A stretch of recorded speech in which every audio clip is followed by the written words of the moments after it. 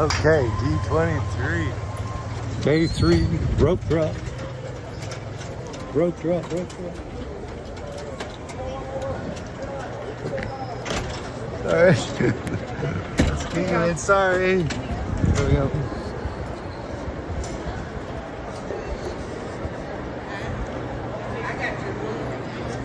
Okay. We're gonna go straight to the Imagineering.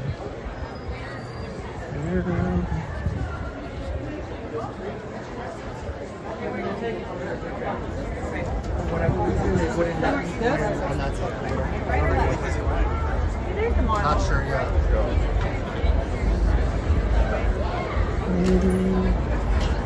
Oh, now we can go up. Sorry.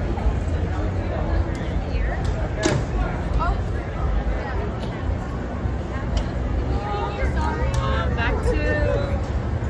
Now, if I remember where Imagineering is.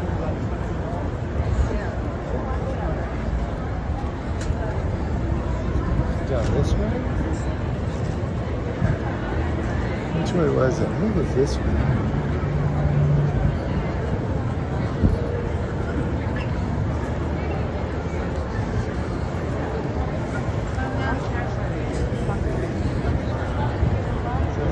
That's it.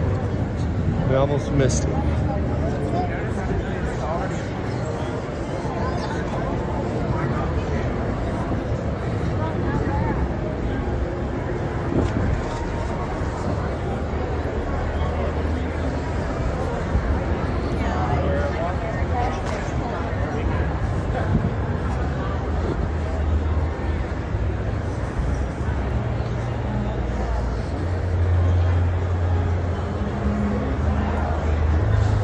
Okay, the door is the line.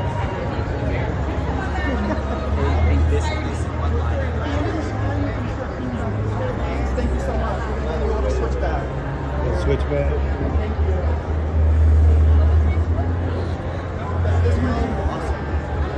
You guys are.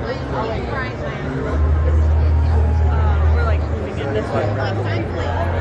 I think you were in front of me too. You were in front of me. I was trying to get in that hill line. I know. The hill line started moving. Oh, I know.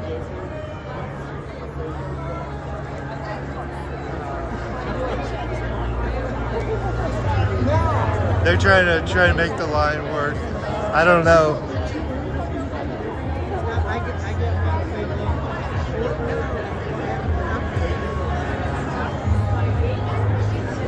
I wonder if they actually opened the door yet. They should have. Yeah, we'll hope so.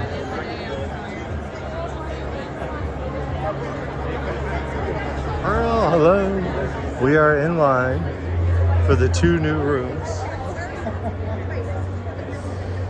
They did they open yet or they? Okay. They just opened and now we're moving.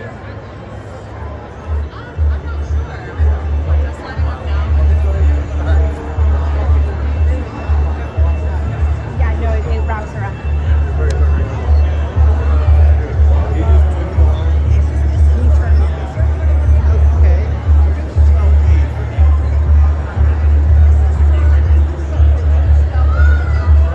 Good morning, David. Hi, good morning.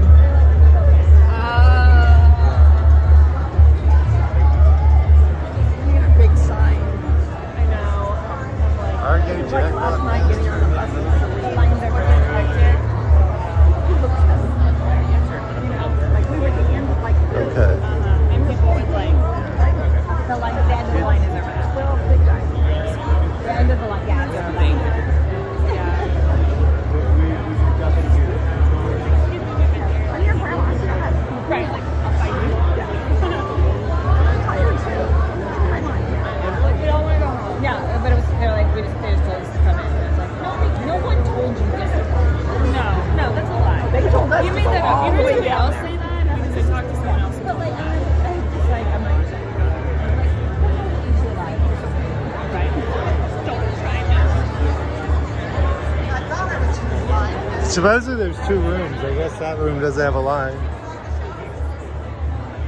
It is. It goes that way.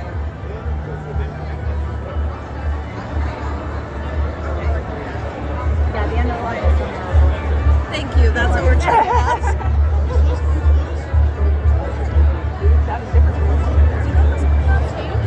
We're waiting to go in the new room. There's a line. So they have a schedule on this table though of who's going to come on stage.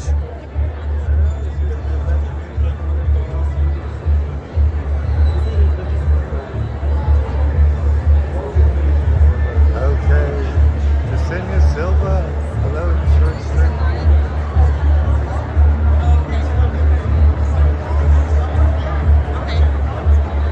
Rockety, thank you, Rockety.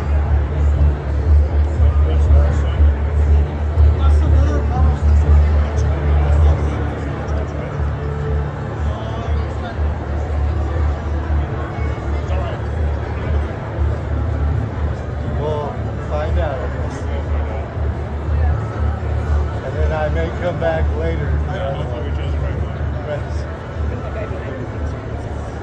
The line, I think, The line's over that. wraps a couple times that way.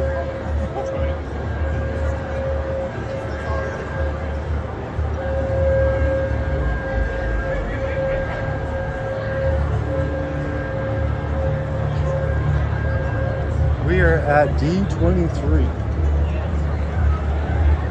And this is the Imagineering pavilion or Imagineering room. And we will be going inside in just a second.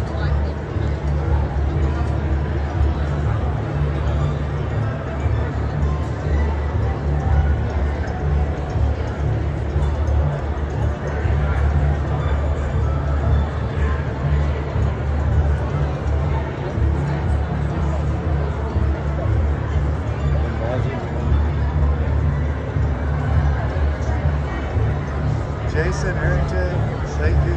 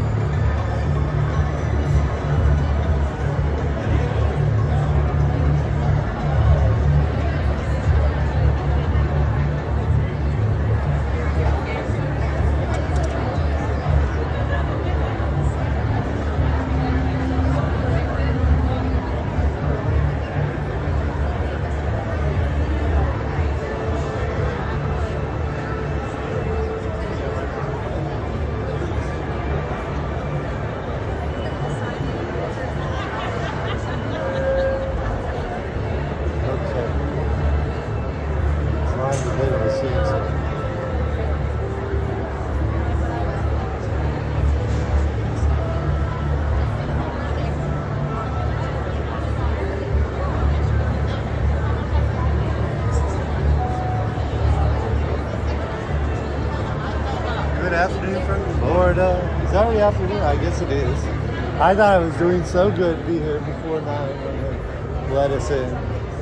Amanda Chu, senior producer. Catherine Cassidy, thank you so much for watching last night today. Yeah, we will be here all day. I do have a Disneyland reservation. So sometime after they close of the Honda Center simulcast, we'll try and watch the simulcast over here in the Anaheim Convention Center. We'll go over to Disneyland. So we should be live here all day long.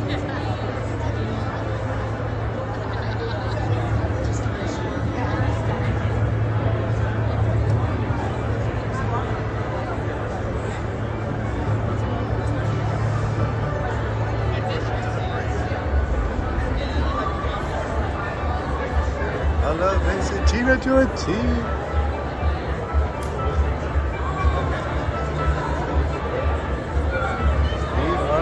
Tina to a T.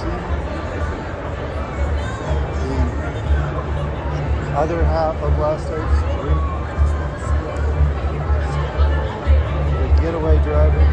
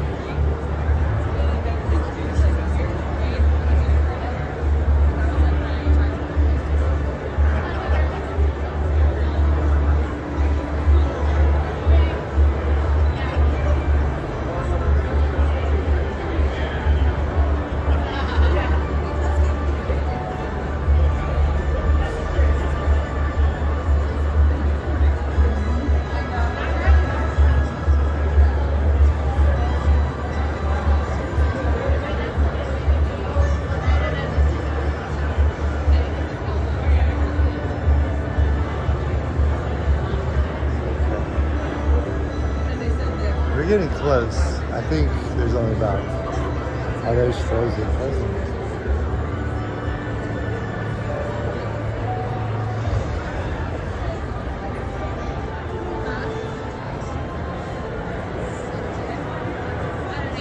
Mega battery life. I do have a pretty big battery.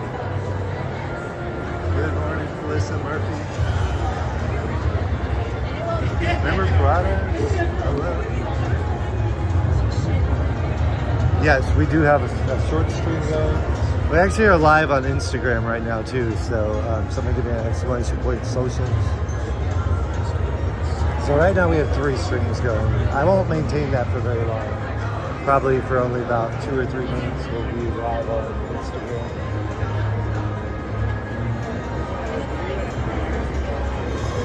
And then we will have to let the Instagram feed go.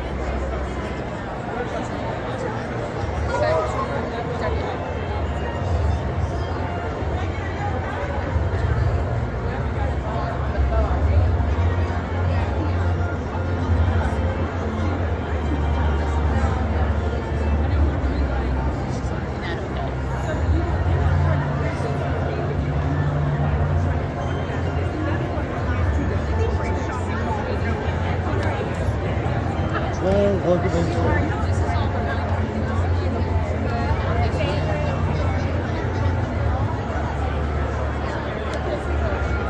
I think there's just a model of it.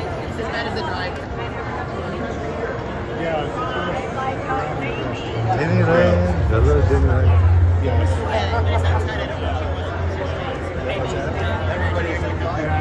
That way. We'll go that way. Hi, Pearl, Tina to a team. Hello from Mexico.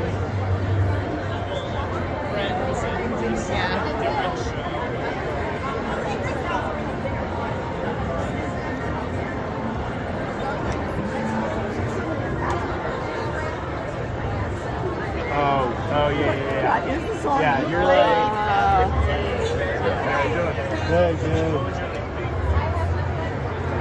The model for Paris is right behind that room. We were hoping for an announcement beyond Frozen for Paris last night, but I guess the no blue skies. The no blue skies. Diz Strike, hello Diz Strike. Thank you so much for your coffees last night. So many of you guys supported us last night. I don't know why we're in line. I did not. You said you I didn't never know. went to the. Robla, welcome back. These are the 2 new rooms. Unfortunately, they are not connected. So we're only in line for one of the 2 new rooms. And meanwhile, the line for the other room, I'm sure, has gotten very long. But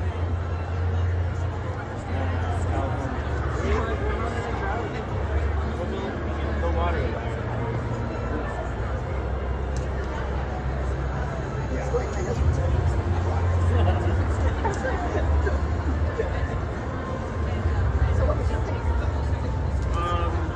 I mean, I love the cruise line, so the fact that we're going to have 13 cruise ships in like 6 years. I don't know, there's a giant world, there's a giant ocean. Well, that's all I could think of is I was like, oh, I think they're just going to condition it. Yeah, I mean, literally, you go Australia? It's like World Peace, look at all the other cruise brands, they're just like all over the place. Are they all going to do So, like, travel agent? oh, fun.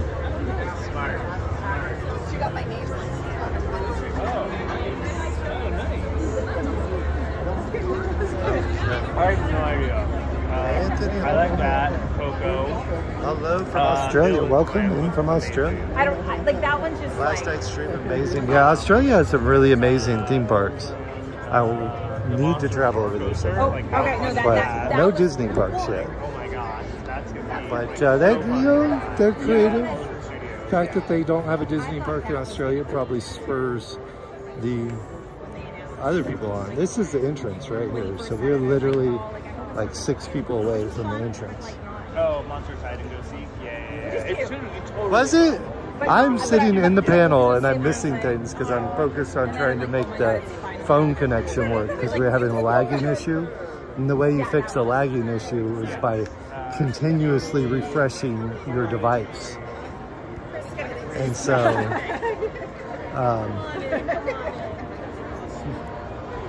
good morning.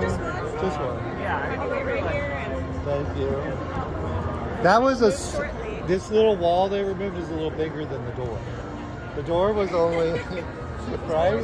Yeah, the door was door size, and now there's a massive opening there. Yeah, I don't know.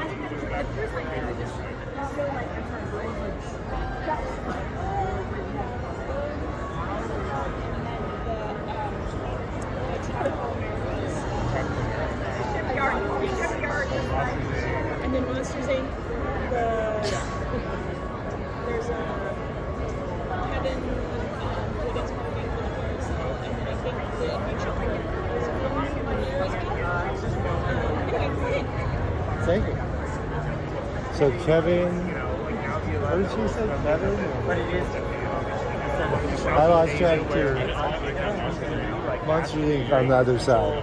Don't necessarily go to Oh. So maybe we picked the wrong So now we side. can have it. This side, no, Avatar is for DCA too. Yeah.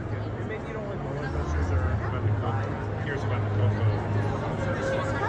Yeah, that was the one that surprised me. I didn't expect that one at all. But can I give you a sticker? Oh, I give you a. Oh, you follow. And that meaning like not that Yeah, it did not make sense to continue to stand over there with an unopened door. But,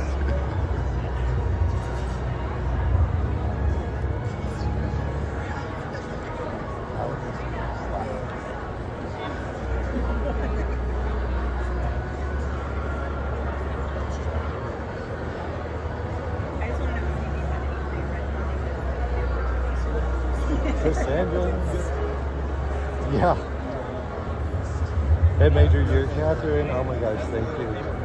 Thank you for your support.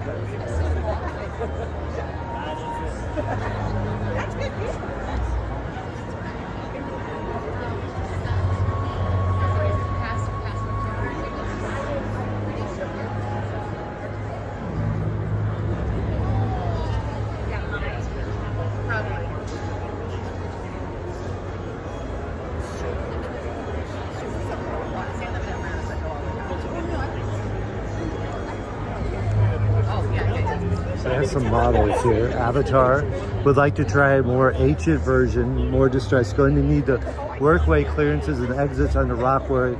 When is the structure review? Live tooling. Cassidy, love it. Chris, the auditor, need a new ride.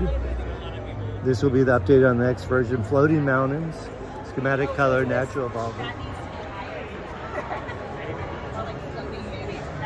Please photograph so Dylan can update art. Wow. Look at that.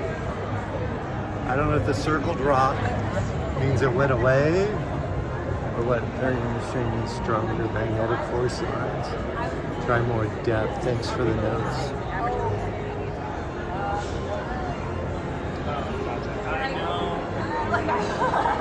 California Adventure Avatar Land, my friends.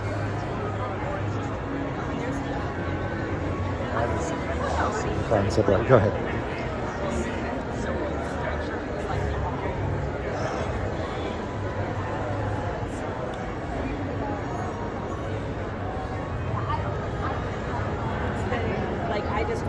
And then we have at least one more model, and then some art. So we have Villain's Land coming up. Horns everywhere. Disneyland coming up. People walking especially slow. Later on in the day, when people are making revisits, people may be walking a little faster.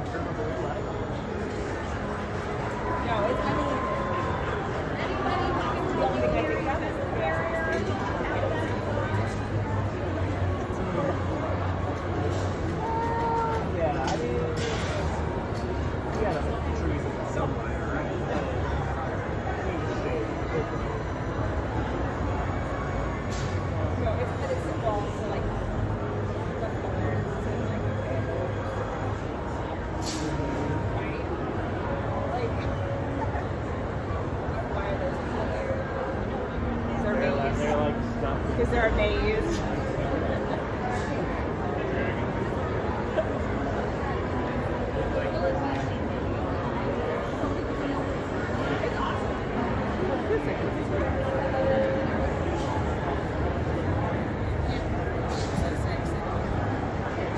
Oh, I don't think I saw that.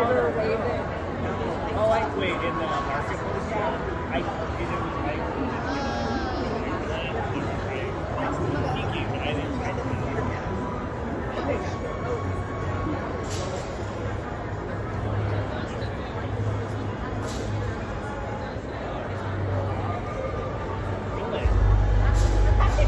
They still in Micky's apartment?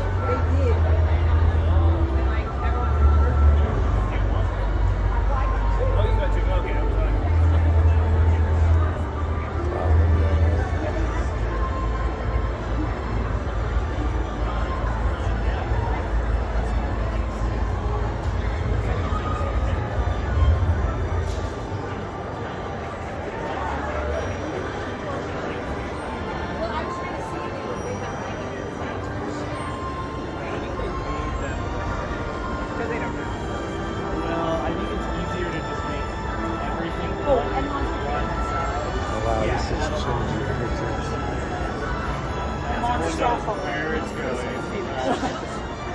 Look at that, Monsters Inc. The doors. The Wonder Dollywood. The door ride. They're doing one photo at a time. That's the new nighttime show, I think. Nighttime parade at Walt Disney World. And Encanto at Walt Disney World nighttime parade. Let's see what else we got.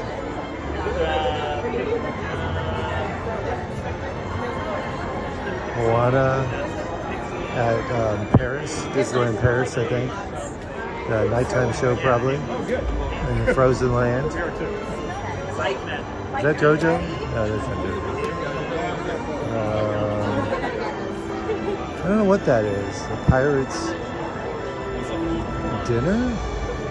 Where is that?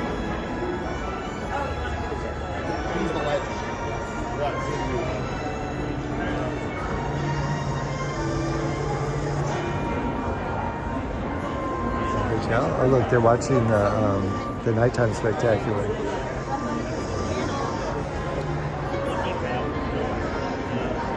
Tokyo Disney.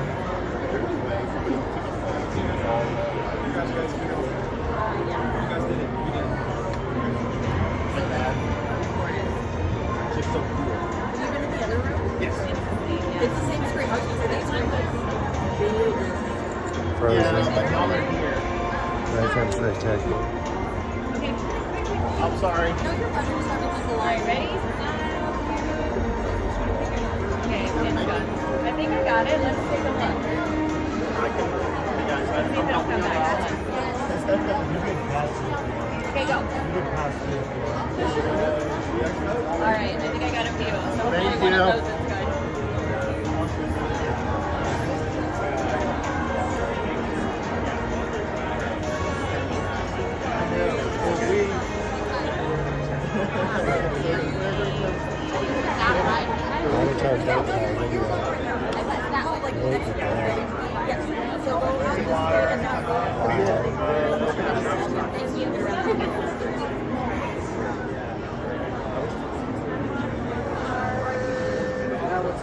That's who we Walt Disney World, right? Or is that Paris?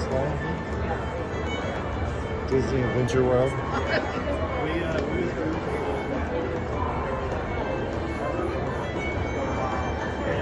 looks over at me and he's looking at me. I'm like, I'm going next. Spider-Man, Disneyland, Hong Kong.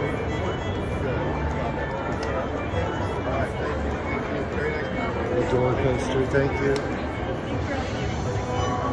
You go ahead. It's mostly real high up.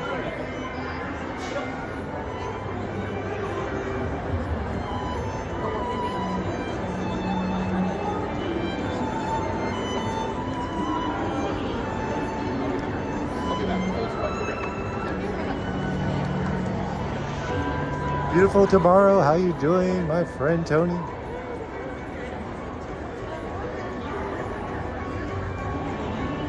X2 Hong Kong Disneyland Canada. There's Indiana Jones. Got a flaming thing. There's like a Coco Disney. Oh wow. Okay, I have to write that. Artist concept art something about it. There's a Millennium Smuggler's Room.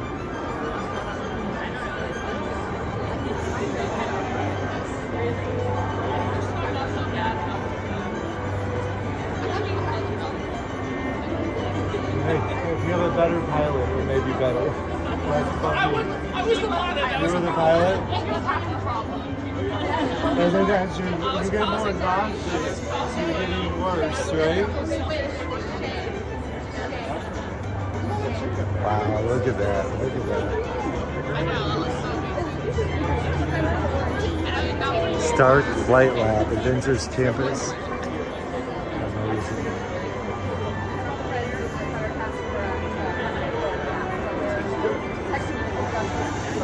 Infinity Defense. Look at that. I mean, it's all fleshed out what the ride's going to do and everything. There's Paris, new nighttime show for Disneyland Paris. We will stream that live to you. When we go to Paris in November, we won't be out, but we will go out. Well, I'll try and go back shortly into January, and we'll stream that live on our channel from Disneyland Paris. You're not allowed to stream in Hong Kong, China, or Japan, but we can stream for you.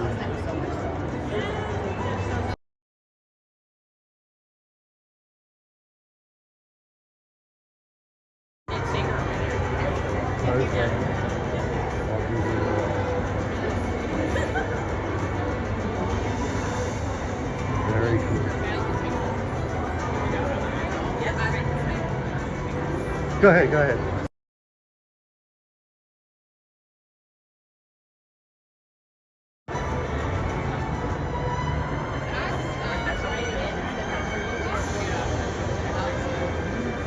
A Spider-Man roller coaster. Shanghai Resort.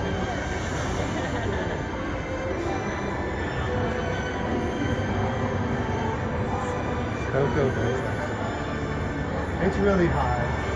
It's going above you guys.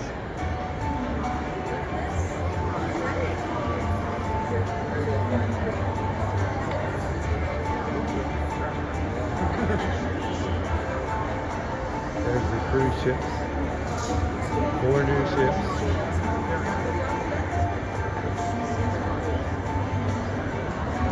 Monster Biggie.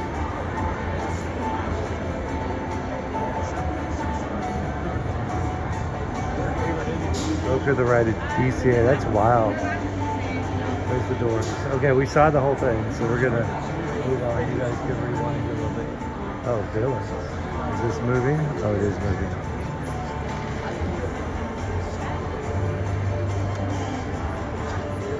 Magic mirror on the wall. Who's the fairest?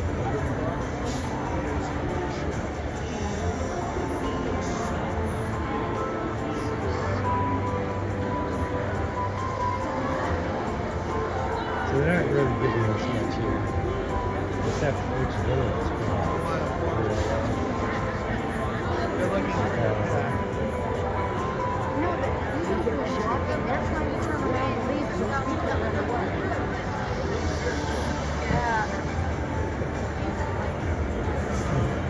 Hello. The magic of Anaheim.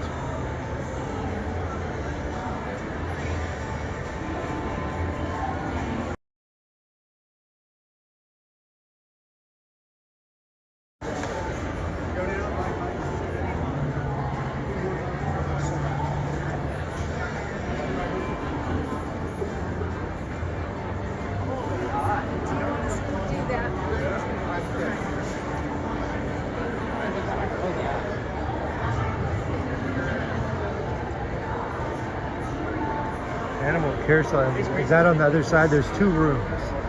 There's 2 rooms. We'll have to go into the other room. Yeah.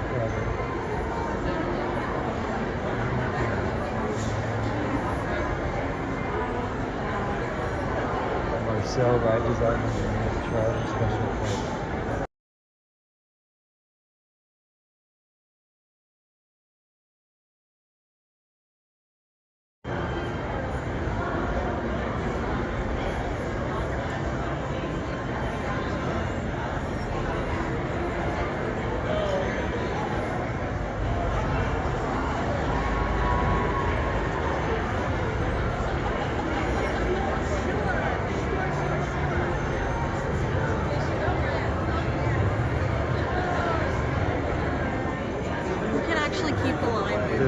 Exactly. That goes behind them.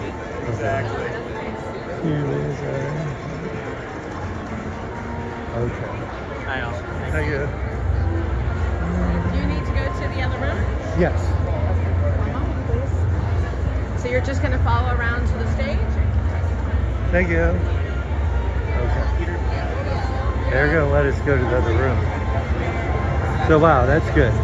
They've made one line for both rooms.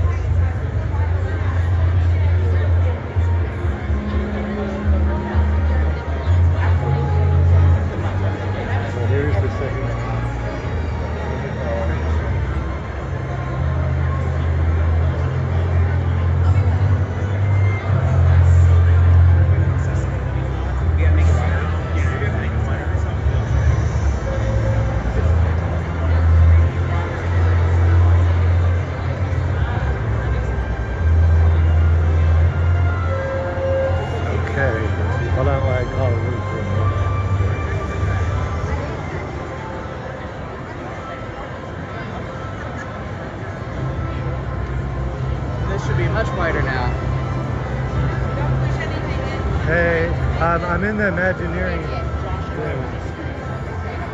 I'm kind of in the middle, but I'll be out. Yeah, I'll be out in maybe 10 minutes.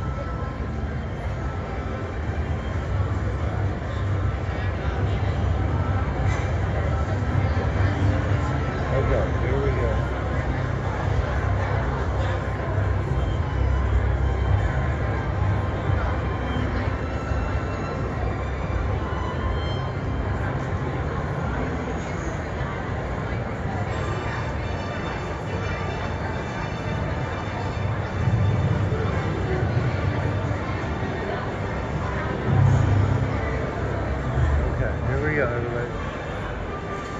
Magic Kingdom has a lot of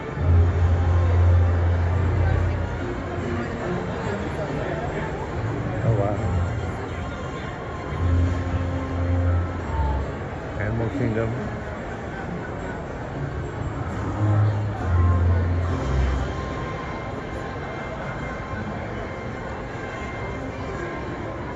Mondo! Can we get a number 1 takeaway? What do you think? There's too much, right? How do we get a number 1? I feel like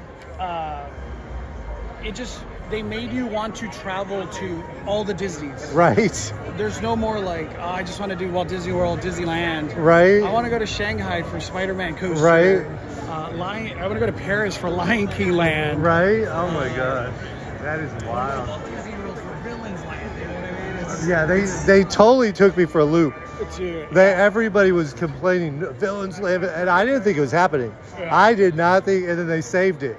They were gonna have everybody mad. I like that they went with all the villains, not Right. like 3 Right. kind of thing. So I feel like that was home run. Right. I literally didn't think it was happening. Yeah. I did not think it was happening, and they just rock started at the end. You know. I will not miss next year's, that's for sure. Right. 2 years from now. Well, yeah. I like what you did because people could watch you and you could react, Yeah, dude, right? You killed it yesterday. 'Cause Right. I, But I had to cross my fingers because I didn't know if they were going to come and tell me, no, you can't. Because they did that right? to the movie panel people. Yeah. And so we were like expecting, like, it you could know, end at any time. right? And No, but I'm glad you did. I was Yeah. watching the whole time. Right. Like on the side. right. Yeah. As you're reacting. What was so, your favorite? Probably Coco, because I didn't expect that. Actually, no, I have to go with the Avatar because I want that Shanghai boat system, right? That looks Dude, just absolutely amazing. I can't believe this. And then the fact that it's all coming in 5 years. Right. I Like, think that's oh the- my gosh. Yeah, that's the biggest takeaway. Right. What the hell? Right? Yeah, the no blue sky and giving us stuff with dates. Yeah. That was impressive, Home right? run. Home Right? run. No more of this cancel everything, Now I feel in like a you year and a can half. go into blue sky if you want. Right, We're I good. don't mind Yeah, it. we're good now. Right, but you gave us some tangible things that we know are going to happen. It's just 2 D23s of that. It We're- hurt. oh my gosh. Yeah, this was Well, my first one. Oh, Because literally, dude, we didn't get to experience the other ones. I bought the pass because I was watching you during the pandemic, Mondo. Yeah. So all credit for every dollar I spend no, at get Disney outta here. goes to this guy. So Hey, well, have a good day, everybody. Yes, thank you so much, Hey, have, Mondo. have a good weekend. Appreciate you. Yes, we'll Take see you care. again soon. Mondo doesn't want the credit. Such a humble gentleman. They open Bose Imagineering. Oh, this is the second one. So we are now in the second Imagineering room.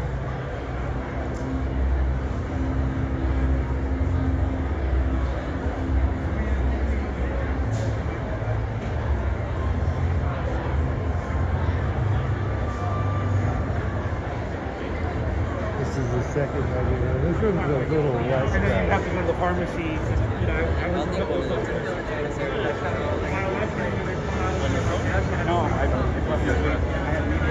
This is the Lion King model. So all our friends in Paris, we got theme park travelers live right now at Disneyland Paris. We will be back in November at Disneyland Paris, and then I'm gonna have to go back in January for the new fireworks show. So maybe January, February, sometime. But let's see this Hollywood Studios. This is the same one as the other room, but a little larger. I've heard like that.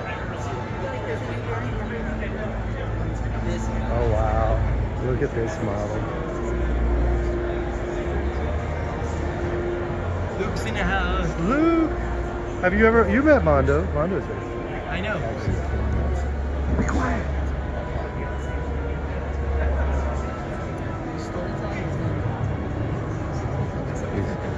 That is amazing. Of course it is. We got Luke in the house. Everybody say, What's up? what is up?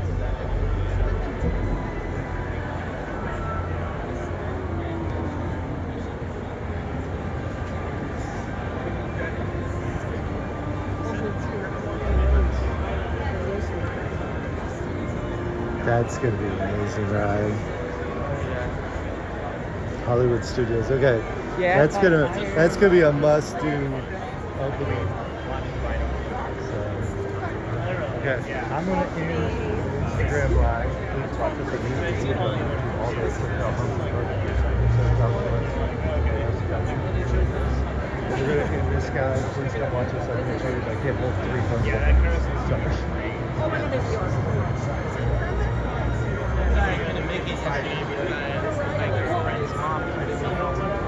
What time do you leave? Right after the fireworks. Okay. Yeah, I did. How I was did. the Parks and Resort? Oh, it was mind blowing. It was like a rock concert. Now, do you know the release date of Tiana's now? November 15th. November 15th, yeah. Did you get your reservation yet? I'm gonna wait till it gets closer. Yeah, me too. Frank F., we will try if they let us. The panel on Friday, they kind of said you couldn't film the trailers, but you could film most of it. So we'll see what they tell us tonight. But yeah, we'll be probably over here. They have a simulcast over here. But I actually fell asleep on the ticket sales.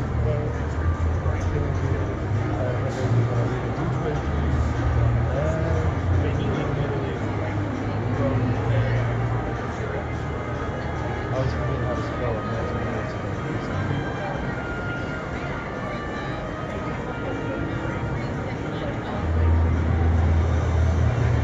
The only thing I got is the 70th anniversary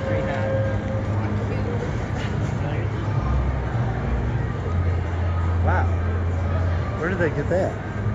At the marketplace upstairs. Okay. But you have to do a virtual Oh, queue. that's what I should be doing tomorrow. Which one should I get a virtual queue for? That one? Yeah. Okay. Of course, I don't know if I'm gonna buy it. Is there anything exclusive, or you don't know if they're gonna sell it? They are going to sell 70th anniversary merch at the park.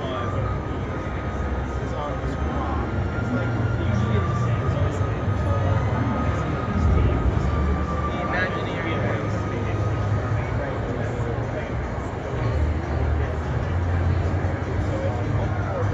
They're building a Coco ride. Yeah, they should surprise You want to do me a favor? Yes. Can you just hold my hand? Actually, you don't even have to have the thing. Throw the thing away. Let's see this model. I haven't seen this one yet. So here's the carousel. Somebody's asking to see this a minute ago. Sorry, I was doing too many different things. Michael Riley. Thank you, Michael Riley. They may. No, I don't think they did. They didn't have any. Did you watch the screen much? No. Do they have anything for the? Yes, I will post a picture of the model on Instagram. Here it is. I don't have to be in the parks, but like probably cheap. So at that point, we get to go to the Honda. And I walk to the parks. Yeah, I'm gonna try and do as many things over here as I can. I already got a reservation. But whenever the panels are all over, I'll be over there. What time are you gonna leave tonight? I work tonight. Oh, okay. And So you gotta be then over there at 6. I know. So you get like all the wide, the close, and everything all together? Well, we're live. I can't decide what I want to go live on. But and I'm actually the worst photographer in America. I literally can't take a regular picture to save my life. But I just turn the things on, and people like to see me stumble around. But appreciate your work, Tom. And are you local to LA? Okay. Cool. I just started this about a year ago. It's addicting. It's like a human video game. I just turn it on and run around. But nice to meet you. Oh, it's so fun. Someday I gotta learn to take actual quality pictures. No, just go with it. Leave it to the professional. Can I show you on my stream? Or would you rather be anonymous? Oh, I'd rather be anonymous. Okay. We got an amazing cast member over here, but he's gonna be anonymous, but he is a professional and he's got the professional. D23 hat. I ordered that when I bought my tickets. I think it's exclusive to you had to buy them when you ordered the tickets. Right. Aaron gave me his girlfriend's tickets. His girlfriend is going to Hawaii, so he gave me his ticket. Her ticket for me to go. Okay. So that helped you out. Excited for that attraction right there. Yes, I am so excited for that. That's why Walt the Disney great lives, Mints- my friend. Walt That's Disney why lives. the Great Moments with Mr. Lincoln is closed right now. Oh, you think so? Did Yeah. they give us a date or a projected date or anything? I don't know. Look at that. Is that the Moana? I Is that know. the Avatar? It looks so cool. Sebastian! Look, here is your Lion King ride, Sebastian. This is Wait, coming to Disneyland The Paris. Lion King? Yes. Paris gets Dang! a splashdown. That is sick. I was watching your live stream yesterday. No problem. Yeah, did you? Yes. Thank you, Luke, for watching. Of course. This is our friend Luke. He's also a cast member. Just recently. Been And a cast an member Instagram 2 and months. a YouTuber. He's a YouTuber as well. And I'm a TikToker. Tell him your channel on YouTube. Luke's Theme Park Vlog. Luke's Theme Park Vlog. You should be able to pull him up. Just type that in. Luke's Theme Park Vlog. Is Tina So in the this house? Tina Tuati is here. Yes. It's hi from Luke to Hi. Tina. So yes, this is not Splash, but it'll be a Lion King. Kind of version of Splash, similar to Splash. It actually almost looks like the top of Splash. We expect it to be different. I mean, it's 30 years removed. The theming is completely different.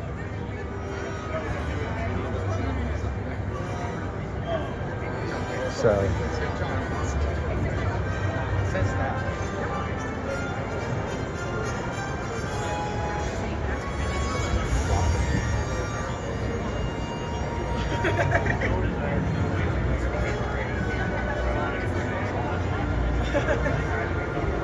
Can we ask you a question you may or may not know?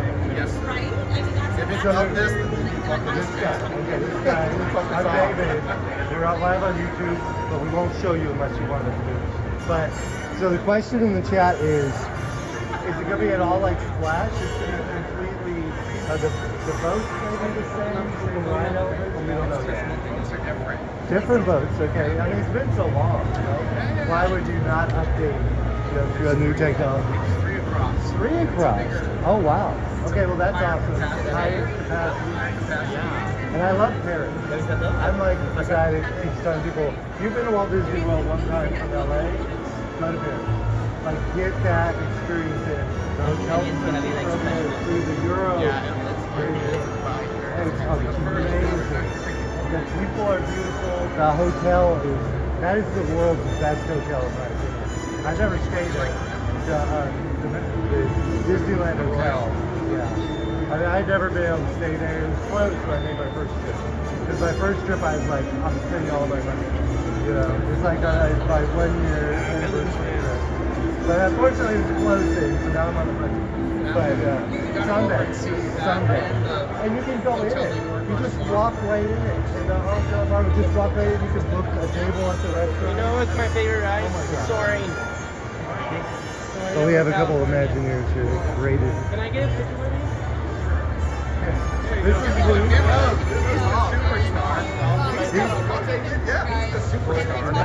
Tom is the superstar here. Get in this picture, Chris. I'm taking the picture. I'm gonna take it. I'm gonna take it. All right, you got it? Oh, I got it. Luke's just superstar. become a cast member 2 months ago. Oh, congratulations. So he is the happiest cast member on the planet. He goes to Disneyland every day before he goes to work. And hangs out with us. Nice to meet you, Chris. So nice to meet you. Nice to meet you. Good luck, guys. They have something. All right. How's it going? We're in the park. I'm David. I just started, but let me give you a sticker. Are you Florida or California? We do both sides. Okay. Based out We're of... based out of California. Okay. Well, then I should run into you now. So, this is Luke. He's a cast member. Nice to meet you. Luke. Yeah, we made cards. Share the weekends road. cards. Luke. So that's actually hidden in the theming at Disneyland. Really? Yeah. So the question is, Where in the park? Okay. I'm actually a cast member. That's awesome. In the Sorry, park. I think I may have seen you there. What do you usually do? I am a busser over at San Fran Tokyo Square. And he also follows all the parades with me. So if you ever watched the end of the parade, you probably saw me going like this and him going like that. But this is like a human video game to me. I'm trying to see who can set the world record for the most hours live in 365 days. Good luck. But I believe I have the record. I've literally, next year I have to cut back and then challenge somebody to beat my record.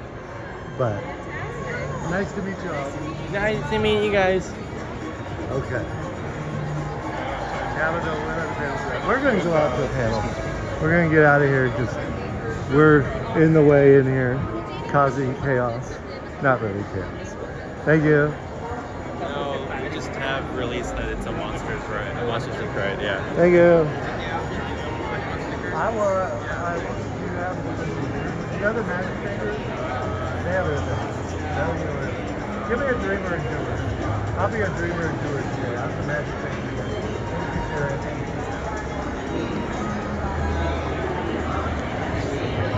Okay, let's see this panel. So Daniel is like I said earlier, a principal illusion integrator at Walt Disney Imagineering, where he helps to conceive, design, and install a range of special effects and Tabitha, the illusions panels, within a lot of them you can't record in, Daniel but we'll is see a lot of business panels inventor on the show over floor. 38 Disney But so they're kind of all day long. Daniel has a high honor of being But most of the ones in the little 2023 rooms. Florida Inventor Hall of Fame. But we'll do anything we can do. Now, Daniel was one of the key team members who brought to life the Hatbox Ghost. Hatbox For Ghost. the Haunted Mansion at Disneyland's 60th anniversary. And the late Disney legend Marty Sklar wrote about Daniel in all 3 of his books. Wow. Daniel first got his start at Disney when he won first prize at Walt Disney Imagineering's Imaginations Design Competition in 2006, which I recommend everyone check out. Since then, Daniel has enjoyed over 17 years with Walt Disney Imagineering in Glendale. 7 years ago, he relocated from California to Orlando, where he leads a team of designers in the Illusion Development Lab at Walt Disney Imagineering, Florida. Daniel enjoys his magical Florida life with his wife Marina, his 9-year-old and 4-year-old boys, and of course his floppy-eared basset hound. Welcome. Thank you. It's so great to be here. So to kick us off, what is illusion design and special effects at WDI? All right. Well, for me, that all started when I first really went on my endeavor and started playing with haunted houses as a child. And this is really where it all started for me. That's me in the stroller over there trying to go over the haunted mansion. But I started, as I said, with haunted houses. Haunted houses. Me as an 8-year-old playing in the backyard and trying to, see if I could scare my parents. But from then on out, I got into really taking things apart and playing with technologies and gluing things together, just experimenting. This is an experiment that I did in the bathroom where I was playing with fog and lasers. I don't recommend this to anyone because you can set off the fire smoke alarms. But it really, unbeknownst to me, I was doing mock-ups. I was experimenting and playing with ideas, which are really quick iterations of things. So this is an example of a mock-up. I was playing with making lasers move around and everything like that. But then I discovered the great Yale Gracie, who for me, as I've said in the past, really was my Michael Jordan and my hero growing up. And the really cool thing about Yale Gracie is he started at the studio.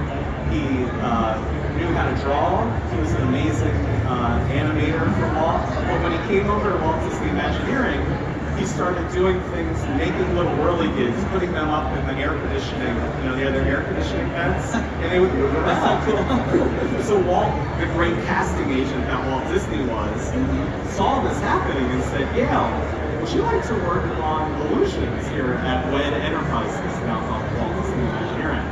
And Yale, which was already he was a magician, kind of a non-professional magician. He belonged to the Magic Castle. He was really interested in doing this. And I like to say the first real area that an illusion at the caliber that we know today was installed in Disney parks was at the Enchanted Tiki Room. So here is that illusion.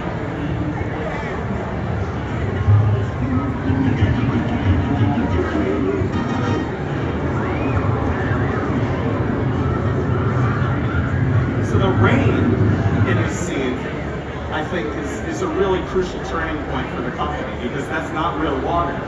And the cool thing about it is if you used real water, it wouldn't look this cool. So what Yale Gracie did is an incredibly elegant solution that's really in a small space and lit it in a certain way that it looks kind of like your mind's eye version of what rain is supposed to look like.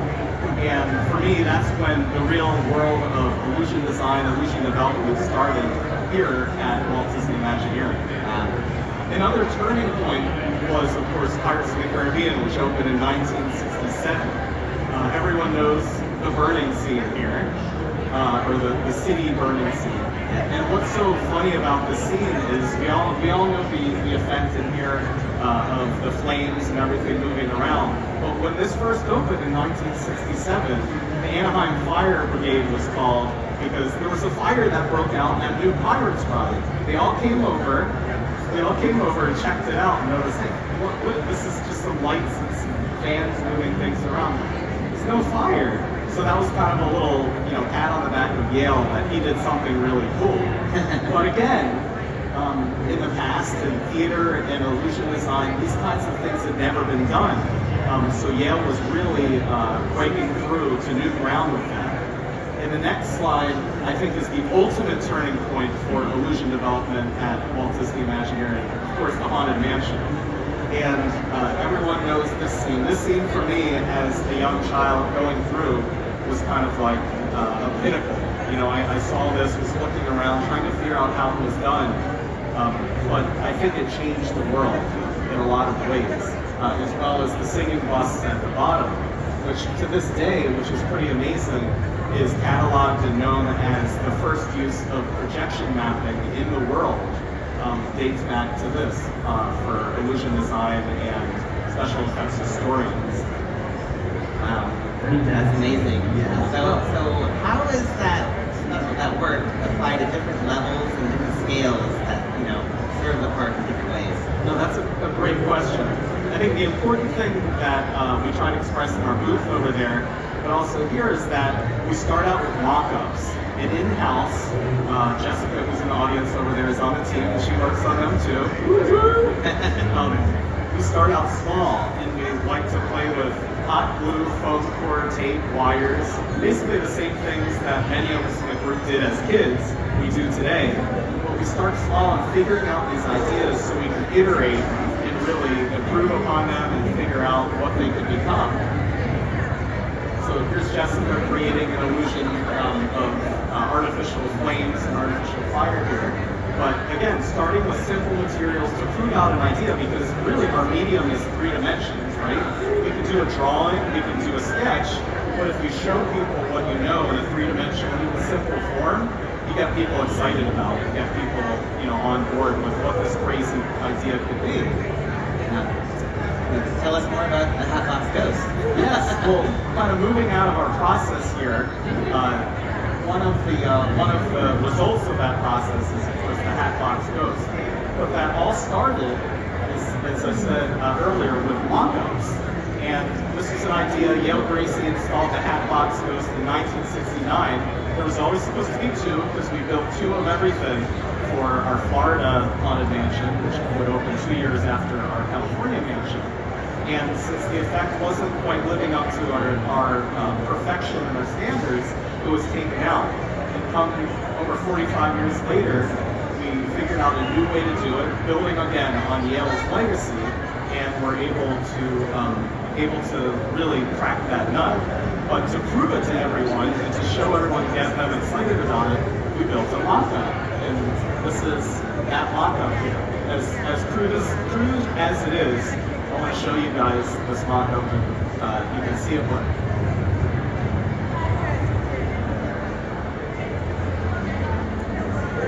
So again, very simple, made from funny parts and pieces. And if you turned on the lights, you'd see a lot of tape and wires and things sticking around.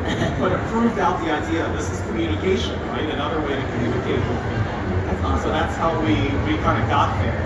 And then, of course, the really cool thing was we found the original mold for the Hatbox Ghost head, which was in storage in what we call our mold morgue, just like you mold and put things together. And that's that. And we 3D scanned that original mold that was sculpted in the 60s to create the face that was ultimately installed in the attraction. This over here on your left side is how we were figuring out to do his disappearance of his head effect. So let's see here. Next, I wanted to show you guys this. Next, I wanted to show you guys another mock-up that, again, humble beginnings. You can see a version of it over there in our booth. But has anyone been to Tokyo and seen the Beauty and the Beast attraction with I've seen videos of it. You see that? With the beast transforming into the prince right in front of your eyes. That started all as an idea in a brainstorm. So we went away, got some dolls, got some parts and pieces, and of course some magic expertise and know-how, and created a mock-up and an initial prototype. And this is actually what kind of kicked off the project, the idea, hey, we could pull this thing off that we really had a lot of trouble figuring out in the past. So showing the process From there, we built a much bigger mock-up that was built with our friends in the model shop to scale, about 8 feet wide, so actually very big. And then we figured out a few more things. But then we went to the field, and you can see here what was ultimately installed.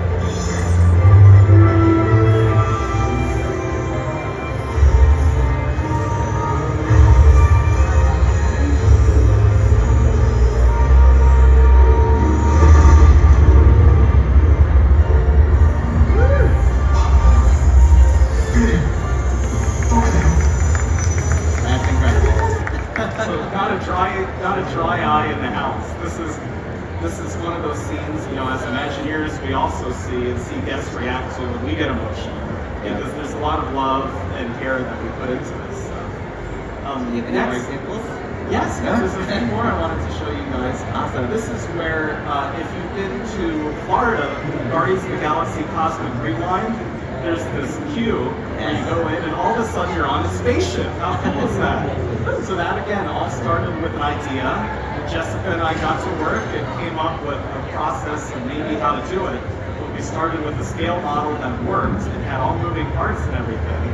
And again, start simple, start quick, fail fast, we like to say. You can, you know, pivot quickly, but this one we were really excited about. And we even got to show this to Bob Iger. When he put his head to look at it, he got really excited. So I'm going to show you guys that. So you walk into a bear room, and then magically, you're on the spaceship. So that's where that all started, amazingly. And then, of course, we have our Guardians of the Galaxy attraction that's installed in Florida today.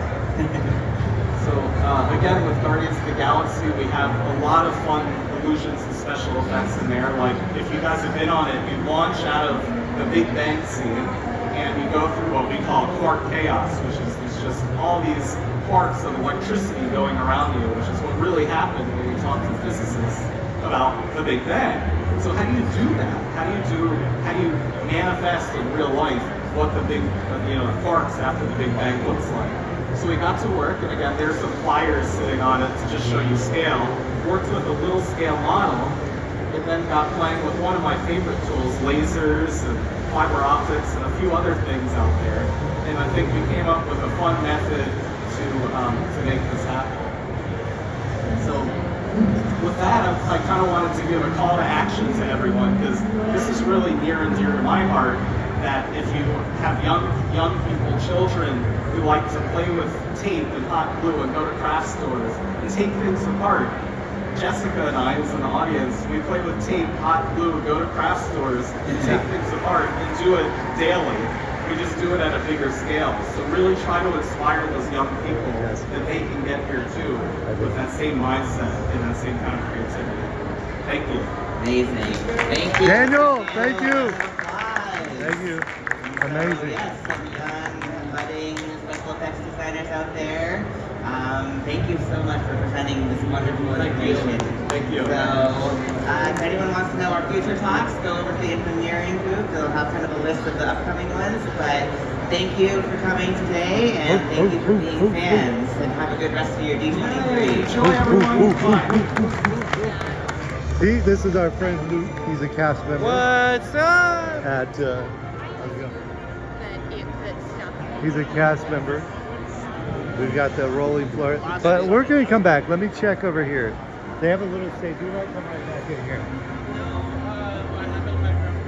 Yes, let's see what's going on over here. We wanted to represent all 62 of our films and then as many of our shorts as we possibly could. So we had our lists of what we wanted to do, and there's certain characters, Stitch and Cinderella and Ariel and that you see quite often, right? But then there's somebody out there that loves Johnny Appleseed, or they love Chicken Little, or they love whoever that they don't get to see very often, and we wanted to make sure that they got to see their friends as well, because every single movie, every single short got us to the next one, and then got us to the next one, and it was learning and growing, and everybody has their favorite. Yeah.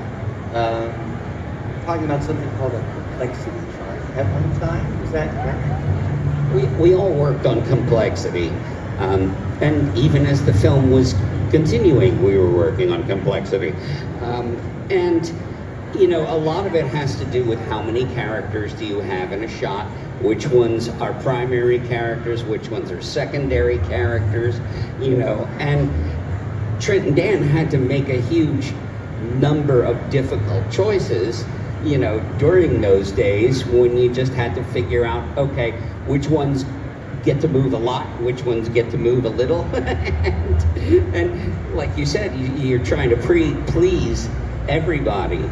I might be going out of order here, but amongst the complexity was we had to do new color models for every single hand-drawn character in the film, you know, and out of the 543, there were about 400 hand-drawn characters. Eric was instrumental in getting us through this. Like his expertise and his Disney Rolodex in his head that I respect beyond words got us through. Just he oversaw all the color models, all the cleanup animation, all the hand-drawn animation. Like he was right there with us every step of the way, and it was so much fun. It was so much fun. Yeah, I mean, we were talking earlier about the choices that you had to make to keep certain characters and to lose some characters that couldn't make it, like the ones that we saw in that last reel, which, once you made those choices, led to some really amazing voice talent that returned to some of their roles. So yeah, and if you notice in that first reel that just now the storyboards, like Ariel didn't say anything; she just combed her hair, and Trent and I were like, "What are we doing? We have to meet Jodie Benson. Like, if we don't have her say something," and then we're like, "Well, she has to sing." So then we brought her into the song and had Scuttle cut her off. She only had a couple words, but we got to meet Jodie Benson. That was the weird part. We reached out to over 40 of the original voice talents. Every single person said yes. Every single person came back. But it was so weird. Usually with a film or something, they come back and they work in the booth for hours, you know, with all their lines. But here, I mean, Adina Menzel had 2 words to say, and then most people just had 1 line, and it was short and sweet and quick, and we got to meet them all, and it was amazing. They were very excited about doing it too, weren't they? Yeah, they were. And let's show a little reel here for some of those voices that came back.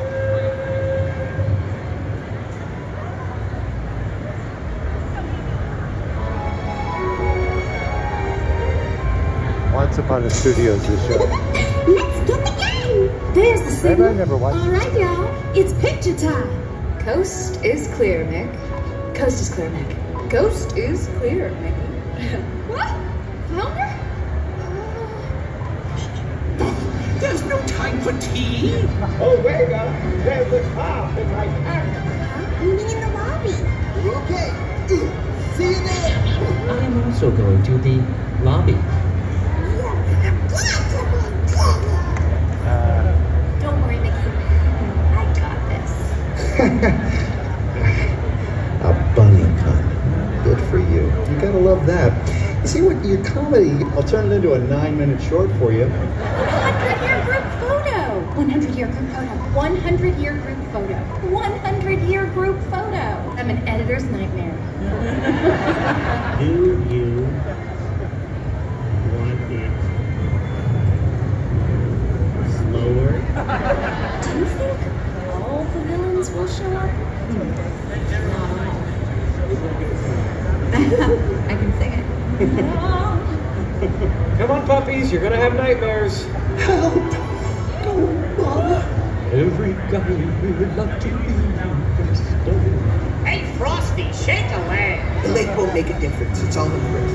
I'm surrounded by idiots. Oodalally. Oh, just gotta find the time on this. Maybe we can try again in another 100 years. Well, that was fun. Thanks for having me be a part of this. I love being Antonio again. The thrill actually is mine. Thank you for inviting me to this project. Oh, guys. This is fun. This is good for me. I'm on cloud 9. Thank you so much for having me. Lovely to be included. Well, thanks. It was super fun. Thanks for having me on your project. Thank you so much, friends. Thanks for including me. Thank you for involving me. I'm honored Thank you. This is the greatest gift.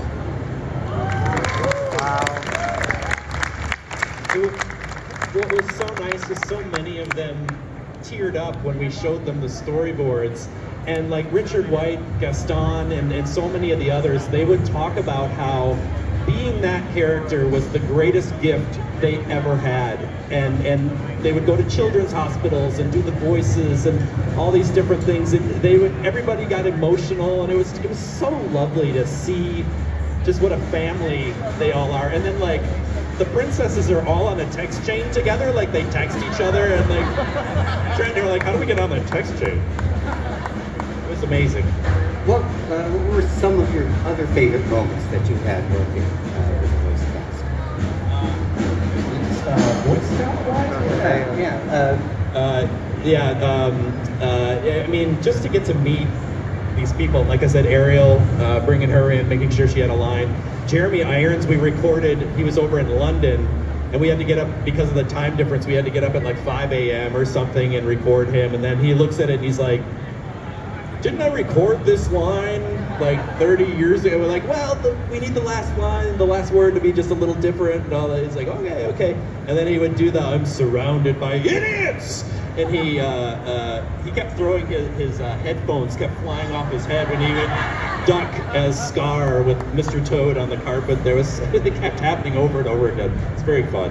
Yeah, that's great.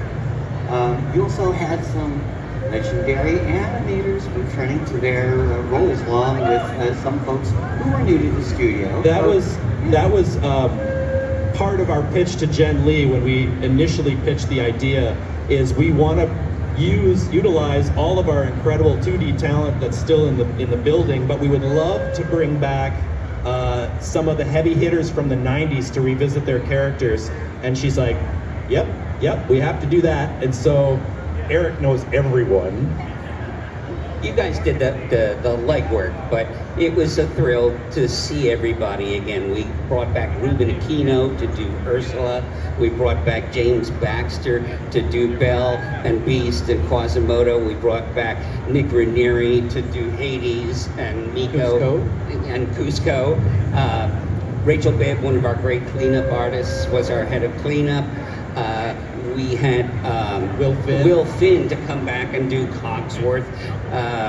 Man, I mean, the list goes on and on and on. I know I'm forgetting some. This was utter wish fulfillment for Trent and I. We got to meet our heroes and to work with them and to see their first pass roughs on these classic characters. And when James Baxter showed his Belle and Beast together in rough form, he's like, it's real rough. You look at it, it's all there. And Trent was like, I'm getting a little emotional. Like, Belle and Beast are still together and they're still in love and they look better than ever. And it was just so lovely. And Eric's work on the Mad Hatter and of course the Genie and Lewis and so many of the Mickey shots, Goofy on the ladder. Like, come on.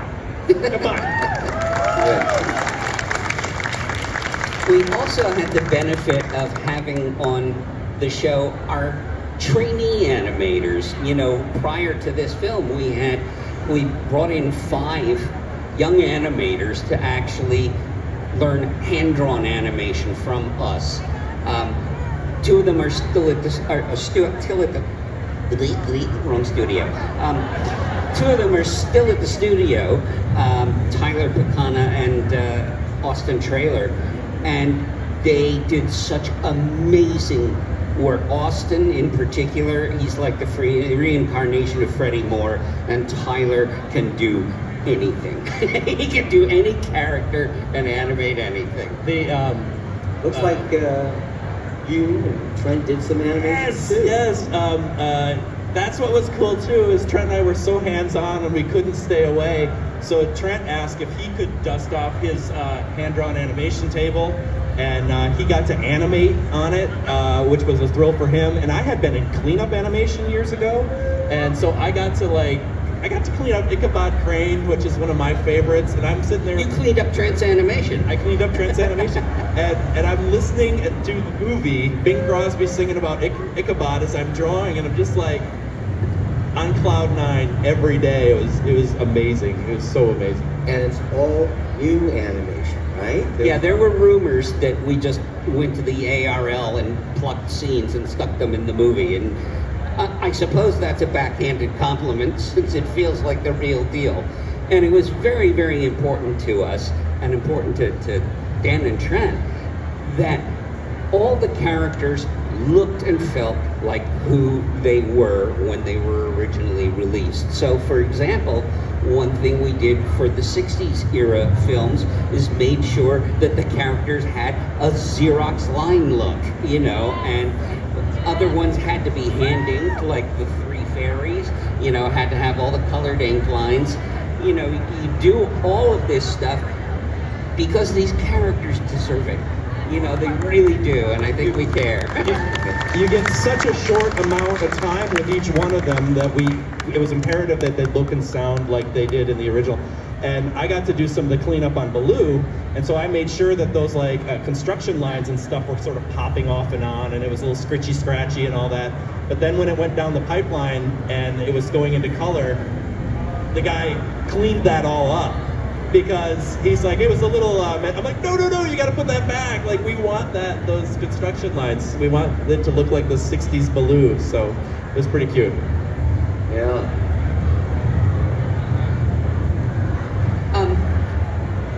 One of the things that was very cool is that all the crew got very excited about working on this film.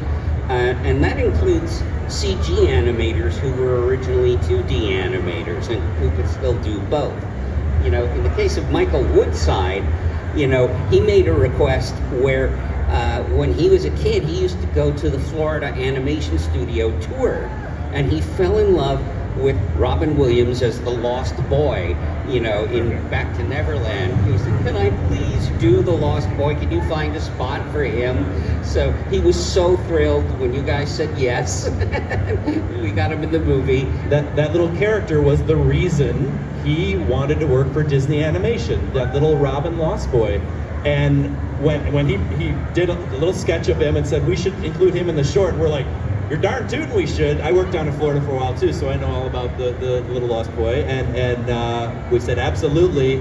And then Michael, you got to animate him for us. And he was like, tears coming in his eyes. He's like, if you would have told 10-year-old Michael that the next time this character would be animated would be for the 100-year anniversary, and I would be the one doing it, he gets all choked up. It's lovely. It really is, and so many people came forward. And we had the benefit of people being able to do both the hand-drawn and the CG in some of their scenes. I know we've got a slide coming up with Moana and Flounder, and that was Mario Firmenchik, wasn't it? And he did both Moana in CG and Flounder in hand-drawn. And we had several other cases like that. Bert Klein did Stromboli and the vending machine that he's shaking. Bert did that whole Mirabelle, Scat Cat, and Hoppy Jr., like getting all that to work and getting the CG hair of Mirabelle, did I say Moana? Mirabelle, to squish against the hand-drawn Scat Cat, and like had to figure all that out. And then Michael Woodside did the magic carpet with Mr. Toad. So yeah, getting all the CG and hand-drawn to work together was no easy task. No. But when you got a building full of dedicated, passionate people like that, it's such a joy to figure out all those things. Right, and Eric, you were talking about Goofy and the ladder and the camera. Yeah.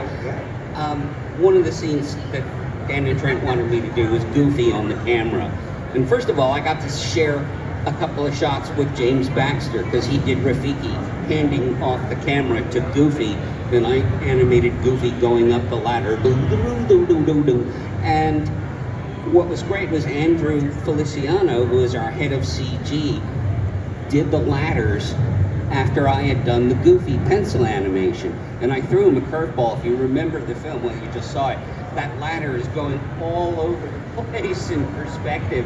And he not only followed what was in my roughs, but he augmented it. I don't know if you notice these kinds of details, but when Goofy is climbing up the ladder, every time his foot plants the rung has a little depression on it. You know, the rung has a little bit of give. And it's that kind of interaction that I think really makes a film like this special. Yeah, absolutely.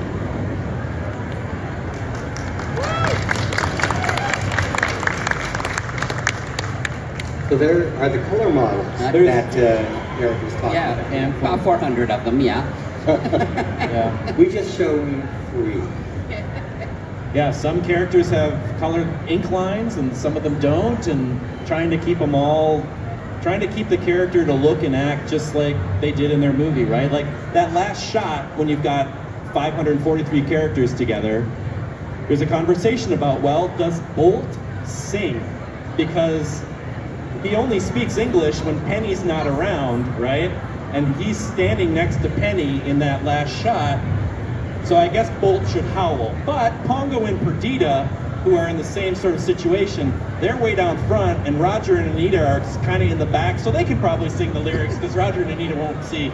So like there's constant conversations about how tall is Scrooge McDuck next to Mirabelle. Like there's that was our daily life for a long time. Absolutely. It was amazing to keep track of all of that stuff. And fun.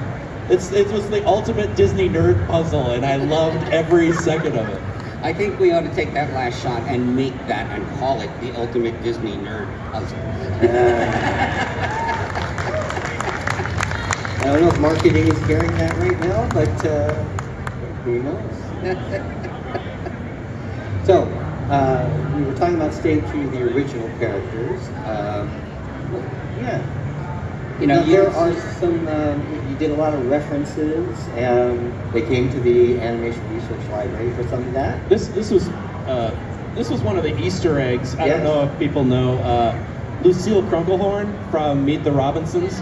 So we refurbished the studio back around the time that Meet the Robinsons was coming out. And we ended up calling this area where you get your coffee and tea and all that, we called it the Caffeine Patch because of Lucille's caffeine patch that she had in Meet the Robinsons. So we wanted to make sure that here she was in her inspired caffeine patch, because at the studio we'll say, you know, hey, just meet me down in the patch and we'll have a meeting or whatever. So this is the caffeine patch, and there's Lucille there. And you can see in this frame, hey, Merlin has a Xerox line, Mad Hatter and March Hare have colored ink lines, all that kind of stuff went through the film just to make sure the characters were that you played on the set. Yeah. On the let's go back. On the scene with the puppies watching Fantasia on the TV, we brought in on the shelves on the sides. We went to the archives and we're like, "What do you got?" I'm like, "Where's that snow globe for Mary Poppins? Can we get that?" Like when she's like, "Feed the birds." So we got that, and we got the. I always mix the amulet from Bedknobs and Broomsticks. You guys know what it is. We got that, and we had a black feather for the crows from Dumbo. We had a rose under a glass. We had Aladdin's lamp. We had a glass slipper. Had a lot of things like that. Yeah. Run back to Disney Plus and check it out. It's a lot of fun. So, in putting all of this together, let's see how this process played out. This is your progression reel, right? Yeah.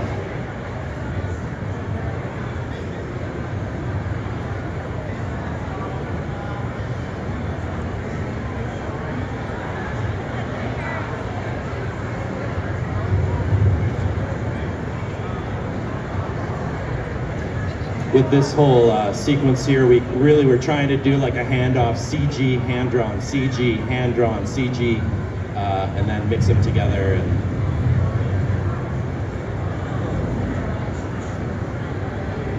And then Mario comes in for sticks the landing with doing both CG and 2D. Yeah. That was probably one of the most complex shots in the film. For sure. I say one of. So we talked about the Easter eggs, and we're going to move to the next slide. Yeah, two special and moving tributes to a couple of Disney legends. Right? I mean, in those secret 8 months that Trent and I were working, when I storyboard, some people start with like just the main beats of the shot or of the scene. I gotta start with shot number one and move forward, and just one leads to the next, leads to the next, leads to the next. It's just how I work. So my very first storyboard drawing was Bernie Mattinson. And we hadn't asked him yet. I mean, nobody knew we were doing this, but I'm like, Bernie's gotta be the one walking out at the beginning with a young intern.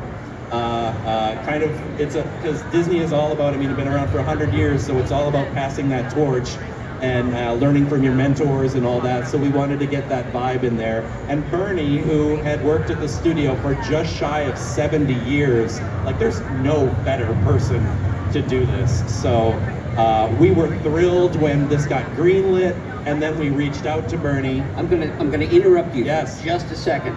We used to go to lunch with Bernie every Tuesday, my wife and myself, and I said to Bernie, have you been to see Dan and Trent and what they're doing for Once Upon a Studio? He says, no. He said, well, you're in it. I am? Yeah, you should talk to them. And when we told him what it was, and he just lit up. He was so like, yeah, I'll do it. I mean, Bernie, you've said it so many times, he did everything at the studio in those 70 years, and he recorded a lot of scratch voices for characters and stuff, so sort of acting, he wasn't used to acting in front of the camera maybe, but he was comfortable with presenting and getting the story point across, and I mean, obviously he did a mean Eeyore, if anybody's interested, and Piglet too. We were thrilled that Bernie wanted to be part of it. If you go out to Disney Plus, if you haven't seen, it's on YouTube as well. There is a little 3-minute documentary about the making of Once Upon a Studio that's all about Bernie. And then there's also one about Richard that you should see if you haven't, because it's that day. Trent and I always knew that we wanted to have Feed the Birds peppered underneath when Mickey looks at Walt's portrait, right? Like there's no other song. That was Walt's favorite according to the Sherman Brothers, and it would fit just so perfectly. So in our early reels, we put an established Feed the Birds track underneath it, and it worked just wonderfully. And so we're like, that's what we gotta do. And then the head of our music department said, well, why don't we get Richard Sherman to record it for your short? And we're like, what now? What? And he said, yeah, and why don't we record it on the same piano in Walt's office on a Friday afternoon, just like he used to play for Walt. And we're like, don't say any of this if this might not happen, because you're like getting us so excited, but it happened. It actually happened, and getting to meet Richard and having that experience, that was one of the best days of our lives. Sincerely, it was so special and sweet. And Richard comes in, and he was 80. I think he was 85. He was 87. I'm spacing right now. He was born in 53. Do the math. Yeah. Or 43. I draw cartoons. I can't do math.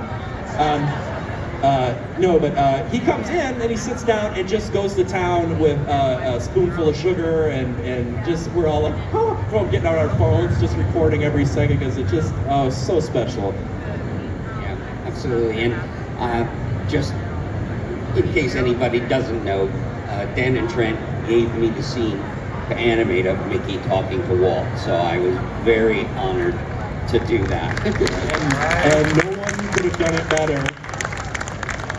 And I'll never forget that when we did lose Bernie, Eric said he was animating the part with Mickey when he says "on with the show," when he heard that Bernie had passed away. So it just like, it's true. It's just, you just gotta keep moving forward. And show is Once Upon a It's Studio. getting me a little Directors Trent Corin and Dan Abram. Animator Eric Goldberg. I have to watch this show. I'm gonna cry when I watch this show. There's no bigger fans than the people that work in that building. I'm telling you, everyone was so into it. every artist was coming up to us and saying, I have to be part of this. I have to be on this show, even if it's just a little bit. Like, Pinocchio meant so much to me, or Johnny Fedora and Alice Bluebonnet, or whoever it was. And it was just so touching, so touching. Yeah. Wow. Truly, I think every single division within Walt Disney Animation Studios wanted to be a part of this project. Once they saw the reel, they just said, we got to do this. We have to find a way to be part of it. From every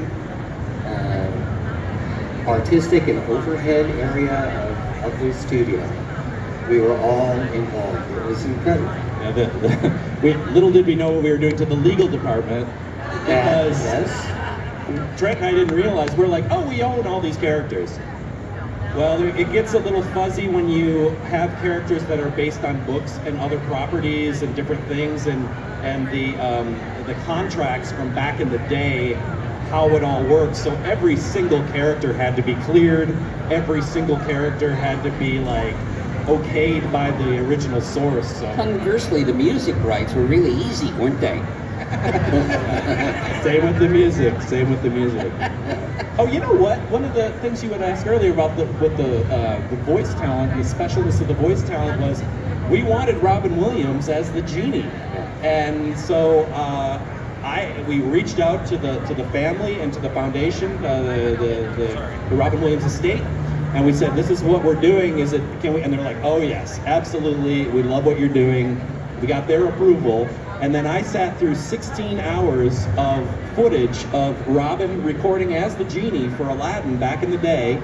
And I've got my Disney Rolodex in my head, and so every time he would say something that I knew wasn't in the movie, I would write it down with the time code, knowing that we wanted to have a Genie Olaf moment within our short, because the genie was Josh Gad's inspiration to get into animation and for Olaf and all that. So we wanted to do a special little thing for Josh Gad by having the genie and Olaf together. So I'm like, okay, well, if the genie says this, then maybe Olaf could say this, and that was a really fun puzzle to put together as well. And just to put the icing on the cake, Hiram Osmond, who was the animator of Olaf, and myself got to share animating the scene. I animated the genie and he animated Olaf.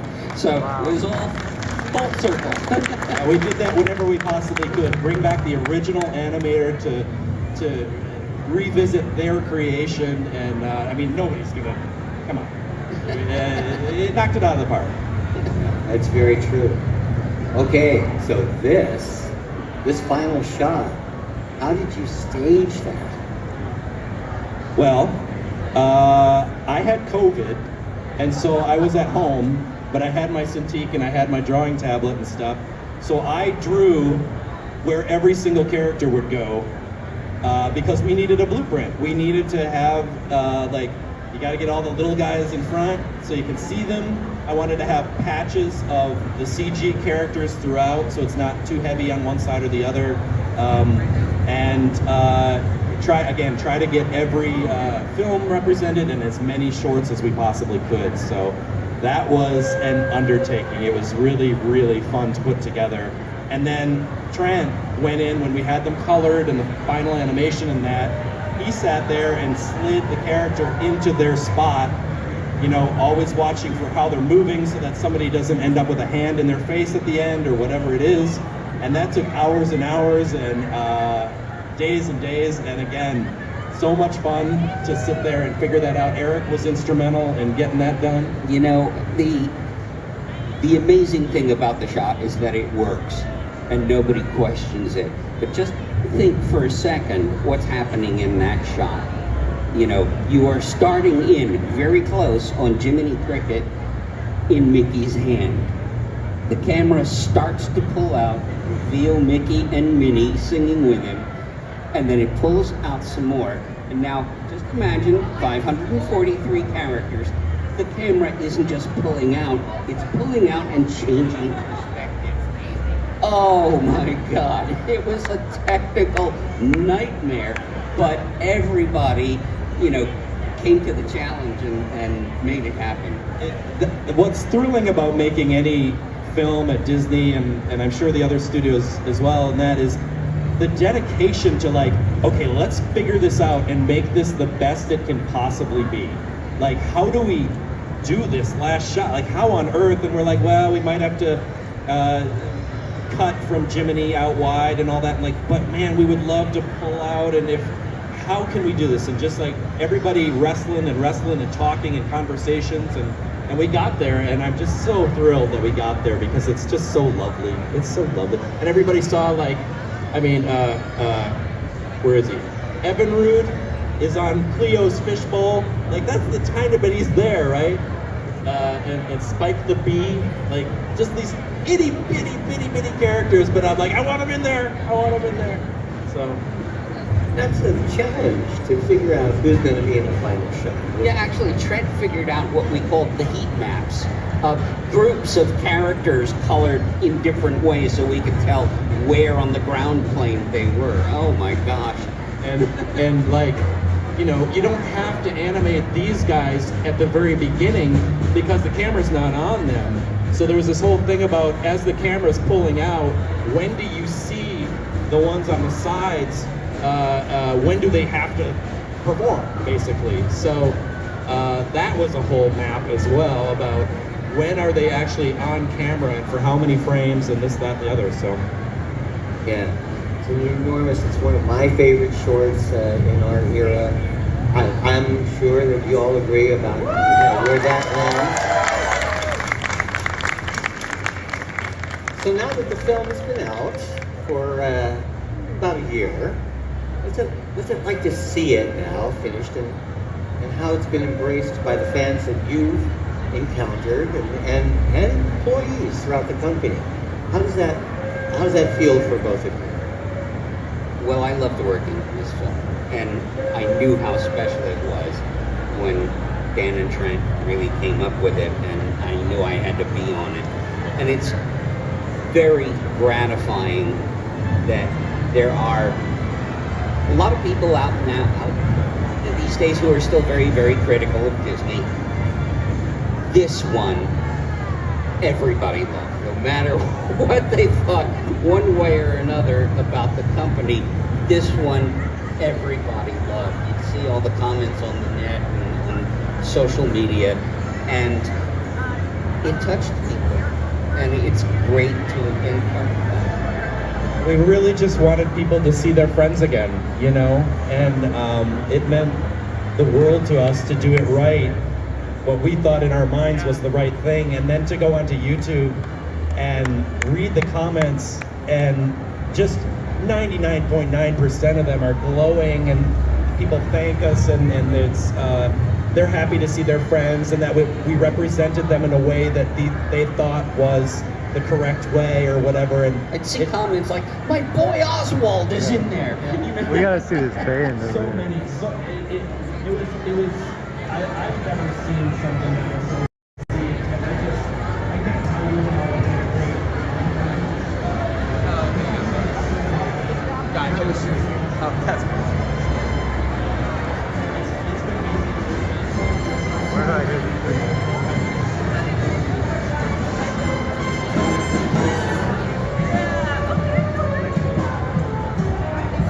Sorry, I'm a sucker for live music. I think they're concluding. I think they're about to conclude that panel. So I gotta see these guys.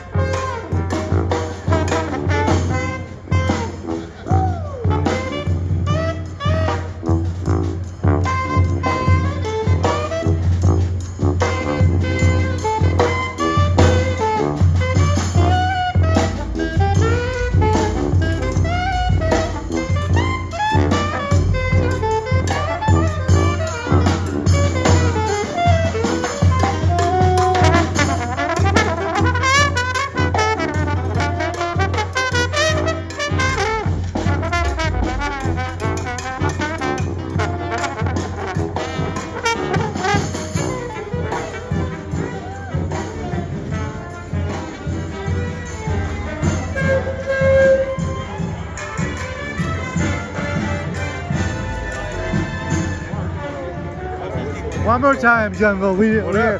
trying to catch you Paul Howard. Bro. I just got a video of it, but this is the EP Ripley's original boiler. Oh my gosh. This is the one that Walt rode in on. Oh my gosh. That's The wild, right? EP Ripley's original boiler. There you go. It goes with the music too.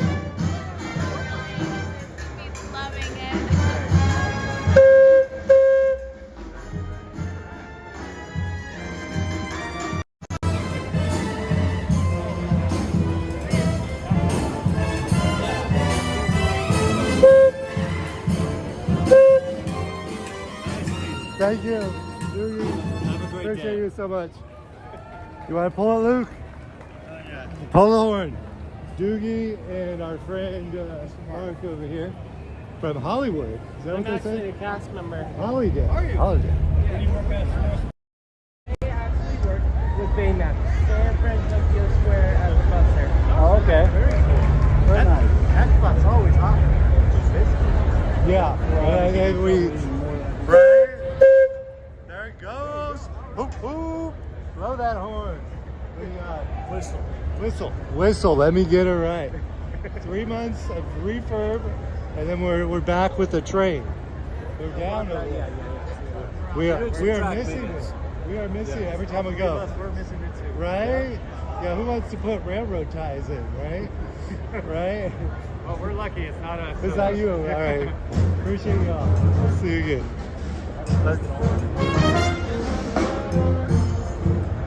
Balls. You got it? I'm looking at this part. I'll get a little bit more of the boiler. Thank you. Hey, I'll see you around the park, right?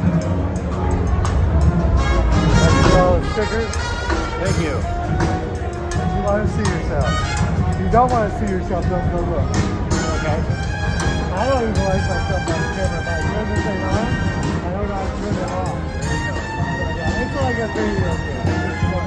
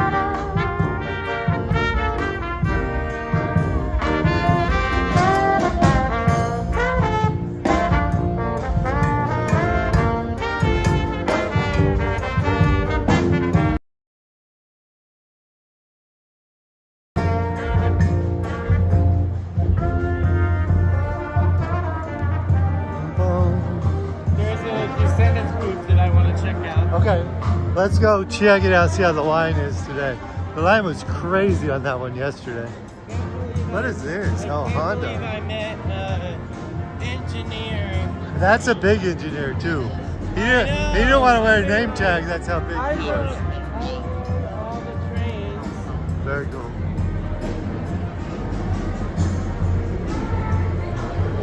This is Star Wars over here.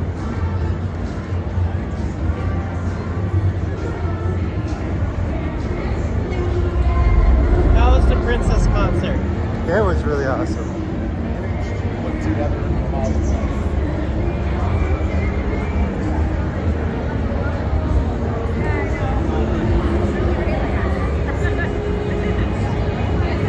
Jaden, I haven't heard. All I've heard is that maybe most of that stuff is rumors. I don't think there's any Kingdom Hearts. But if we can see it, we'll see it. So if you hear about where it's going to be or when, let us know.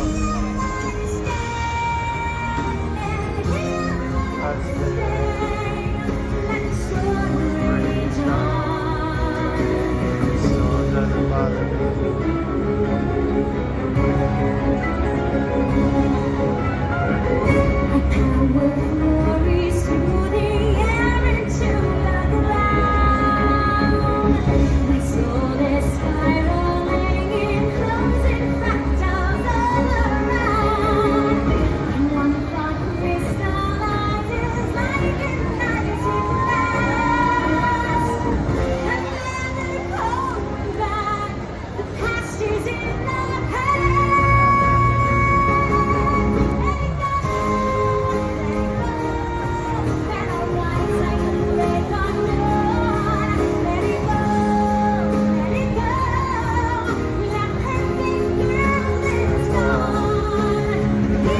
I stand, the light of day.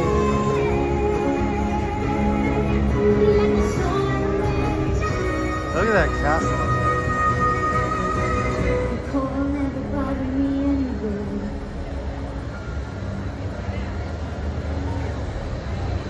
Yes, this is my first D23. It's absolutely amazing, but I haven't heard that it's getting bigger and bigger every year. J&M's Adventures, thank you. Excited to be here for the final day. This is my only full day that I was able to come just due to schedule.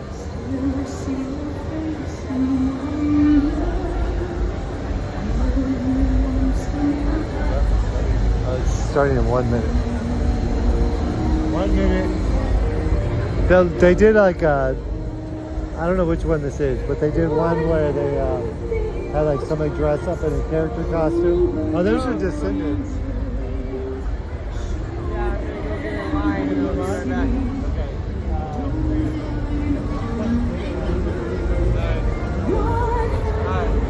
Get back in line.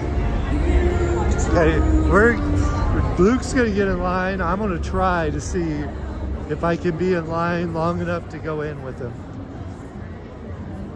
You can actually get a free pin. A free pin? You look like the end of the line.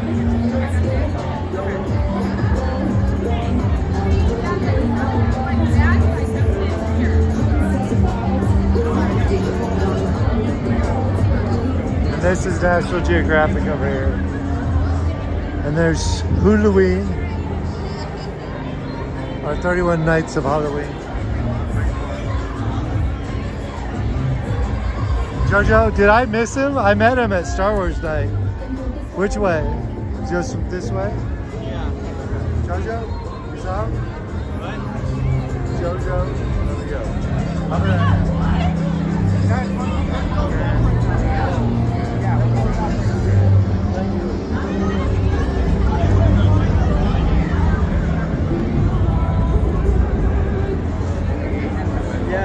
I was looking for Jojo. I did not see him. I met him at Star Wars night.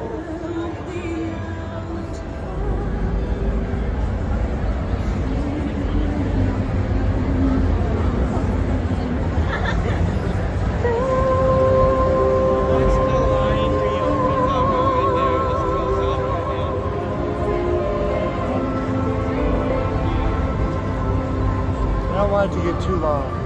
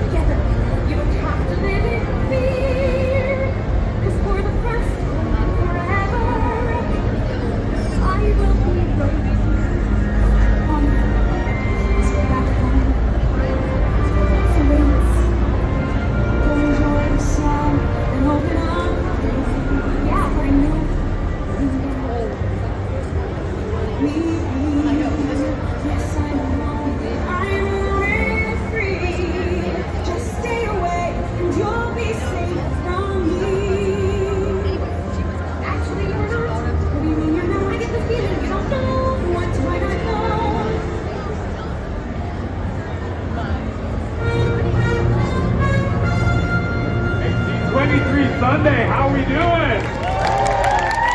Oh, this is My name is Skylar Fox, and I design magic for Disney on Broadway. Thank you. And what that means is I take our favorite moments from Disney movies and figure out how to make them happen real, in a room, in time, with all of you, using our imagination. Now, we want to talk a little bit here, special for D23, about how we make that magic happen. Is that all right with you? Heck yeah, I'm so excited. And to do that, I want to bring out someone really special. Kind of our most magical performer we have on Broadway. Someone who knows more about this than anyone I know. My friend, your genie, Michael James Scott! Hello! Hi everybody! D23! Happy Sunday! Y'all look good. See you. I see Aladdin shirts. I see Aladdin playbills. Oh my gosh. Pretty exciting. It's good to see you, Michael. Doing well. How are you doing today? I'm good. Amazing. Good. Can you tell us, what is the most magical thing about playing the genie on Broadway? Oh gosh. Well, there's so many magical things truly about playing the genie on Broadway. But it's been, for me, you know, people just love this character, this thing that is the genie. And the genie really represents love and light and laughter, all those beautiful words, and people love to connect to that. And so for me, it's been connecting to the people. That has been the most beautiful, magical thing on this journey for me as the genie. I call it my genie journey. That has been really a really magical thing. How many of y'all have seen Michael as the genie on Broadway? Whoa, okay, very cool. So you all know what we mean, right? I mean, is that why we get into doing this? There's something special. There's something you can't get anywhere else but live about the connection you make with a story, right? And that's why we ended up in this job. Yes. Because we love all of you and working with all of you. Now, it is D23. I thought we're making announcements. We're sharing secrets.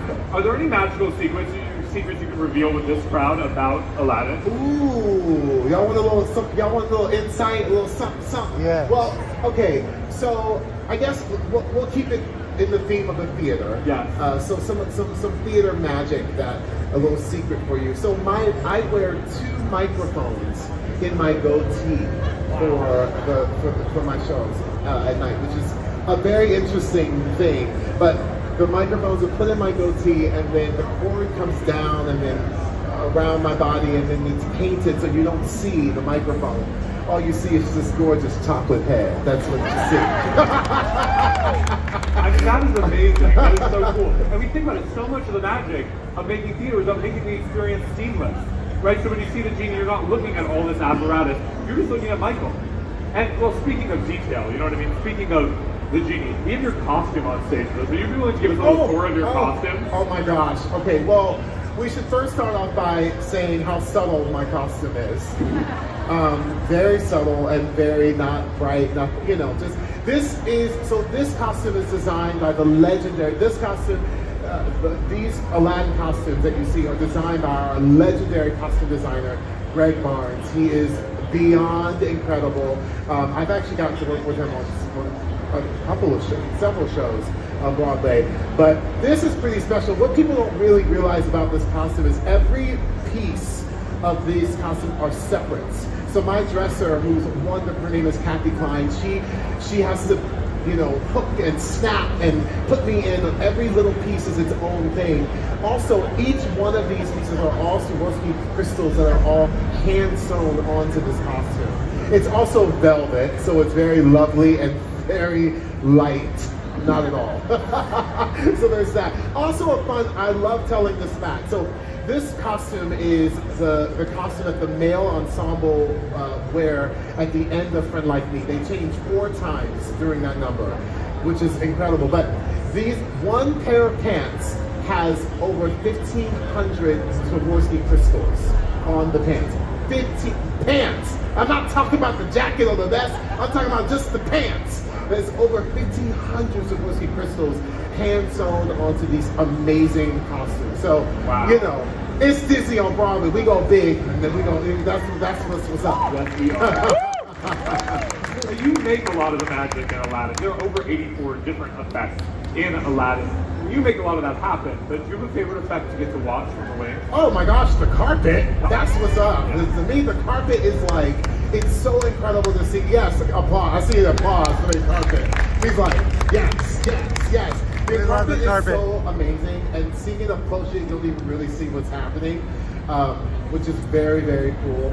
And a lot of people, even who work in the building, don't know how the carpet works, which is a very interesting thing. But something I love about the carpet is I've ever gotten to ride on the carpet at all. So I kind of like that. I like that it's a very special thing. We've made it happen, but you know, Aladdin and Jasmine get to ride on the carpet. Now I do in my dreams definitely wish that maybe, you know, I could be on the carpet, Aladdin serenading me, and I'm in the two-piece. Like, that for sure could be a moment, you know, but for now, it's fine. It's fine. Yeah, so we're where we are in our journey. Now, all y'all seem to know a lot about Disney on Broadway and a lot about Aladdin. Is that true? So we thought, Michael and I were talking, we thought Michael maybe lead us in a little trivia. Yeah? And if you get the answers right, we wanted to give away something really special. Something you can only get here right now on stage. That's D23. We like a giveaway, yeah? All right. And we wanted to be Michael James Scott specific. So we brought some headshots of Michael's right here. I don't know if you can see. We have them right here. We also have them in a different background. So we have kind of options. We're giving options here. You see? Hey! But we can't give those away. You know, we're not auditioning. Instead, we thought it'd be fun to have the Michael James Scott Genie YouTubers. Yes? For the people who get the questions right, we can give that a little show to everyone. Y'all to see what's going on right here, okay? That's what's happening. So here's the deal. Michael's going to ask a question. We're going to raise our hands. I will call on someone if you get the question right, if you get the YouTube. Sound good? We're in. Michael, take it away. Okay. All right. So, which Frozen creative, so one of our amazing creative team on our Frozen, over here, these costumes, Frozen, which was just announced on Friday, that will be a live capture on Disney Plus. Come on now, it's amazing. So, which Frozen creative has a double EGOT? Oh wow. Do we know what the EGOT is? Okay, because y'all were all looking at me like this. Oh, we got a maybe hand up. Whoa, we got a maybe hand up right there. Robert Lopez? Yes! Oh, baby, come on up. Get your YouTube. Be confident in your answer. Robert Lopez. Be proud. Well done. Yes. So you be confident in that answer, okay? I want to see confidence. Okay, so here's the next question. I'm gonna give him a little part. Okay, a little challenge. You ready? The material of what beloved Star Wars character is featured in Aladdin? The material of we have a hand right there. Oh. What? Chewbacca, that's a good guess. It's not Chewbacca. What material? C-3PO. C-3PO. Yes! C-3PO, yes! C-3PO. Look at this lamp. Yes! It's the same stuff as C-3PO. Oh my God! Thank you. Thank you. You're awesome. Thank you. Now we do have a third question, right? Yes, and this is a fun question because you cannot get it wrong. If we call on you to answer this question, we're going to ask you to share a little bit about yourself. And we're going to give you a one-of-a-kind special prize. All right? So the question is, what is your most magical Disney on Broadway memory? Most magical Disney on Broadway memory. Oh, we have the enthusiastic hand right here. What's your name? Katie. Nice to meet you, Katie. I'm Skylar. And this is Michael. And what we're going to ask you to do is, can you write a little bit about this memory right here? We're going to come back to you, so no rush. Just write a little bit about your Disney on Broadway memory. And in a little bit, we're going to do something with it, okay? Thanks so much, KB. Everyone give KB a big round of applause. Now, in the meantime, we all came here for some magic, yeah? Yeah. Would you like to learn a magic trick, Michael? Absolutely. Would you all like to learn a magic trick? Well, let's learn it along. Come take a stand right in the middle of the stage. Now, what we're going to do, this is a trick. You actually have everything we need for this trick. Okay. Right? It's right here. We just need this little green ball. You can bring it matches your clothes. Looks really, really nice. Thank you. Beautiful. Has anyone's uncle done that trick recently? Good. Now this is a trick. You disappear as the genie on stage, right? You melt into nothing. And we want to look at how to make something melt into nothing on stage. And you think it's a magic trick, you think it's sleight of hand. It's actually all about physics. It's got a little bit of heat and a little bit of pressure. So you can put your hand out, just right there. What we're going to do is we're going to press this into your hand. right? Use a little bit of heat. You press up, a little bit of pressure. You're feeling it, right? I'm feeling it. You're feeling it, and just like that, disappears into nothing, just like that. Wow. Now, the way you make it disappear is physics, but the way you make it reappear isn't sleight of hand either, it's sleight of mouth. Just like that. Sleight of mouth. So you understand how to do this right now. I Just mean, a little bit of heat, I think a so. little bit of pressure. You got it, right? You can do this all on your own. So all I'm going to have you do, hold out your hand and close your hand around that, really, really tight. You're going to do this all on your own, no help from me. Just a little heat and a little pressure. Give it a squeeze, and we're going to count to 3 all together. Ready? 1, 2, 3, and just like that, the ball has disappeared. You can open your hands, Michael, with a little bit of pressure. That ball has... It's like very cute. How do you do that? That's crazy. It's It's just your real magic, is what you're saying. Your real magic. Well, we have to go to level 2 then, right? We got to test this out. Okay, let's go to level 2. Okay, so here's what's going to happen. I'm going to take one of these, put it in my hand. I'm going to take the other one, I'm going to put it in your hand. Hold it really tight and walk far away from me. Okay? Far away. And on the count of 3, we'll all count together. The ball in your hand is going to fly through the air and land in my hand. Okay. It's going to happen in a blink. Are you all ready? 1, 2, 3. Just like that, the ball is flown through the air and fallen into my...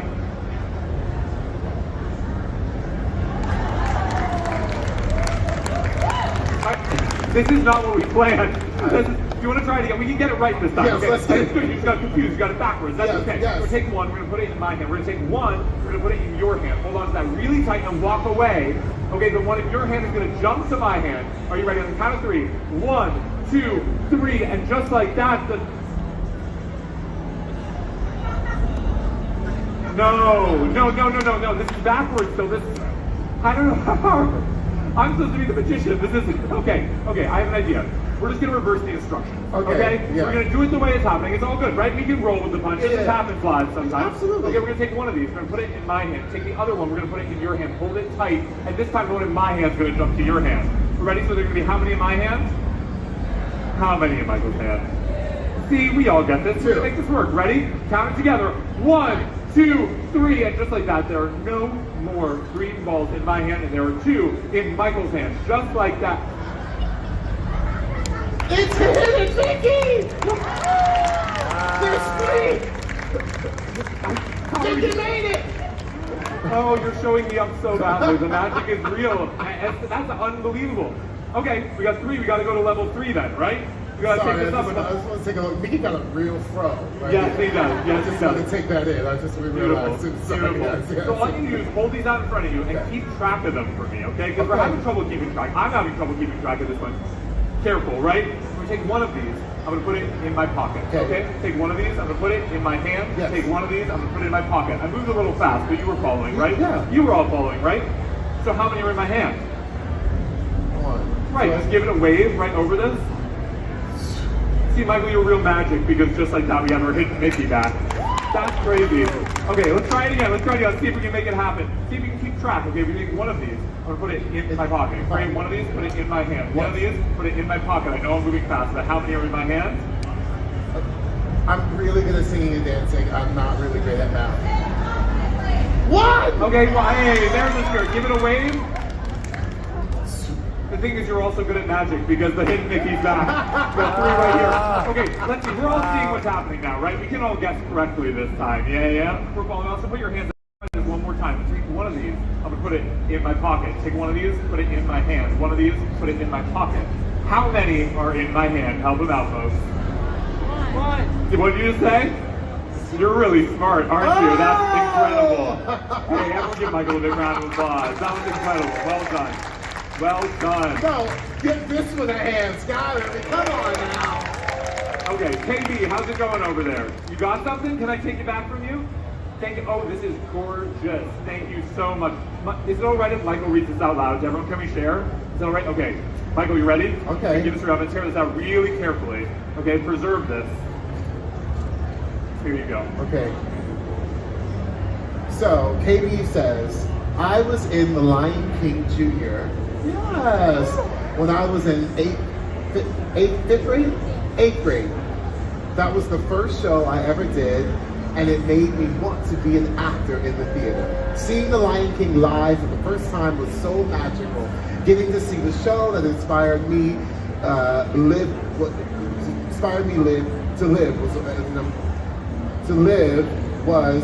was amazing. Saying live was amazing. Yes. Yeah. I love every Disney on Broadway show, yes, including Aladdin. Thank you. Thank you. Yes. Oh, That's beautiful, so KB. sweet. Thank you for sharing that. Give KB a big round of applause. Yes, KB. I mean, this is why we do this, right? We believe that doing something live in person, telling these stories we love this way, has a real impact. And I know a lot of you raise your hands, a lot of you have special Disney on Broadway memories. Would you fold that up and put this in this box? So I want us to collect all that energy together in the room, okay? And we're gonna do something really special with KB's memory, if we do, okay? So think back, think on that memory for a second, all right? And I'm just gonna take this, you come with me, right over here, Michael. We're gonna stand right here, and you can take the corners of that tablecloth, okay? We're just gonna lift this up. And I want us all to focus on KB's memory and think of our own. See if we can make something really special happen.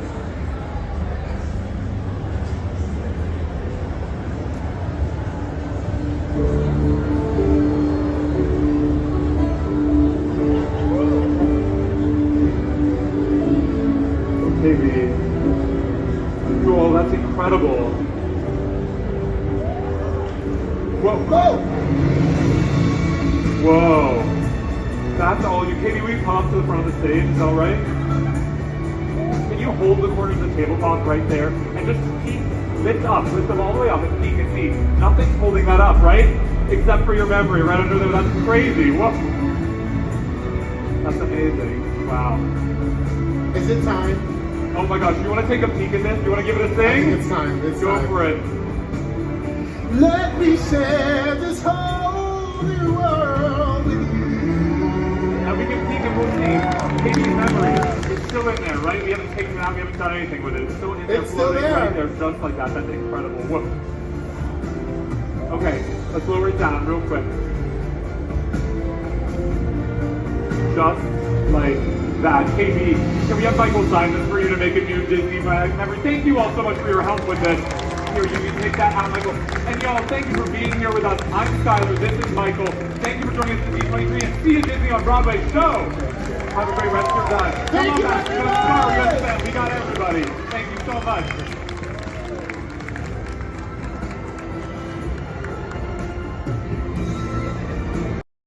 Way expensive. Okay. A whole new world,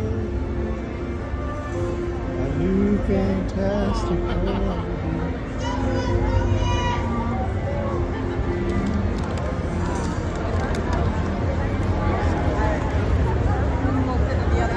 Where'd Luke go?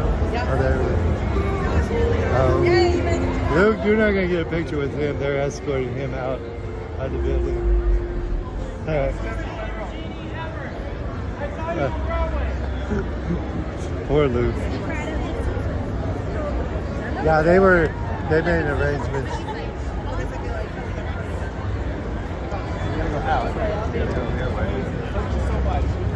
Thank you. Thank you so much. Your shop is over there, yeah. Let us clear out of it and I'll get over.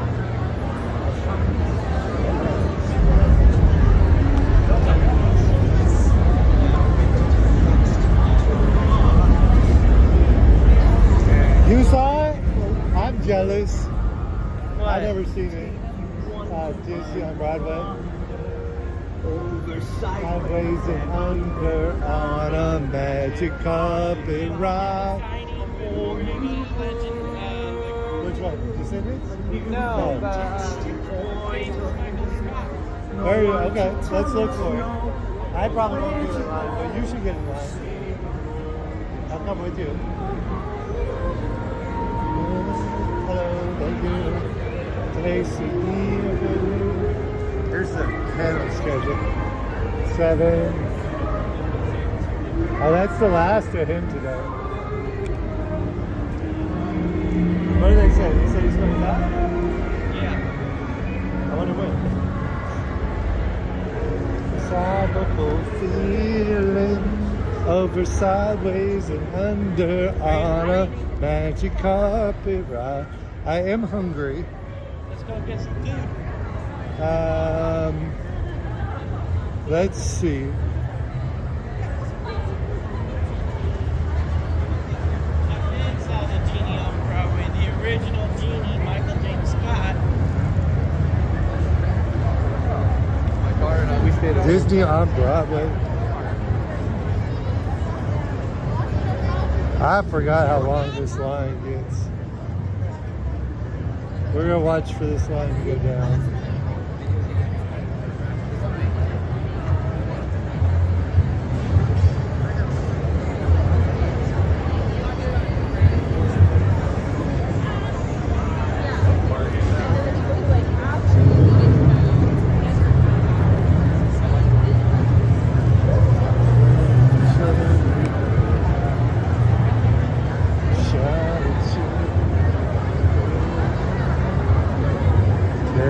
Princess, handed you that every heart to sign. I believe. Oh my gosh, this is a huge auditorium now. Those standbys are gonna get in. What camera is this? Rating to that Jolly Holiday. That would be a good one. Jolly Holiday D23. I'll see that. I don't think they'll let me record in there. So, but you can go in, take some film for us, put it up in the vlog. So which one are you looking for? Michael James Scott signing. I am not. Maybe you look on the app. I have the app on my phone.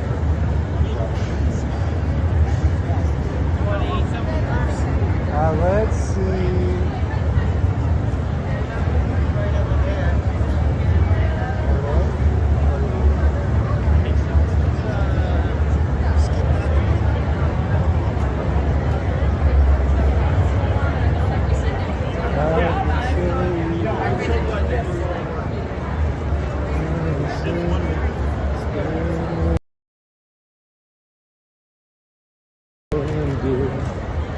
Anaheim Fresh. So this is brought to you. Do you mind putting? There's a giveaway. Thank you. Put that in my bag? Yeah, why don't you put my bag in your bag, and then just put this in your bag. You can go ahead. You don't want it, or you do want it? We're gonna do a giveaway with it. So somebody's gonna win it. Why don't you give it to me? You can win the giveaway. You gotta enter the giveaway. How? When I do the giveaway, you just put your name in the chat. Okay. But it's to thank everybody for watching. We got 400 people watching today.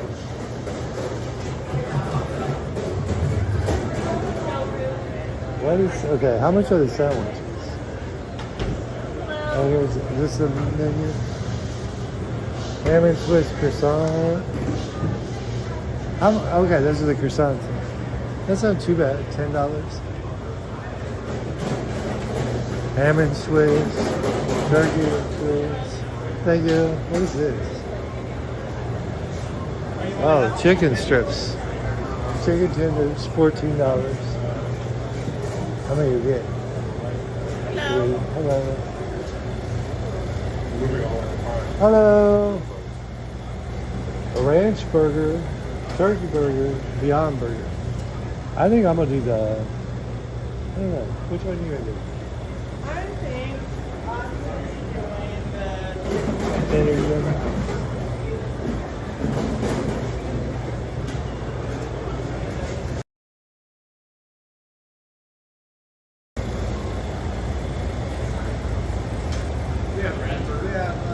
Hamburger, turkey. How much is a side of fries? Side of fries, $5. $5. Okay. Let's see how many. I guess I'll do this one. Thank you.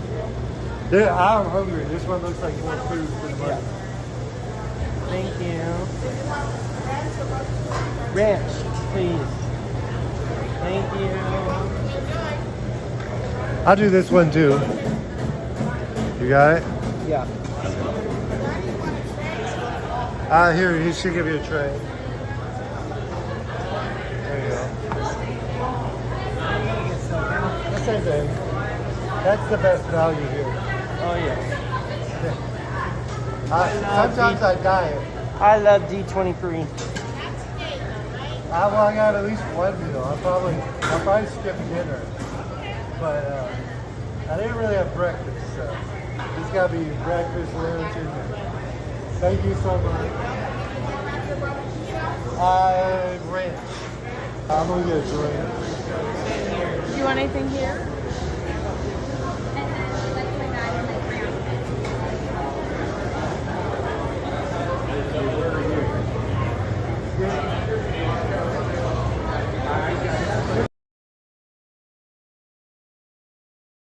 Give me a Pepsi. A Pepsi? Actually, no, give me a Celsius. A Celsius.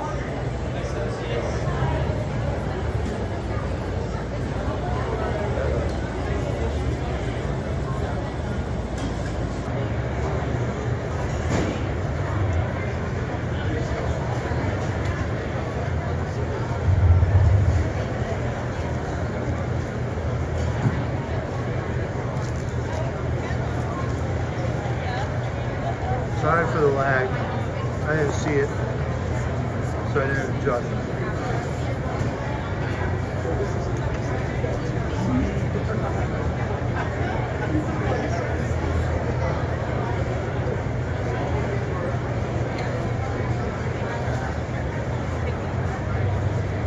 Because I'm gonna eat dinner in the park too. Right? Yeah, I'm gonna have that Hawaiian pizza like I had before I went to work. But I'm gonna do, if I don't make it for the 3, I'll do the 5:30 Magic Happens. Because I want to do the 2:45 signing for Michael James Scott, who I love as the genie. Is that him? Oh. The original genie on Broadway. Wow. And I got to see him and meet him. I'll just, it's not, no, we can.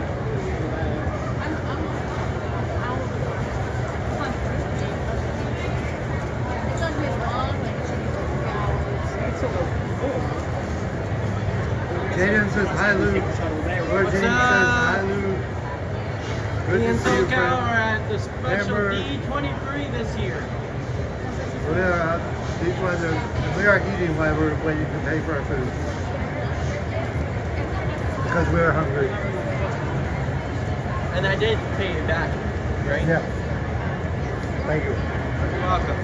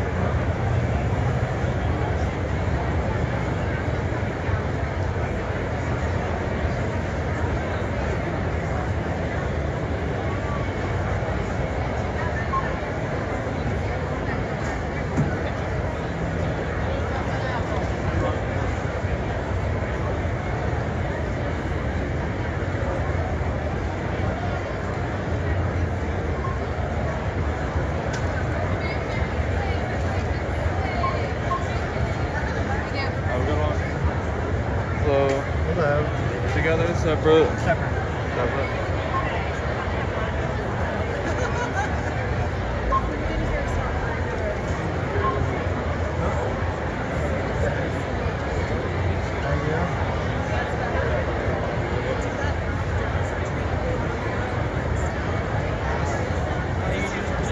Good, how about you? That's fine.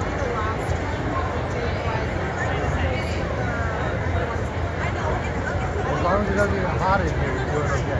Absolutely. It's starting to get a little warmer though, huh? Yeah, a little bit. It'll calm down once the line goes. Thank you. Yeah, it's much better. I can It's a kiosk, so we do pay kind of on our own. There's a gentleman here to help us. I got the Gatorade green. Yeah, for some reason those colors don't like scanning. So. Oh. So you can go right here. Yeah, they worked yesterday, but today not so much. Today, everybody's buying orange. Maybe. I wish I knew.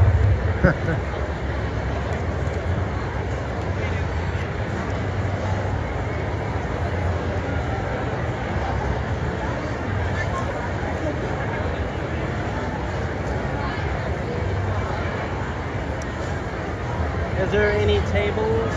There seems to be some right out that door, or you can check it for the halls in the main halls. Okay. Thank you. Have a good one. Thank you.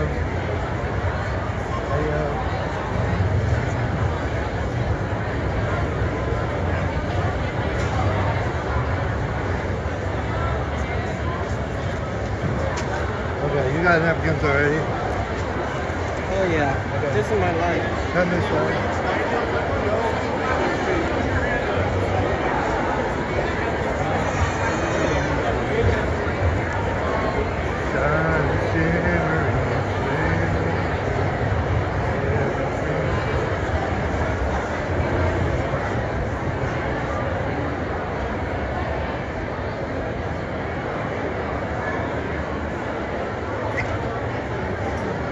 Thank Well, I you. guess we could have picked from these hidden food trucks. But we can come back in, right?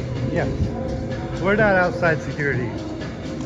I don't know what that one security is doing. At least we got a table. I can't believe I found you. I saw both of your live streams Friday and Saturday. Friday and Saturday.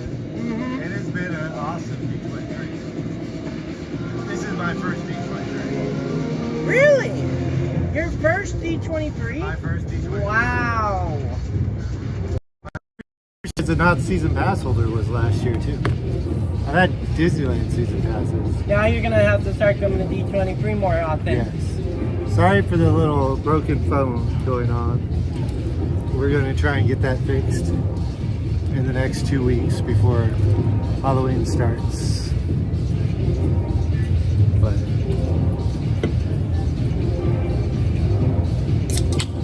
Breakfast of Champions right here. Do you want Michael James Scott to sign that box? Him? What? Oh yeah. If we can. Let's try it.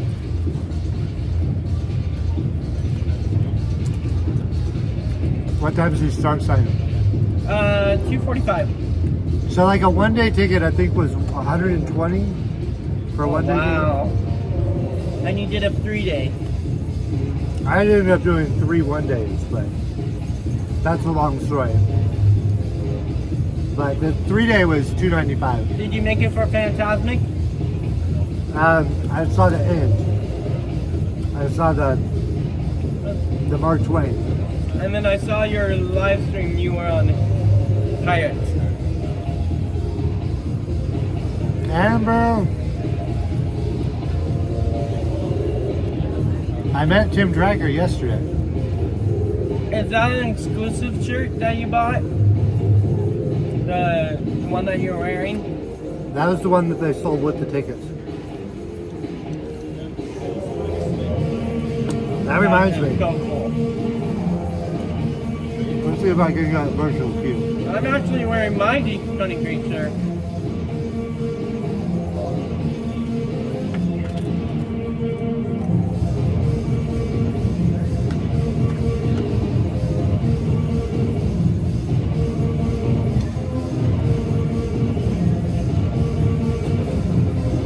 Here's my D23 shirt. Still count. D23. Now this is an old Spirit jersey. I missed the virtual queues. the virtual queue.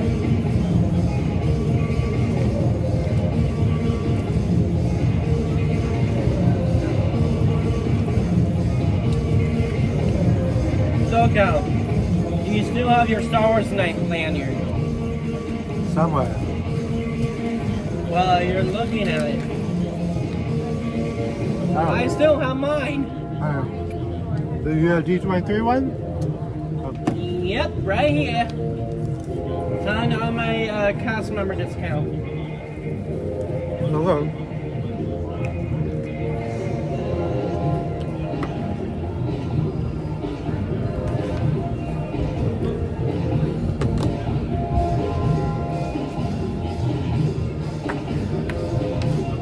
Now, I'm going to ask you this question. Have you ever got motion sickness?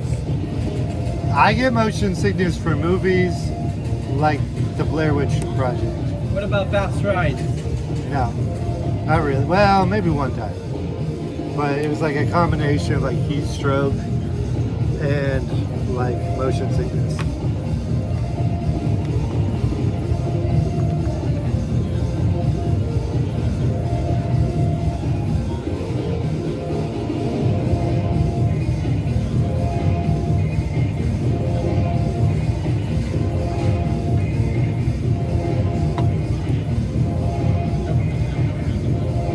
Florida is going off the chain. They're trying to compete with Epic Universe.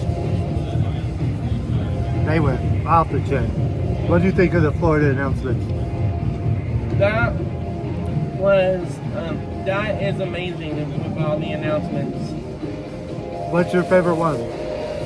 My favorite announcement from the Parks Resort yesterday?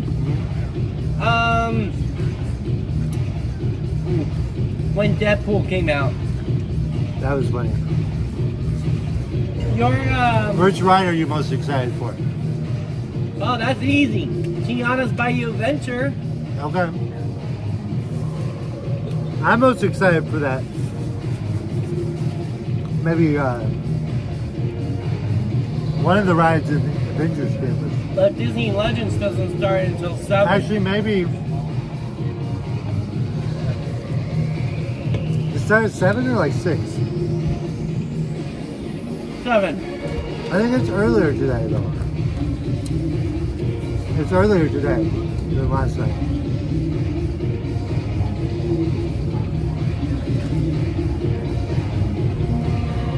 Let's see.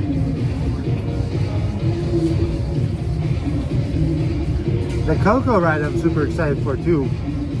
But I'm probably more excited for something with new technology. I have plenty of time for us to walk around the expo because 5 to 7 tonight for the main panels, the Disney Legends. Okay, what? So you did Fridays, right? Opening. How did you like opening Fridays D23? I only got here with about an hour and a half left. So you missed it. I didn't see a lot of it. But what I saw, it wasn't very crowded because most of the people had already left for Honda Center. The Honda Center is big. This afternoon will probably be nice. A lot of people are going to be gone for the Honda Center by 3 o'clock. And most importantly, for me, when I go to D23, I always come for the merch, the signing, and getting pictures with celebrities, like YouTubers. MMRR, the Villains Land sounds amazing. I was about to cry for Disney because we had so many people come in the chat. No Villains Land, no Villains Land. There was literally hundreds of people that were just, what? No Villains Land? And then at the end, yeah, Deadpool came and they're like, yeah, Villains Land, we're gonna do it.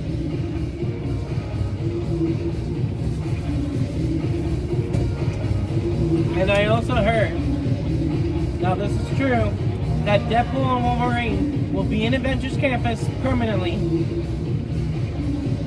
After they go away for a while, they'll bring him back. Okay. Okay. I'm so excited for that movie. Oh, you wearing stuff too? No, I haven't really used dip. Oh, okay. So, you probably don't need it either though. So I took my girlfriend to see the fireworks. Eric was crying. Yeah, I was crying too. Pearl, you like my glasses? They got like this little tiger design on there. Justin Scard liked them too. They kind of look like Justin Scard's glasses yesterday. I saw them. Okay. Hold on one second. Know something? I knew they were going to wait until the last minute to announce villains. I jumped out of my seat. I'm glad you knew, Catherine, because I was like, oh my gosh, they done made so many people disappointed, but they did it. Okay, you want to know? And we have not got our Disney 70th announcements. They have not announced that yet. We are getting something for the 70th, but they're not telling us yet. It is still secret. They're not going to tell us today either. They probably won't tell us till after most of the tickets are sold for the holiday event. So Disney probably wants you to buy your tickets for Christmas, which Christmas is amazing. Halloween is amazing at Disneyland. But once we're somewhat, at least a part of the way through Christmas, expect those 70th anniversary announcements. Probably one big announcement with everything. But we did not get that yesterday. But Luke, what were you saying? All right. I took my girlfriend to watch the fireworks, and guess where we were standing? Where? In your spot. Oh, okay, good. You held it down for me. Yeah, but the thing is, the zip line got fixed. Yes, it was fixed on Saturday night or Friday night. The up balloon is back. Yeah, but no buzz. But no buzz. I don't know what happened to buzz. When I saw the up balloon, I was like, thank goodness they got that fixed. I was like so happy. I went a little crazy, but I've been so busy I haven't been able to post the video for it yet.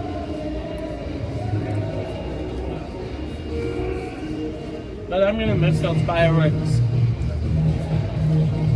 I do love Halloween screams. And I love the Zero flying over the castle. That's the only thing I love. Right. But the thing, especially with Tiana opening November, it's already packed out with those special summer tickets for Anaheim. I should be able to, Eric. I think I can. Yes. Ty, the up balloon, if you go look at my stream, not last night, the night before, I gotta put it back up. I took it down. I got scared. I bet you were screaming. I'm gonna put it back up, but the up balloon was there. I was like so happy. You know how long it took them to fix the zip line? Like months. They've been closed most of Pixar events. 2.5 months, at least 2 months.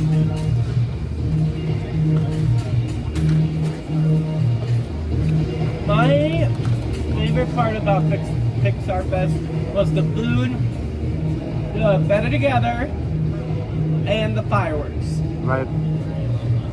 But now, since I got my cast preview for Oogie Bash, they gave me... Luke said he can't take us to cast preview.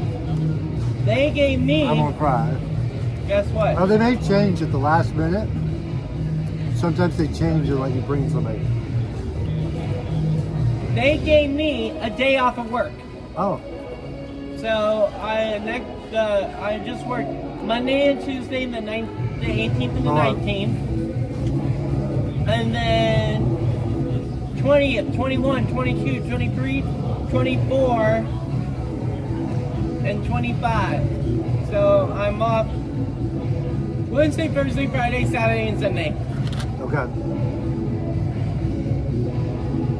Now, I will go live for Oogie Boogie Bash Cast Preview. Okay. If you want to come on my live channel, you can. Okay. Maybe I can set it up so it goes live on both of our channels.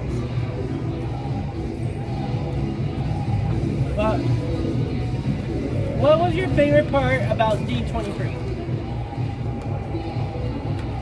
So far, honestly, Megan Trainor probably. That or close second to the Plain White Thieves. I love the way they did that song. So. This was back in 2019. Actually, 2019 was actually my very first D23. Okay.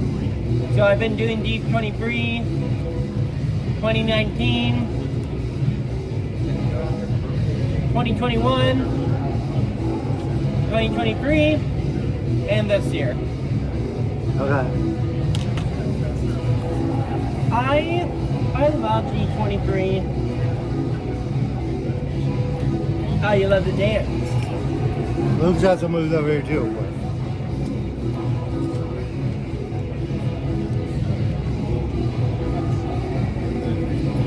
Now, what was your Enough of that. favorite?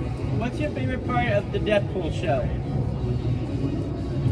In DCA or in DCA. I like the one with the Guardians of the Galaxy. It's got good music. The dance off. The dance off. We did get a lot of food. She hooked it up. She hooked up like a lot of fries. How's Regina? She's doing good.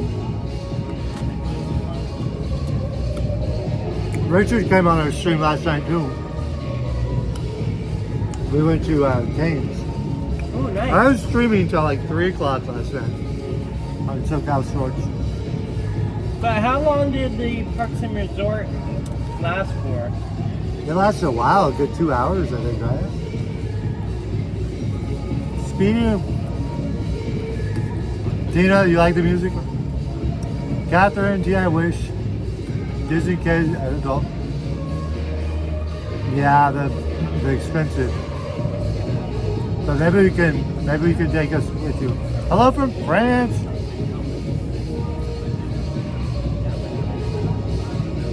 Do you want the Lion King? You don't want it. You want Avatar instead. Lands a lot. I mean, let me think. You're right. I won't trade. Would you rather have the Lion King or Avatar? Or like for Disneyland, California. Somebody in France wants to trade us. Well, I did grow up with Lion King. And I do love Avatar, but if I would have to choose one, it would be the 30th anniversary of the Lion King. You gonna take it? You gotta have 2 Splash Mountains here with Luke in charge of Disneyland. So it is a new ride vehicle. We talked to the Imagineer that created it. It's got 3 people in a row instead of 2 like Florida or 1 like California. Are you okay, SoCal? I wonder if it's gonna be like one of those new aqua coasters. I really couldn't tell from the pictures. Europe is famous for aqua coasters. Like they have it at Atlantis at SeaWorld. Like literally every park in Europe except for Disneyland has a log ride, a flume ride. They have an aqua coaster. Some of them have big boats that do like aqua coasters. So aqua coaster is like a hybrid between a roller coaster and a log ride. And there's amazing. Europe has amazing theme parks. They're not Disney. They're not quite the magic, but they are their own magic. And I enjoy them thoroughly. Disneyland Paris has never been respected. Our last attraction were in 2008. Well, they're giving you Frozen Land. Frozen Land and a nighttime show on Frozen Land. I'm sorry, but Lancelot, I love Paris. And I am sorry that you've been neglected in the past, but I think they're turning up the heat for Disneyland Paris. They're selling out. When I went, the first time I ever went to Disneyland Paris was about 1.5 years ago. They were literally sold out, and I waited for the kids to go back to school. As a childless Disney adult, I'm waiting until the kids are in school because it doesn't bother me none. And, you know, less crowds, but they were still sold out even after the kids went back to school. I literally waited for all the kids in Europe to go back to school, and the park's still sold out for me. It was September 2 years ago, so 22 months ago.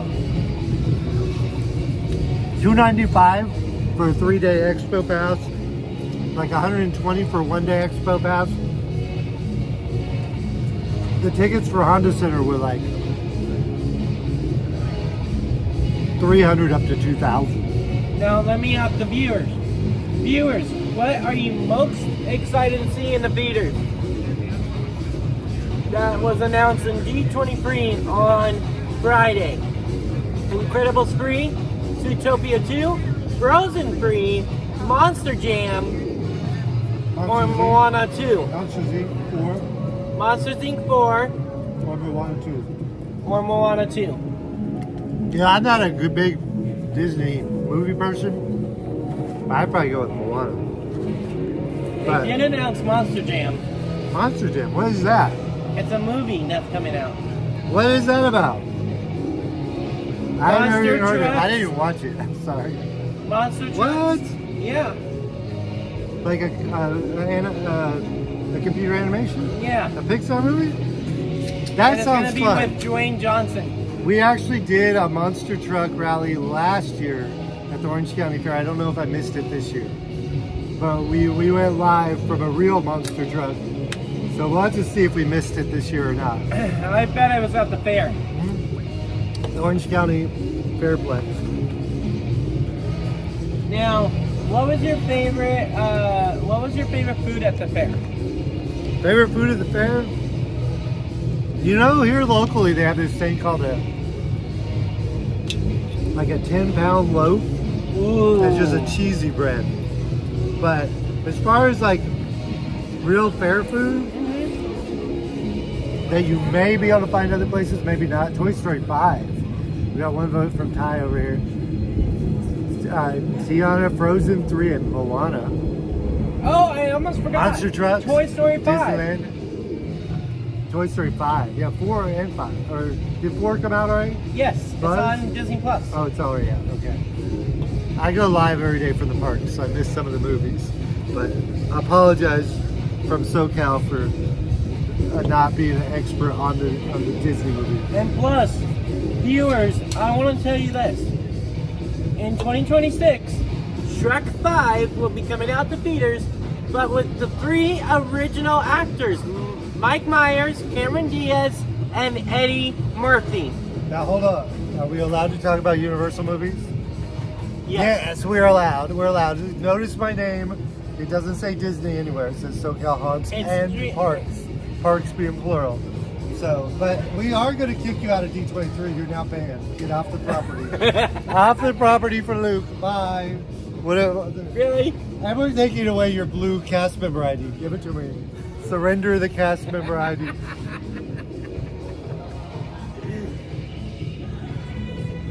SoCal needs to watch Stranger Things. I do. I watched a few episodes. I watched that. What was the maze? The Last of Us on the plane back from Paris. And it was so amazing. I love that show. But I only watched like 5 episodes. So, you like The Last of Us maze for Are you more gonna finish nights? your fries? Yes. Are you? Okay. We gotta go.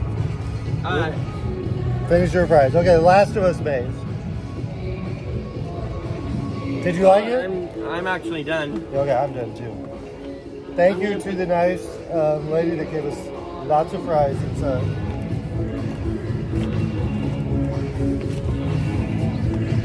Since it's getting warm, I'm taking off my sweet spirit drink. Yeah, I would do. It is hot.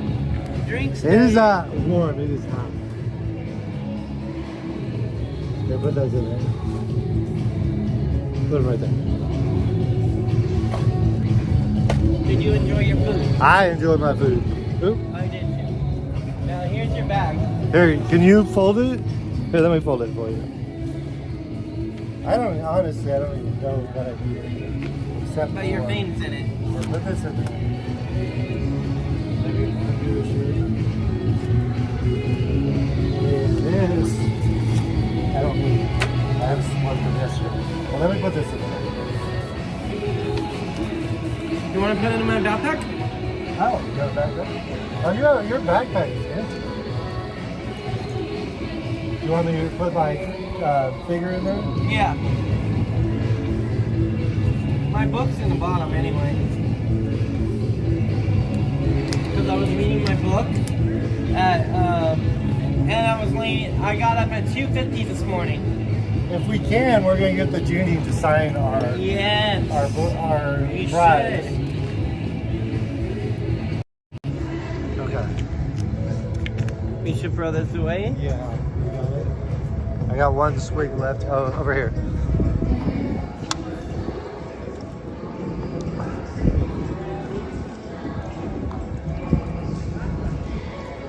Now, I'm going to... 1 Celsius. Hopefully I don't get dehydrated. Now, I'm either going to eat at my area, because the last time before I went to work, I got the pineapple pizza. I don't think we're doing that. Can we go back in that way? No. Go around.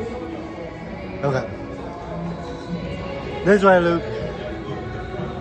To the front. Okay. Oh, there's another panel over here. I think there's stuff over here. Let's go up over here.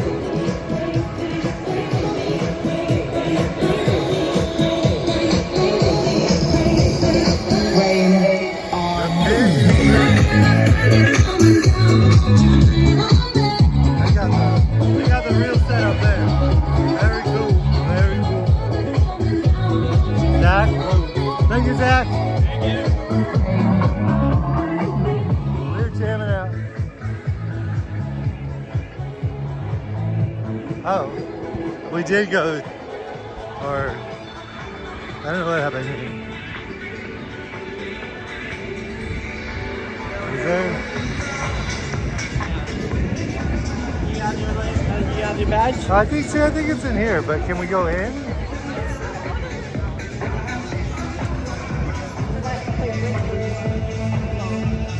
Can we go in that way, or we have over there? Thank you. Okay, this way. We've never been to the marketplace yet. We got to go over here. Have you been over here yet? Yes, I did. Okay.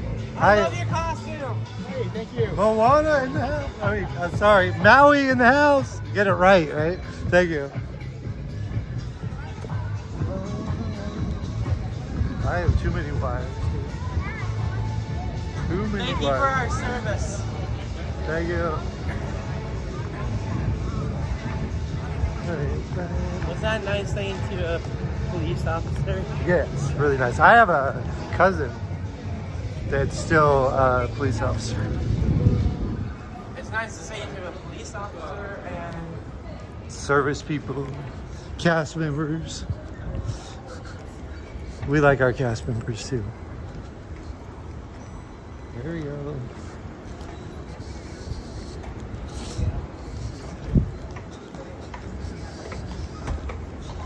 Okay, we have not been up here to the marketplace yet. A whole new world. Toy Story 5. so we couldn't go back the way we came. We have to go back to the same floor.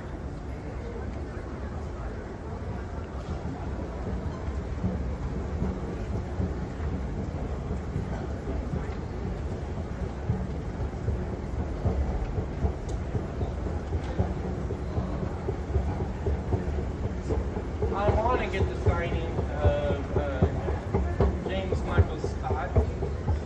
Michael James Scott, because he's like one of my favorite genies. This way.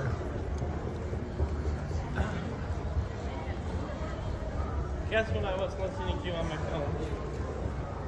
Better Together soundtrack, The Full Parade. And when I was listening to that, it made me want to cry in tears. Really? Yes. Don't. Meeting the whole performers. Going backstage and seeing them in their costumes. It's just makes me so emotional for that parade to leave. Hello.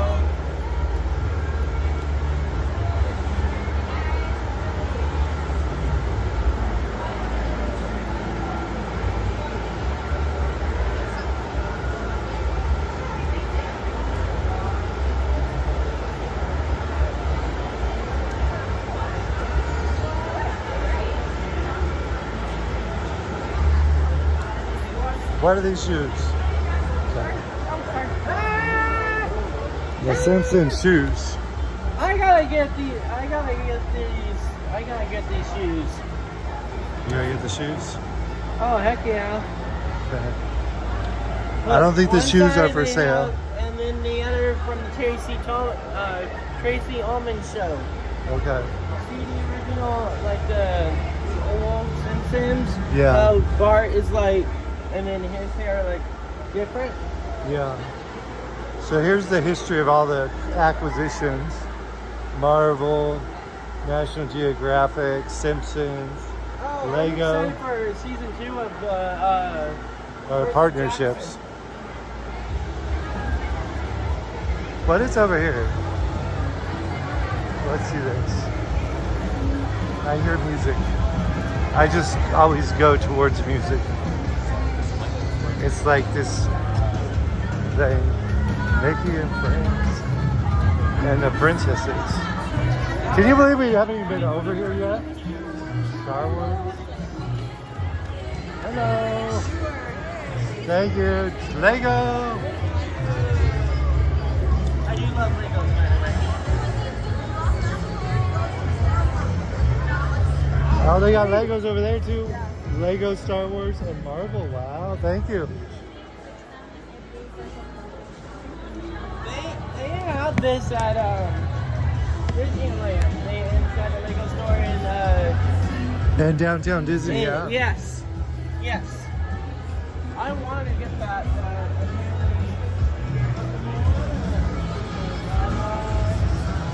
Moana or Pocahontas? Moana. It's Moana. When I saw Thank the you. trailer for Moana 2, Did you help build any of these? I did not, but that guy over there in the gray shorts, he put these all together. Really? Gray shorts. Oh, down there hiding. Oh, he's working still. Thank you. When I saw the trailer for Moana 2, Moana's new costume looks so beautiful than her original. Do you want a picture with Tiana? Tiana, yes, I love Get your camera out. If you want it. You don't have to. Yes, get it. I'm a big Tiana. Luke's going to... I love Tiana and Magic Captain. Okay. Luke's going to pose with Tiana over here. The Tiana dress.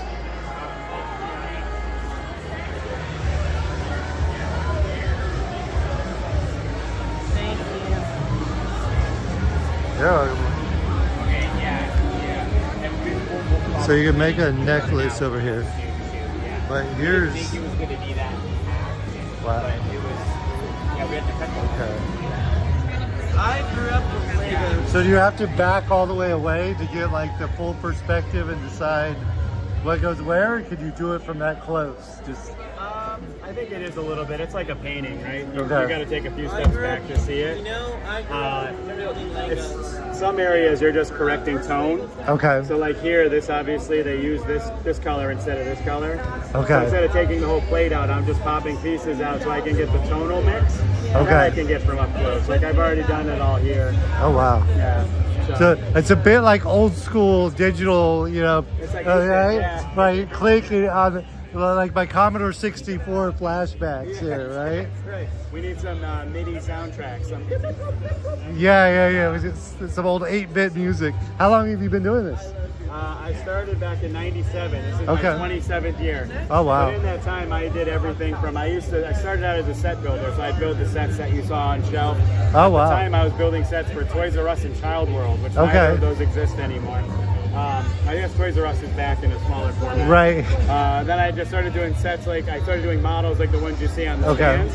But at that point, you didn't get a digital file. You got either brick paper, Okay. which was a front and side drawing, and then you would transcribe that into 3D, Okay. or you would get an unglued version that you would copy. Okay. I did that for about 10 years, and then when we transitioned over to the technology-based approach, that was when I really came alive. Okay. I'm a big computer guy. So Right. The all the transition. things that Pixar and those companies we use now to design our models. Okay. Oh, wow. Can we ask you your name? My name's Peter Donner. Peter Donner. Thank you so much, Peter. We're SoCal Haunts and Parks on YouTube. So Oh, very cool. I just turn the camera on. I don't know how to turn it off. So then I just run around all over the place. But very awesome. That is truly beautiful. These are just amazing. So I don't know where you're going to put them in your house, but I would keep all three. Peter's like, I don't have room for anything in my house. What are you talking about? My daughter has one that's this size of Elsa from when she was very little. I made one for her around Okay. 15 now, but she still has it. She's still got it there. Still It's got going to it, be there yeah. forever. Thank you so much. Thank you so much. It would have to be Scar. Because I grew up with Scar. Lion King back You want in a the photo over here with Tiana's? I already got it. We got one. Thank you so much. Very awesome. That is amazing. Okay, we're gonna see Star Wars and Marvel over here. After we see whatever this is. Lego set, I will take a picture of it. And Indiana Jones is coming. Oh wow. Look at this. Artists at work. That's really good. That is amazing. Wow. Who's taking this home? Back in our office. In your office? Are you across the street over here? Or? Back in Burbank. Burbank, okay.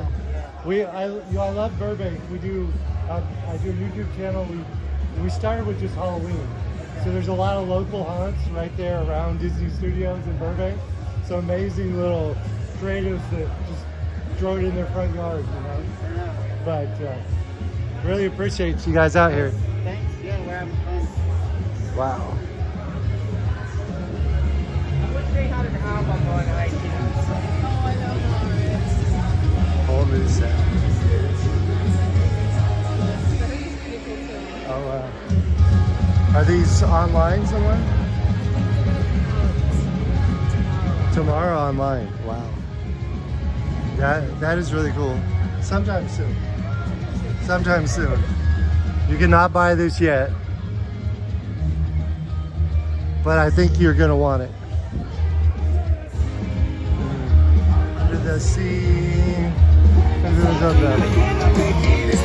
Alright, let's go to Marvel. Bob West. That's a good sign. We're over here celebrating a whole new sound. It's a soundtrack coming that features music from Simple Plan and more, recreating some of your favorite classic Disney songs. If you want to celebrate a whole new sound, make sure you head over here and there's full merchandise with t-shirts and everything that you guys can purchase. The marketplace out there has some great merchandise. And if you're into Imagineering, well, we have Bob Weiss that's going to be signing his books right over here at 145. The publishing department is right there in the back if you guys want to go check out some books. Again, there's Pixar Put here, Star Wars Darkade, Disney stores giving out free stuff in the back. Enjoy the marketplace floor. It's amazing. I wonder how much of a Bob Weiss book is. You don't know how much of the book is. I do not, but I do know the bookstore is sold out. Oh, it's sold out. Wait, I know you guys. Do you? Can I give you a sticker? Well, I don't know. I always. I can't wear it. Okay. Oh yeah, don't wear it. It's just. It's just I actually watched a parade next to you guys when I was still there. Did you? I knew who you were, so I just Wait, what? Which parade? It was like That's the the second day of Halloween Pixar one. Fest. Oh! You were jamming. You knew it all within like 2 He days. knows all of it. Yeah, no, I saw you. He's a cast member too. I actually know the whole choreography. Yeah, just become a cast member. That's so cool. When did you start? About 2 months ago. Okay, where are you at? Working with Baymax. Oh, that's Right? He's over in San Francisco. Yeah. Making sure we all eat good stuff. 'Cause they got everything I eat over there is good. Right? Right? The best mom, man. What was your favorite float? No. Better together. Probably 4,000. Right? Right? Fantastic. And what we don't know is whether we're going to get it back next year. But we have Because Boogie it's the Boogie Parade. 70th, right? The 70th we have next to get year. one for the 70th. Well, whether we'll, Cast preview. I did too. I think it'll be back. If it doesn't come back next year, They 'cause had they do- to. It was never not full at the That's parades true. every single day. I They was gotta outside do every day just dancing. They got to do something new for the 70th. I don't know if it's going to fireworks or parade. I would love a parade. I love parades in our Right? Hey, the night could come back. Nathan, I could come back. Let's start that rumor. Let's start that Yeah, rumor. well, yeah. No, don't put me on camera. Yeah, you know. Thank you. We're just starting rumors. Nothing true here. No secret information. No secrets. Thank you.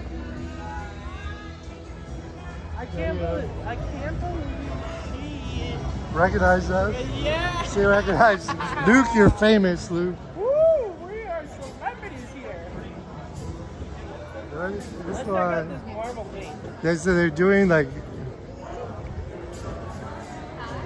Hello. One month free subscription to Marvel Move. What is Marvel Move? It's an immersive audio fitness app. I'm a big you can Marvel plug in freak. your headphones and like take jobs. Really? Yes. That sounds fun. QR code in the promo box in the back. There it is. Thank you. You're welcome. Wolverine. Because I love it how it says, hurry up, Bob. Hurry up, Bob. I'm excited for Fantastic Four.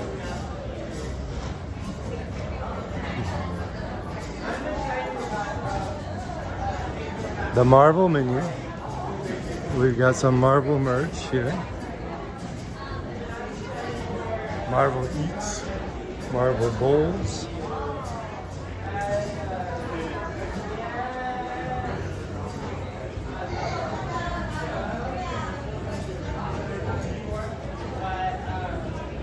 Marvel clothing. And Marvel toys. Gamerverse. There's Luke. I'm gonna see the Star Wars one next door. Alright. Let's do Star Wars. Thank you. Okay, let's see if we can just poke our head in instead of waiting in line.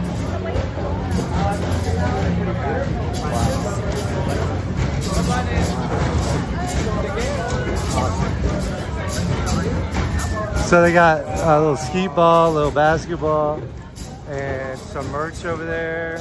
Are you selling merch? Oh my god, that is crazy.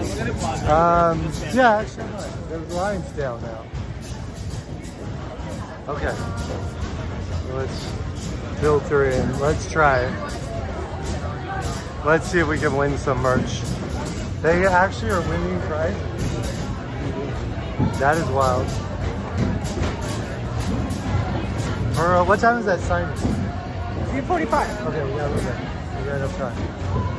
We have to figure out where it is, though. Did you see JoJo?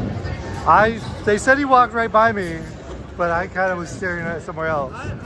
You know, if I would have saw JoJo, I would have said, JoJo! Okay, we're gonna keep our eyes open for JoJo. YouTuber. I met him at Star Wars night You know how the many year times before. I met him? How many times? 2 times? He brought his sister, and then they didn't have anybody to take the picture for Pluto, so I decided, you know what? Hey JoJo, why don't I take the picture for you guys? And then he said that would be great. So you took his picture. Yeah. I wonder if he published this. Luke's famous. He's a famous photographer now. And a famous for Better Together moves. I can't You are believe very famous for your Better she Together saw moves. us. Yes. We were there on the second day. And she was secret. She didn't tell us when she saw us. She waited till later on. But we already knew each other already. Did we? Okay. Well, she knew us. We know who she was. I'm a big Star Wars freak. You know why? Because every time when I go to Disneyland and buy some merch, or food, they say...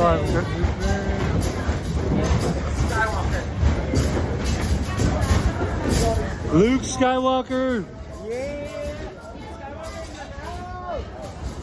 Wow, there's a lot of prizes.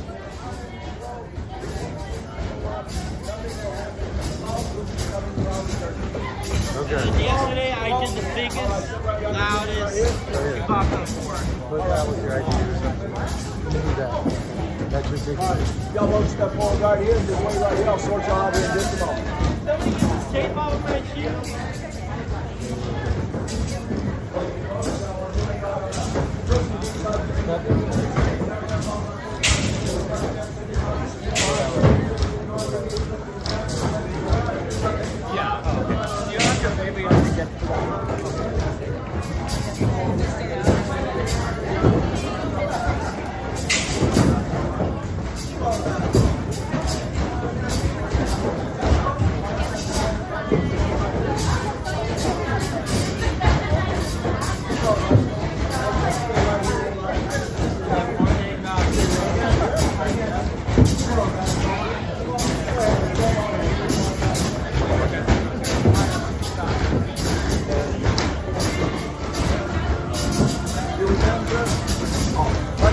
Right there, I'll sort you in just a minute. If you're going to go this way, this way.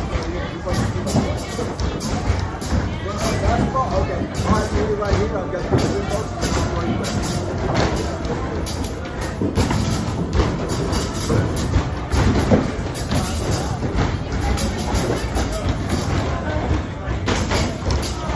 Okay. Oogie Boogie Bash coming soon.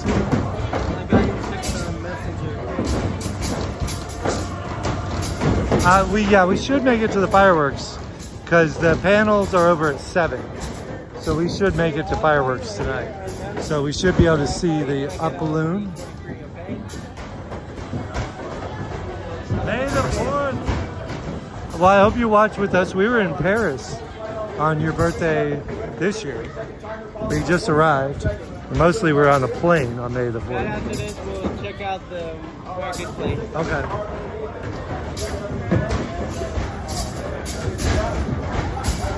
This is the Star Wars. Okay. All right, here's my next one up. Basketball or skee ball? Basketball. All right, I'm gonna have you step right here. She's gonna be right in front of you. Okay. Okay. Basketball. Yes. All right. Basketball or skee ball?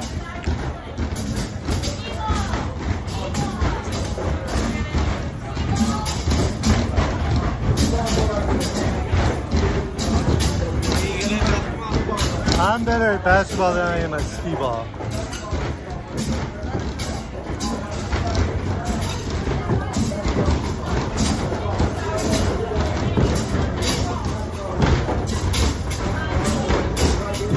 Really good at this. You're really good at basketball? Okay, so of course. We may be competing. We'll see which one of us wins. Hopefully at least one of us wins. Okay, if one of us wins, I'm keeping your figure for Genie. No. I'm kidding, boy. Right here. Right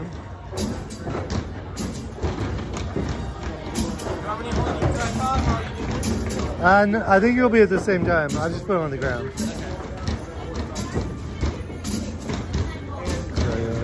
Maybe you go there.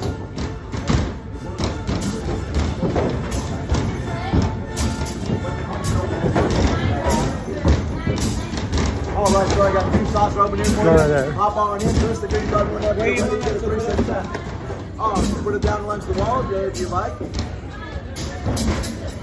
Press the green button, you get a 3-second timer, then you get 45 seconds to as much damage as you can. 113 is my high score for the day. Good luck to you, folks. I got right here, sir, for basketball. Press that green button. All right, that's all.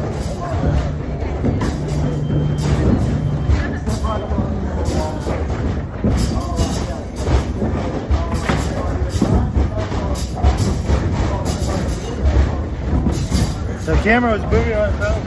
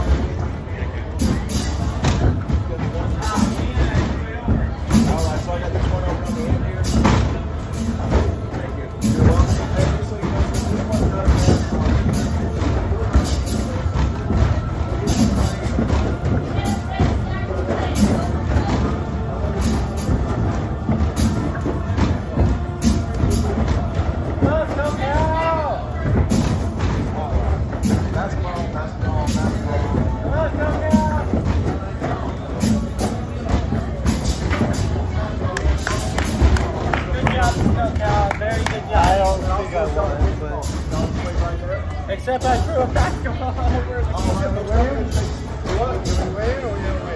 Oh, I mean, yeah, if you want, you can take that little card you got over there, you can go to the counter and you can get your prize. Yay! Yes, that's what I like. Okay. Man, that's the enthusiasm we want here.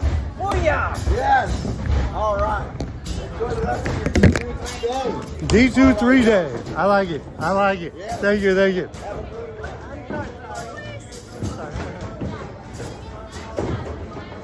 Okay.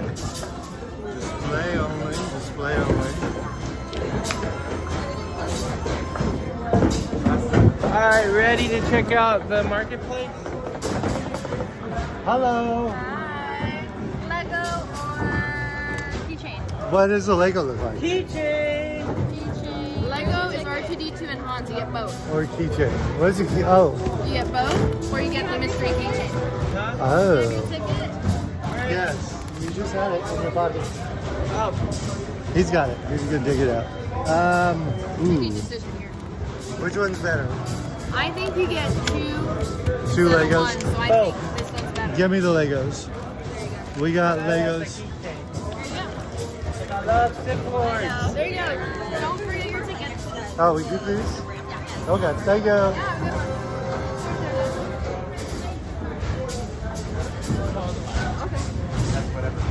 Ready to check out the... Yes. Okay. I love your Deadpool costume. Hey, Deadpool. Okay, you gotta take it back. And I'm gonna put my Legos in here. Want a giveaway? What a giveaway. We like our giveaways. The girl that we talked to was really sweet. She was really sweet.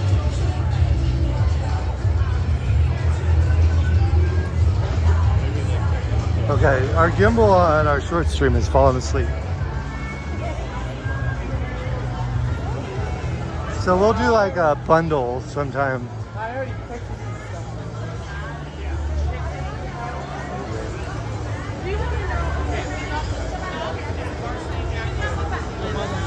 Thank you. Oh, give me a big bag.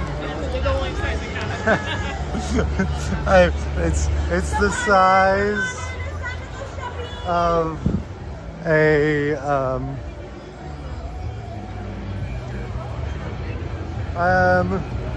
I probably should have told them I don't need a big bag. Look at this.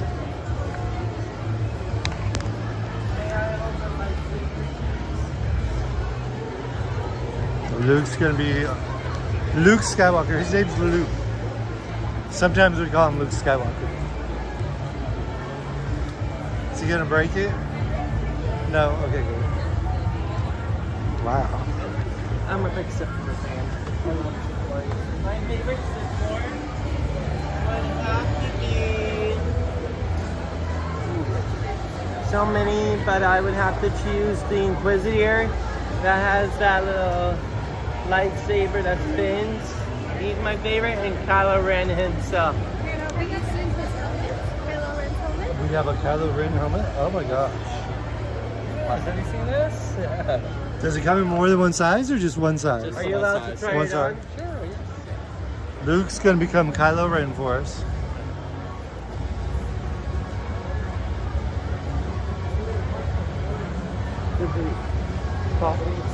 It does, yeah. That's what I was trying to figure out. I think there's a... I didn't see a switch in there, so it might just be motion activated. What's it do? There's like voice. Oh. Join me, and I'll let you join the dark side. So it's gonna make you sound like Kylo Ren. Luke doesn't even need the voice changing feature. He got it down already. Every time when I go on Rise of the Resistance, I like to do role play. Like when General Christina H, thank you, Christina. The plushie is Cheek. Limited edition 1989, $24.99. I don't know if it's available only here or if it'll be online. I was gonna have to go with Luke. Yes! But that attraction That's is my crazy. name, Luke. There you go. And usually when I get merch or food, they say name Skywalker. Ah, there we go. Did we see, so you already saw the lightsaber show of Anakin? 3 hilts. 3 hilts. They're cool. Limited edition. It's an investment. Oh my gosh. We also have the Star Speed on the other side. Have you seen that? No. Have you ever made a lightsaber at Zombie's? Not yet. It's on my list to Me do. either. Luke used to do it, and we're just gonna. Yeah, watch like it. twice. Twice? You done it and then twice? I Oh, got wow. rid of my lightsabers because I got older. He got rid of the lightsabers. Oh, they got breaking. You gotta be careful with your lightsabers. Oh wow, that is cool. This is the most amazing thing you've ever seen. Isn't it? I mean, just if it sits there and does nothing, I would be impressed. It's got DJ Rex. So No. if you want this I- to start, you're gonna open the door. Okay. So let it in. Have you been Hey, look, it's the original Star there will be like Tours. 25 I know it's people got coming in. You can DJ Rex in it. 24-inch figure. So you can just go in here and just make sure they are buckled up for safety first, okay? So they can watch and then do the ride. And then you just have to press this one to select another scene. If you want another scene, just keep on pressing that one. It's gonna have a different kind of scene. And then, of course, there will be an exit going in there. Just one like by on one. the Star Wars Venture Continues. Yep. And then look, the sound is also in the front. This one, if you want to have some, it will shoot, pew, pew, in there. And just come back. And then this one is like a sound stick. You just have to press that one. So in here. Wow. That's cool how they had the original, what do you call it? DJ the Rex. Original DJ Rex. I love DJ Rex over C-3PO all Yeah. decade, millennium long. So if you want, we can bag it for you guys. bagging Feel it free right to now. grab. How much is it? It's $300. If you have an annual pass holder or Or a cast a discount, yeah. Oh, wow. It comes with a discount. Oh wow. Go grab one until we have it. How they're going. Oh my You god. want to see it again, guys? Yeah, let's see it again. All right. Let me see. There you go. So that's gonna be the start. So this is like the on and off button for this one. Okay. And then you're just gonna press this one to start the ride. Oh, And it makes all the sound and everything. It's just in here on the front. Okay. There you go. There it goes. Oh my and then gosh. every scene, you just have to press that other button and then it's gonna change another scene. Oh my gosh. It's going. We are on the ride. You can sit there and ride at home all day long. Oops. What do you miss? The original Star Tours or the new one? Or you like the new one or you miss the original? Like the movies or the ride? Right. Oh, the ride. You like C-3PO or you like DJ I Rex like better? this one. Right? This is the original one. Right. This is the original. Right. And then the new one is the C-3PO. Right. So this one is the original one. So And we lost the voice of DJ Rex. yes. So- So I think this is the very, That is the that's why ultimate. it's very famous right now. And a lot of people are really grabbing it. They're leaving. Grab it. Yeah. What is the limit? How many can you buy? 3,000. And then you can only purchase one per guest. One per guest. Actually, we're lifting that. If they want to get two, that's Yeah, you can fine. now get 2. Okay. There is enough before they sell out today. You can now start to buy 2. Thank you. No problem.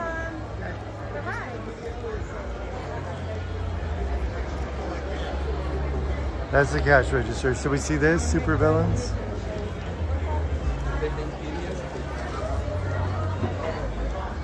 Bella Heart. They should be only 3,000. That's funny. I don't have the 300. That's my flight. That's my hotel room in Paris. But plus, I don't have a big house. You gotta live outside of California to have a big enough house. Somebody that should stay at the hotel, like me, Yeah. for example. If you want to put me up in Paris and Richard, let us know. We'll save on the hotels. But you gotta be really close to Disneyland Paris. You have to be in, what is it, Shiny?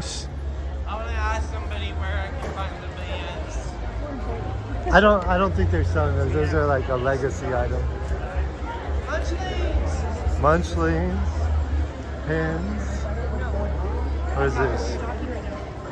World of Disney or Walt Disney. We've got dolls. Midnight Masquerade series. Wow.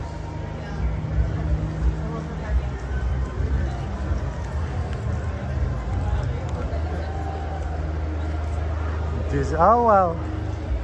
They have Paris merch. I have this in my, this is in my cupboard right now. Some of you watched Richard buy it. Or did I buy it? I don't remember. I think Richard bought it.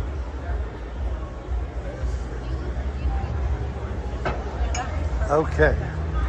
And then Disneyland Paris, the bag. Maybe that's it for Disneyland Paris right now.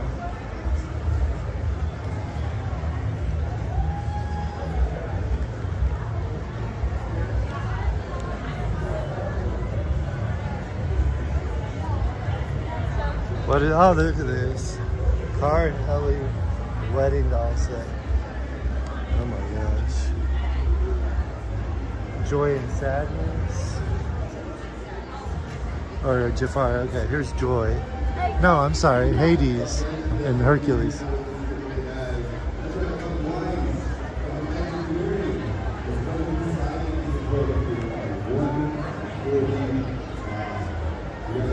I think they sell out of the books on purpose, that way they can serve all the people that bought a book.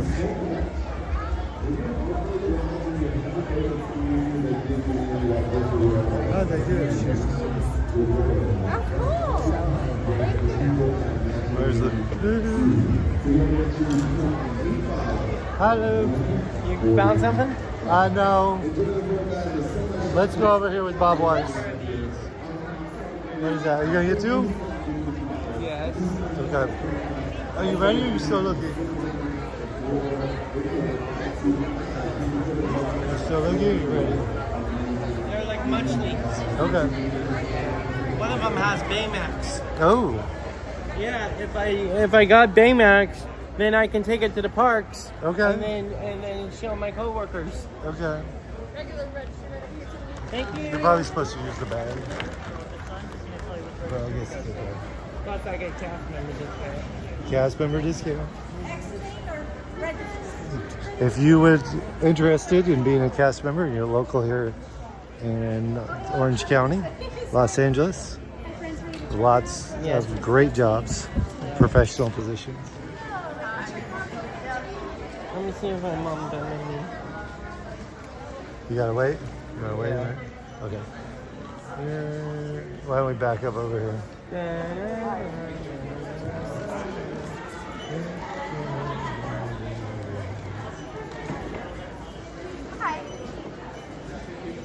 The D23 Marketplace. You know my new profile picture now? Disney something? Yes. Wow. I switched it from Asa. Okay. Alright, number 15. 15.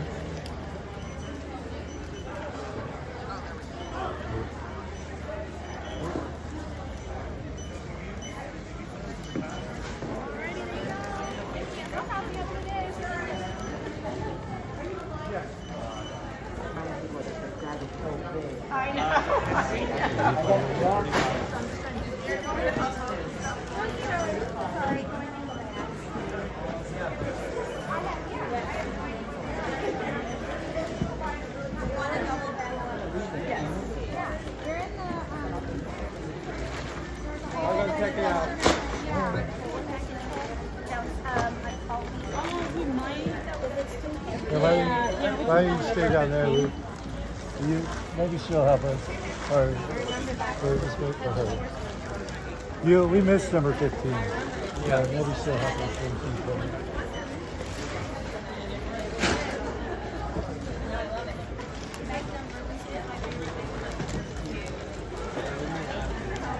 Okay, wait, go right here. Sorry, we missed our number. Thank you. Hopefully I get Baymax. Yeah, I like that one too. I think that's my favorite. It's a good one. Just the two, right? Just the two, yeah. $38.77 discount? Yes, for that now. And I make magic over in San Francisco Square. Oh yeah, nice. I'm working tonight. Oh really? 7:30 to 11:30. Oh wow, late. So you're gonna be tired tonight, right? Here all day? No, I got a lot of energy for magic happens and getting some food over in my area. That works too. With that discount, 3101. Okay. All right, you got it. All right. That's everything. And we only have the big plastic bags. Would you like one of those, or do you want to fit it in yours? Yeah, no problem. I go to D23 every year. Nice. My favorite thing about D23 is the parks and resorts. That's The only announcements? thing. Yeah. Yeah. See them last night? Yes. A lot of cool things coming, right? Yes, that was overwhelming. It is. I don't know where they're gonna fit it all, but we'll see. Yeah, I got it. Right? It's like, wait. Where is that going? How are you fitting Coco and Avatar? Now I got an announcement that Princess and the Frog, which is the Bayou Adventure, opens November 15th. Finally, yeah, we have an opening day. I'm excited for that. Took Oh, them yeah. on now. You have the Cat Street Resort. I didn't sign up because I won't be in town, but I usually did. go every year. Nice. It's fun. It's gonna be my my first pass preview. Oh really? Yeah. Nice. Those are fun. Okay. Okay. We're good. Yeah. Thank you. This way. To the left, okay? This way. Okay. I made my reservation for today ahead of advance. Okay. It's gonna be South ID, South ID, South ID. Oh. How many of those do you get a year? Huh? How many of those do you get a year? 3. Oh. Yeah, what? I would use those. Yeah, I was watching that one. Well, thank you. Tarzan's my favorite. And I love your backpack too. Oh, thank you. D23.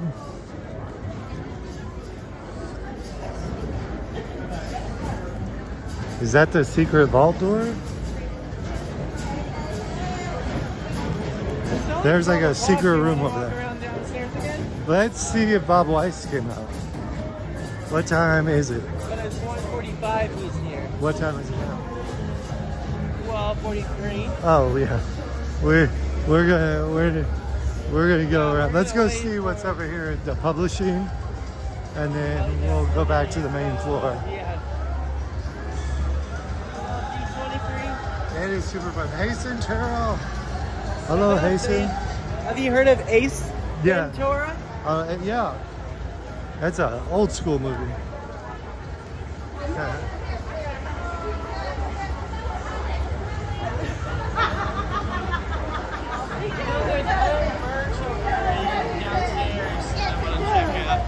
Like, I remember I used to get the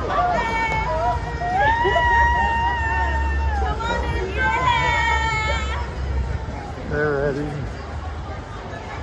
Somebody got a Shang-Chi outfit. Disney store. What else you got? Pixar. Oh, the Pixar pet. Swarovski.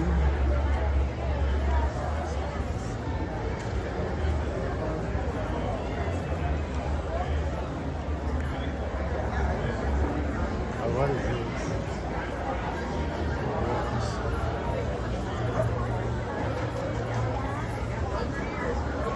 I had chicken strips for lunch. Look! Look, they have a Disney store over here. Autograph signings. Ashley Eckstein, Elsie, Bob Weiss.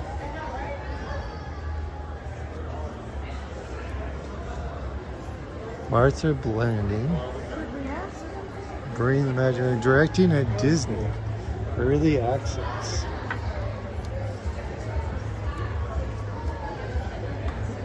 Encyclopedia looks fun. Directing at Disney. Oh wow, this looks really good.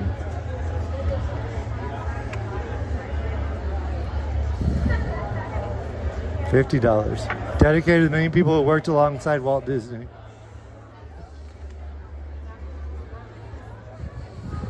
Wow. Hey Siri, Wow. That's a book there. I wish I had time to read that. Run Disney. Was this early access too?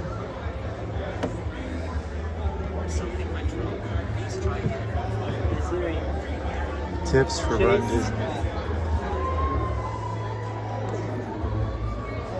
Wow, all the medals. People are gonna be buying this book. You Run Disney fans are gonna love that. 250,000? How many do they have? Just one? It's probably just one, right? Or not too many. That doesn't say early access, but that looks fun. Oh wow. Okay, I want that one. I want the other two I just flipped through. We don't talk about Bruno. Disney Christmas costume. Okay, this is the line. You know, I'm probably gonna get a spare jersey. I'm gonna go back in. A spare jersey? One Oh. that says the dark side. Okay. You saw it in there? Yes. Okay. Because I want to get it. I came here early. Go in. If you get through the line before you see me, call me and I'll meet you over there. I'm gonna see this one and another one over there. I'll meet you over there after I get my spirit jersey. Okay. Call me if you don't see me after you buy it. Actually, I want to check that out first, then I'm going to because I want to see the Pixar.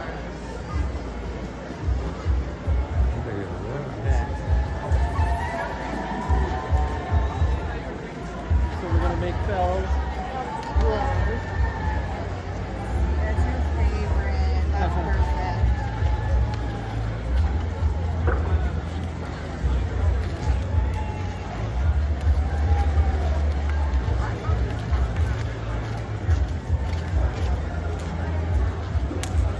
Okay. What are we making? This is going to be Belle's Enchanted Rose. Oh my gosh. Now, We of have course, never seen a rose. It's stored under glass.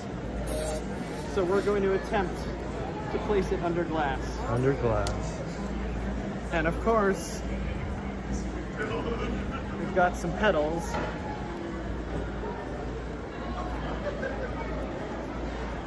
Okay. Now this is very difficult, so fingers crossed. Believe in you. Thank you.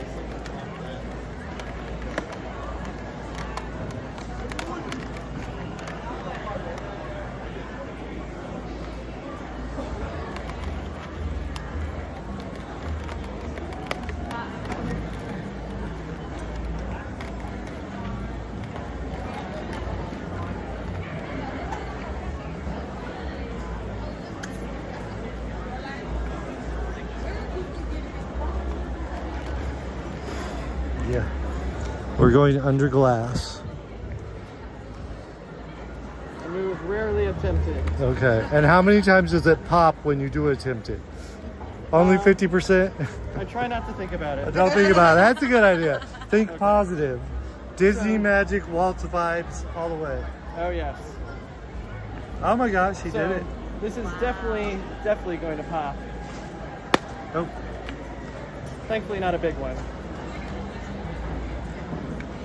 Now, with any luck,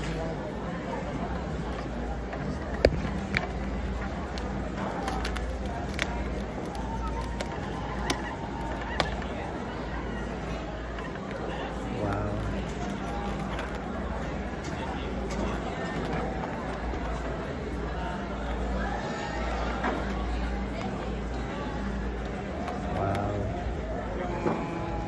we've got a rose under glass.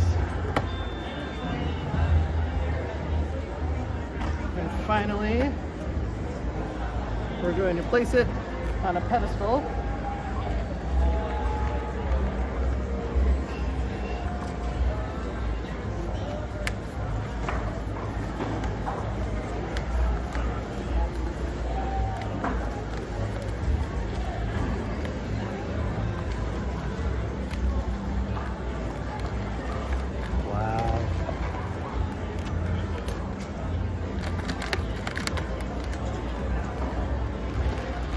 The pedestal is its own balloon animal in itself. A very shiny balloon. Oh my god. Congratulations. Wow. You're welcome. Oh my gosh. It's amazing. That is so All right, amazing. friends, I have time for one more Disney trivia question. All right, would anyone here care to guess Disney trivia? Yeah. Okay, fantastic. The first person to answer, or first person who thinks they have the answer, raise your hand. And if you get the right answer, you'll get a cool Disney balloon. Sound good? Oh, you gotta wait and ask the question. Yes. Okay. I was gonna just guess. Mickey Mouse. Disneyland. Close. Oh, okay. Okay. Now, in Disney Pixar's Finding Nemo, what is the address written on the goggles? Oh, everybody knows. 42 Wallaby by Sydney. Oh my gosh. Tag right there. Somebody's been watching. Let's see. Do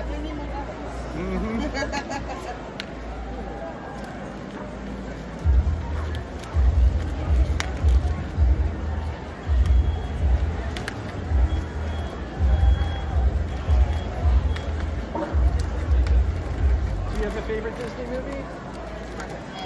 I know, there are so many. Do you have like a top 3?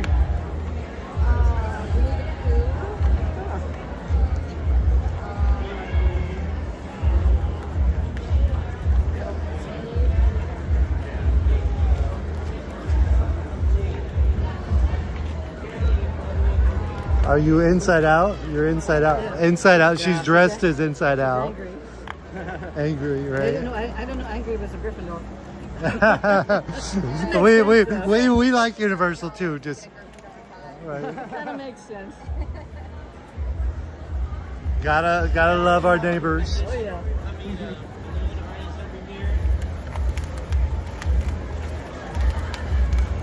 Has everyone had a favorite part of the event so far? The parks and resorts. This right here is pretty dang amazing. Thank you. I appreciate that. I wasn't fishing for compliments. Sorry. I mean, you know, Josh tomorrow on stage, the next CEO of Disneyland, or CEO of Disney Company. I'm announcing it right now. That's the new announcement. That was a close second, but the balloon art here is amazing. Thank you. Actually, what was amazing is he was doing it for somebody who was standing in line for Mickey's of Glendale, and as the line was moving, he was moving everything with it to keep up with it, so he could finish it. That's how I get my steps in for the day. Yep. Wow. What's been your favorite part of the event? That's our friend Luke. I think of the Imagineering pavilion. Just get to talk to some of the Imagineers and do that and look at that. So. That's a pretty amazing job. Yep, it is. I'm jealous of all of them. Yes.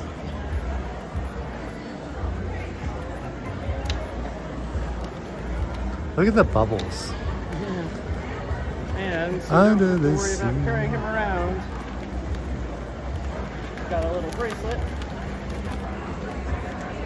Finally, we need the eyes.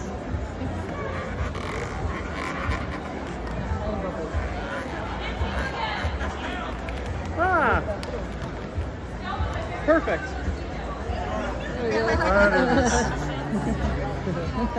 Under the sea.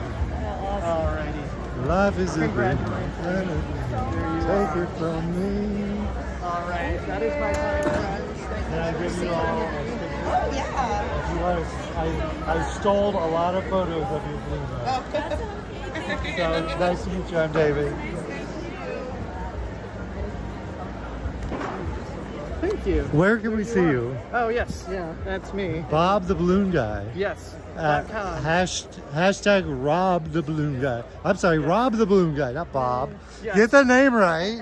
Bob is my father. Oh, really? Rob. Okay. Yes. Did he do balloon art or no? No. Okay. Yes. Amazing talent. Thank you, Rob. We hope to see you again. Of course.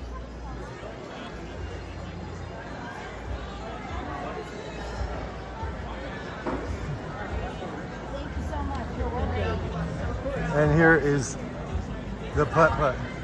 I'll give you one. We're on YouTube. I'm David. Thank you so Nice much. to meet you. I love your outfit. Thank you. We have another friend that cosplays the same outfit. Oh, nice. Yeah. Yeah, I did Sadness on the first day. Oh, Anxiety really? The second day. Oh, okay. Yeah. And this is Luke, our other buddy. Hi, He's a I'm cast on member. You'll see him Instagram or live at... streams, and I'm going live streaming on right now. Nice. Yeah, I'm gonna Photoshop all 3 pictures of Oh the my characters gosh. together. Oh, wow. Awesome. Yeah, follow me on Instagram and we'll put a link to it. Nice to meet you. Thank you so much. Nice to meet you. Hey, Come SoCal, on. Are if you go gonna to buy that this? Disney, if you go to that Disney store, Okay. they're giving away free plushes. Free plushes? Yeah. Well, let's go. You know why I'm waiting 45 minutes? Why? For the queue? Oh, no. I don't want to go. SoCal, say hi to my live stream. Hello to the Luke Disney Instagram.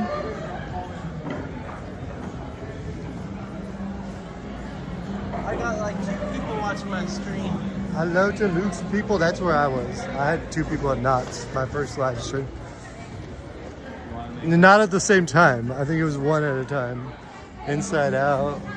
We got Coco. Is that Coco back here? We got Cars Land. Oh my gosh. I wonder what they're going to do with this.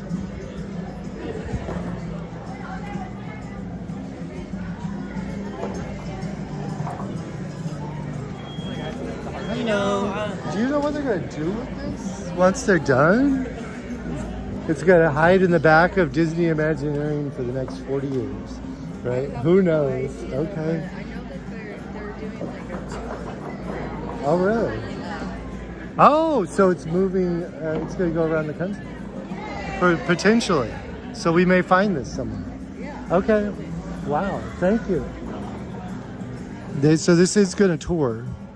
You may be able to see this somewhere closer to you. That is really good information. Yeah. You ready to go back to the main floor? Yes, I want to go back to the marketplace. I want to go in that queue so I can get some plushes. Oh, you gonna wait? It's a free plushes, actually. You get a Free plushes. Yeah, for a free experience. You don't have to pay for it. That's really good. Can I get the Darth Vader Servowski crystal display free? I'll take the display. They don't have to give me a new one. It's $25,000 or something.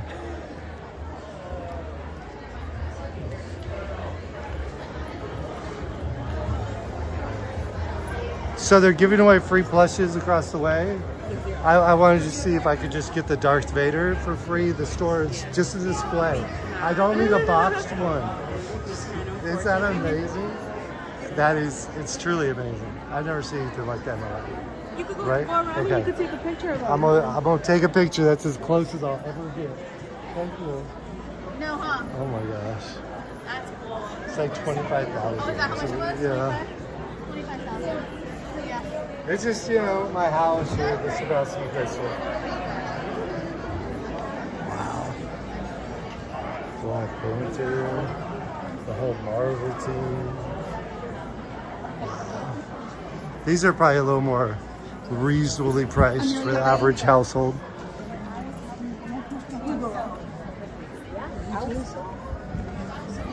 Somebody's getting a Boba Fett. Thank you. You're welcome. Come on, Luke. Are you going in? Yes, it's 45 minutes outside. Wow. So are the plushies similar to these on the display? So the plushies that are inside the claw machine, we have Piglet, Tigger, Mickey, Minnie. I'm a claw machine expert. And Simba. You're a claw machine expert. And do you play till you win, or you just You get one two shot, turns, 2 and tries? then we use our Disney magic to open up the claw Oh. store. You get to decide. Everyone's a winner here. Everyone's a winner. Yes. That is amazing. Yeah. Come be a winner. Luke, get in line. Luke will take an Instagram picture. Thank you. We don't mind because that way we can do the signing. I can meet you over there if you want to wait. Yeah. SoCal doesn't do lines. not for free stuff. If I do lines, it's gotta be for. I can buy plushes in the park. That's my thing. Yeah. I don't know. I'm just going in for it. I love your Marvel Studios.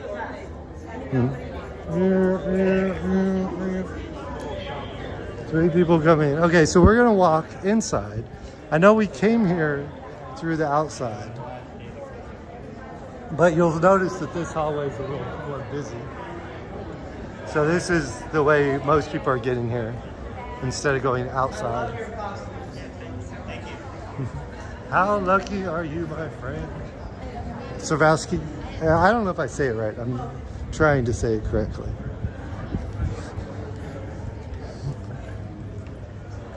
I just want to say thank you. Who is this? Abigail for streaming last night. I thought I would have been able to watch it, but someone linked your Twitter. I'm forever grateful. Yeah, there was like 1,000 people shared through either Twitter or something. Who's Twitter? I need to go find out whose it was. Was it just a direct message or somebody posted it? Because I can jump on that Twitter. I have a Twitter, but I only have like 10 followers or something on Twitter. But it's SoCal Humps. Should be the same decal. But, oh, look at here.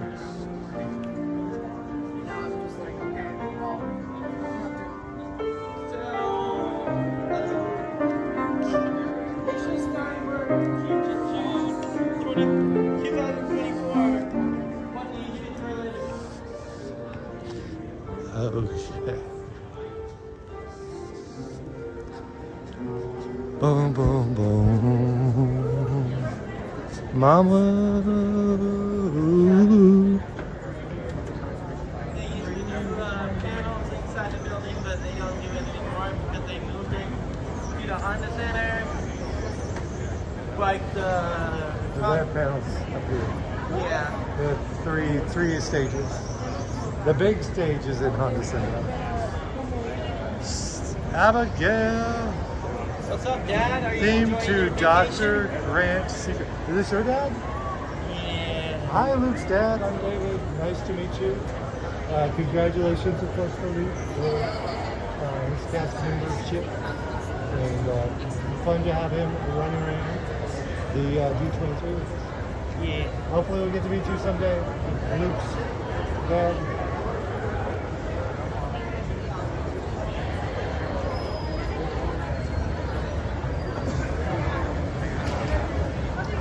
Okay.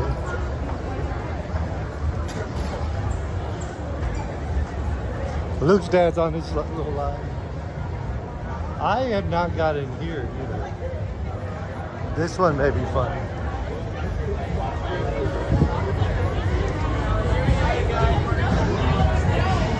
I'm not sure what they're doing in there. Is it mostly photo ops or you're not sure? Yeah. It's like different themes. Okay, little games or something.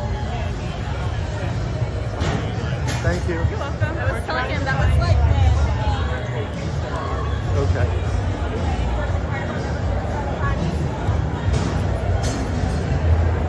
Coffee Island.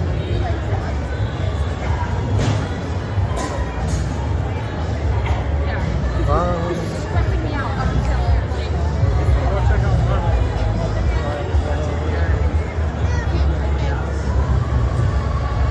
I want to dance with somebody. I want to hear the beat with somebody.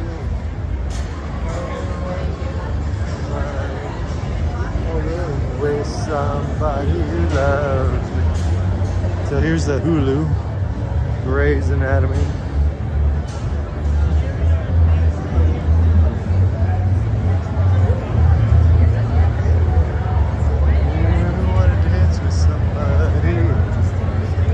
We will come back for this once people start leaving for the Honda Center. So, see, there's the FX, but we're going to come back later for that. Because it's too long of a line, right? Okay. I want to dance with somebody. With somebody. Anthony! You love Grey's Anatomy? Is it Dollywood?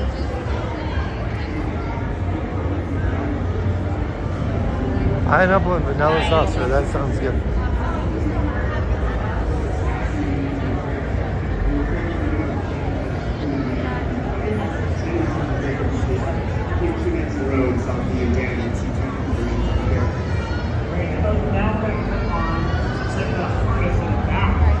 Okay, we're gonna see just a little bit of this.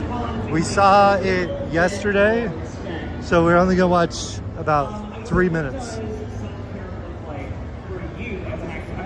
Be in a plank position for that many hours. Yeah, well, first, just to give context, I'm right now so that Sue can actually start assembling all the different pieces you saw us put together. Now to attach it, and slowly again, now you see the ridge of my back as Sven, not the human. So that's what she's doing currently. And self-care, because this is a really physically demanding job, that's one of the luxuries, like I said, of splitting it. The shows that I'm not on when Dan is, I'm in physical therapy. I do physical therapy 3 times a week. It's owned by Disney, so that's why it's here. I will warm up before the show starts. I do a cool down afterwards. I'm icing my muscles.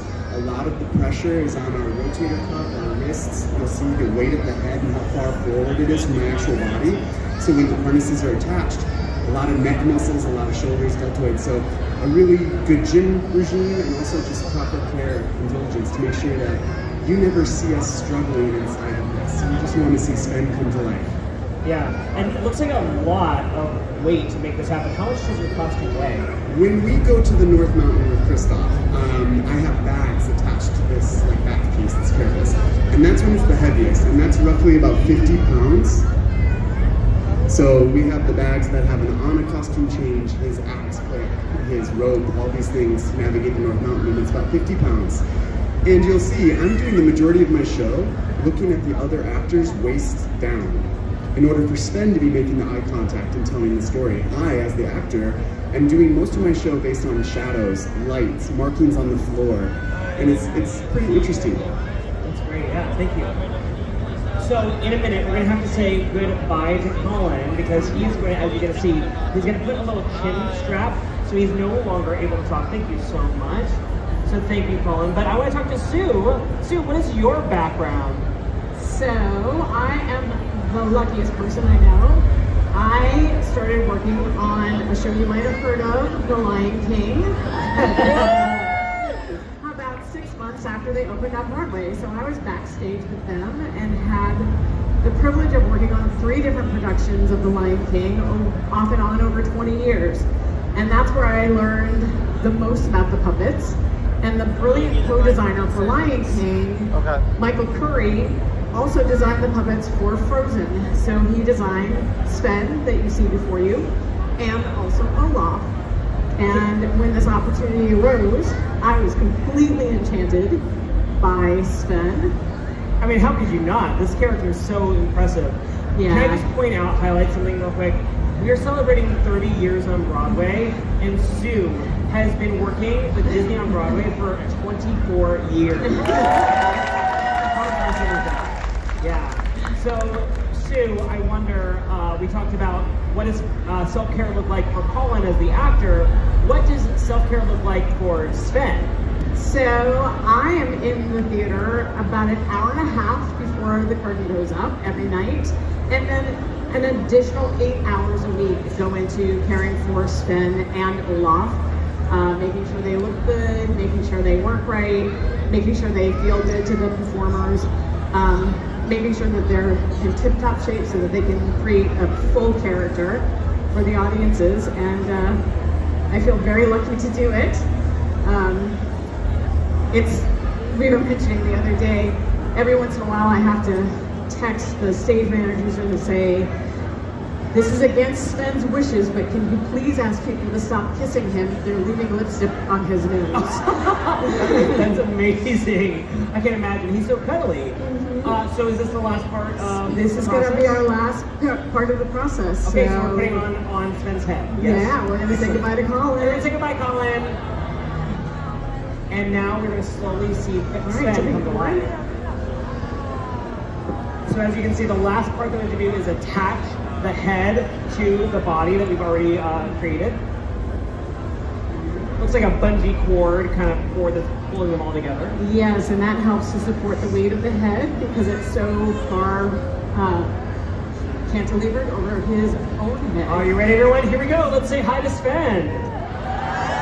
Wow. How majestic is that? Sven, you look so good! My friend, I heard that you're modeled off of a certain golden jewel. You look so cuddly. I just want to come and look good on you, my friend. Thank you. Good boy. Sven, so I know that you are a non-verbal character, so you rely on your physicality to help tell the story. So can we play a game today? If I give you an acting beat, can you show me what that looks like? Excellent. Okay, here we go. So your first acting beat, can you show me what it looks like when Sven is really excited? He looks like he's galloping. Nice. Okay, Sven, can you show me what it looks like when you're really sad? Oh, he's even crying. Oh, poor guy. Okay, let's change the beat fast. Show me what Sven looks like when Sven is in love.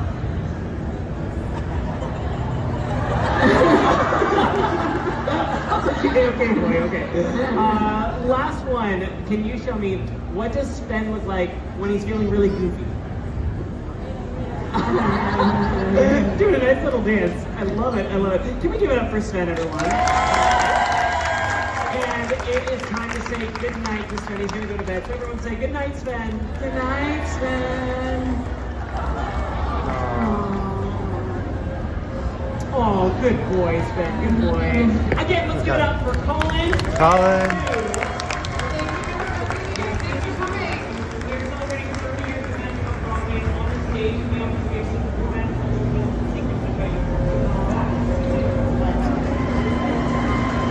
Wow, look at the stormtroopers.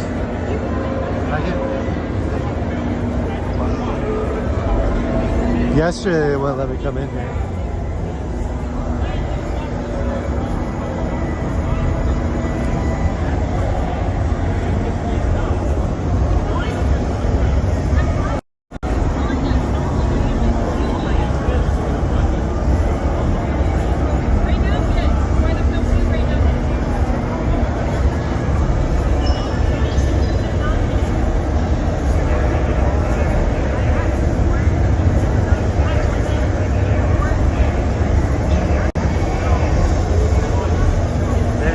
Line to take photos. What an amazing photo op. That's like the photo op of a lifetime.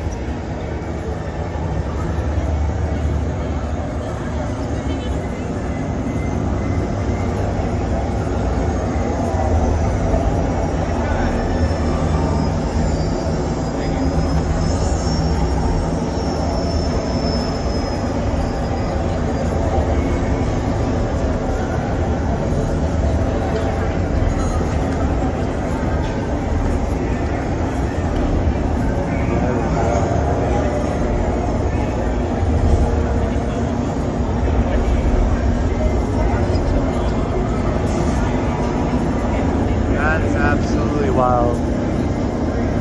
Look, there's him on camera.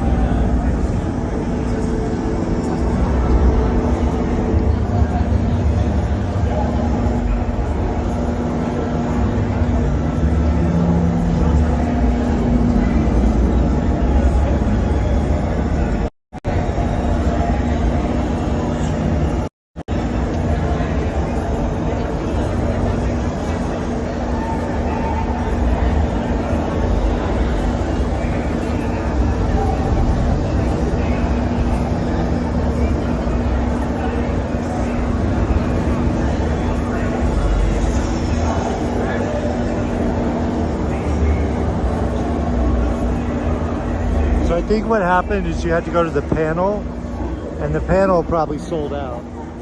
So probably people doing this spent a good portion of their day to go to the panel and then to wait in line with the wristband. But You can register for panels in advance if you're smart enough to do that. I was not, but it was random. So most people that got this panel as a reserved probably didn't even know they got it.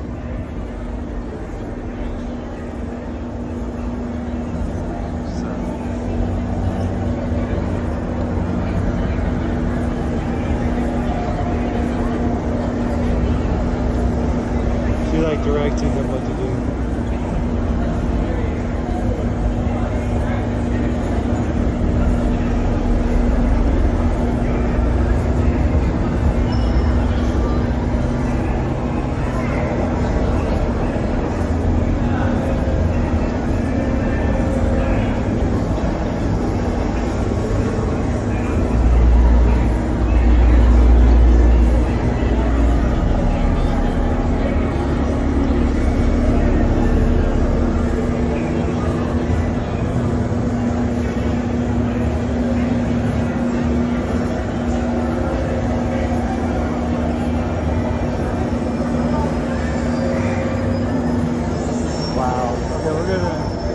Stop back through if we see them doing anything different a little later, but this is pretty cool. Look, here's the screen. There's him doing his thing. Here's what it actually looks like. Totally crazy. That is amazing.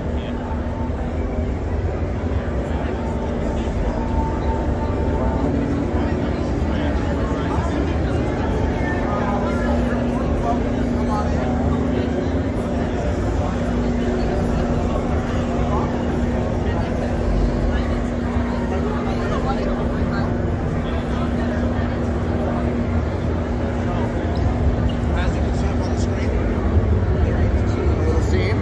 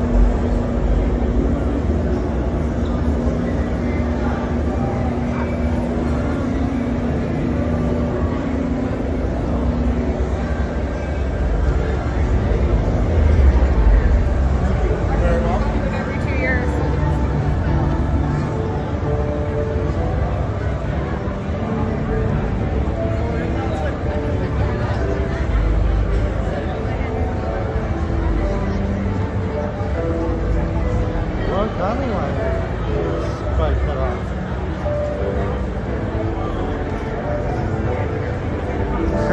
It's like short. Oh, the Lord County line is, no, it's closed. It's going to start thinning out here because people are going to start heading to the Honda Center.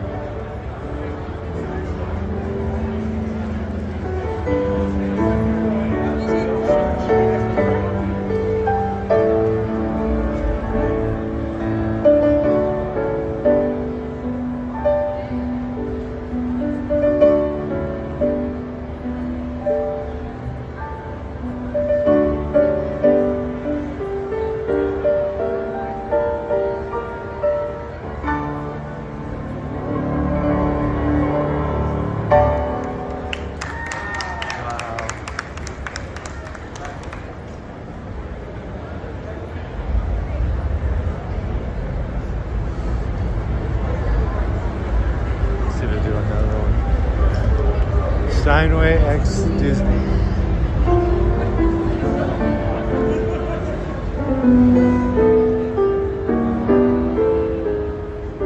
You wish upon a star, your dreams come true.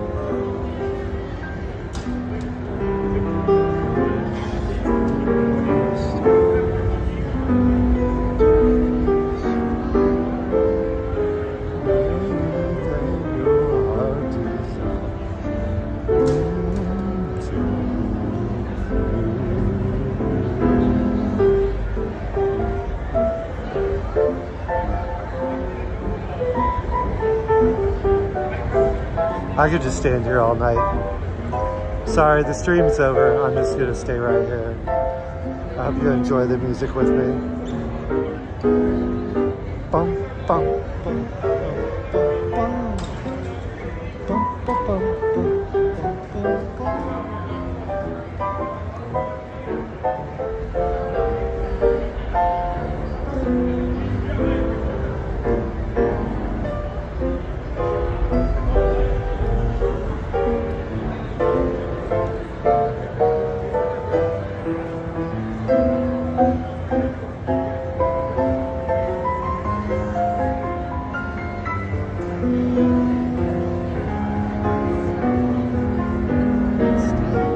I wish I knew the words. I only don't like the chorus.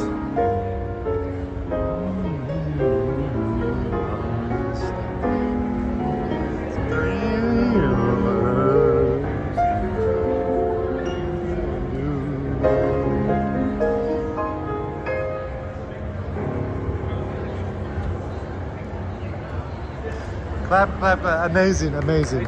You're making me cry. I do not sing. But with you playing, I can actually sing because I just kind of hum along in the background. But what's your name?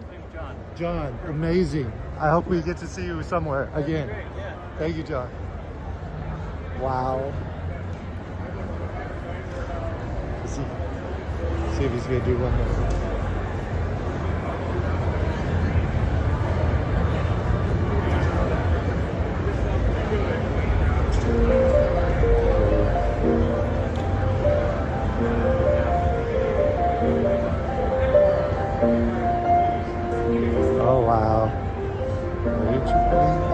Collection's complete.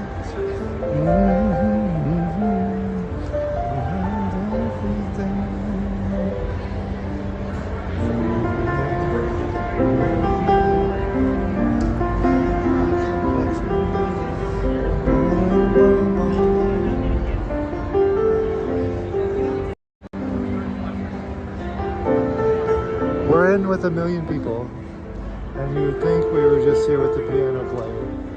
So beautiful.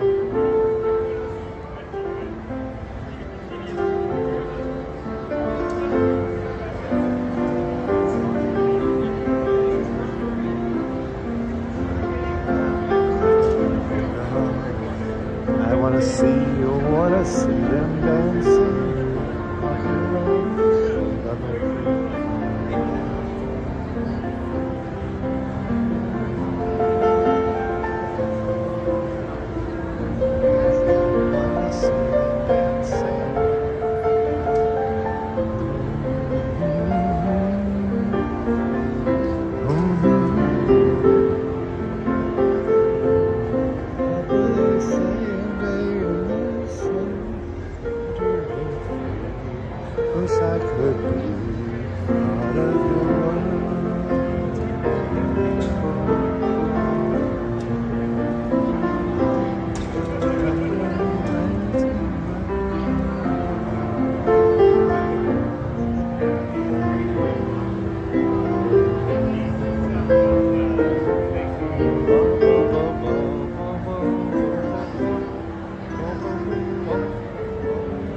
You're not going to get bored standing here, right?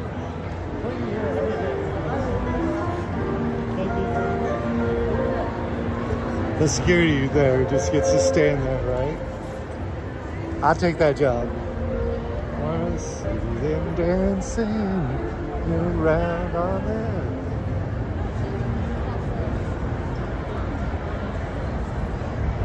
Pearl, thank you for being here with us today. Super fun, Pearl.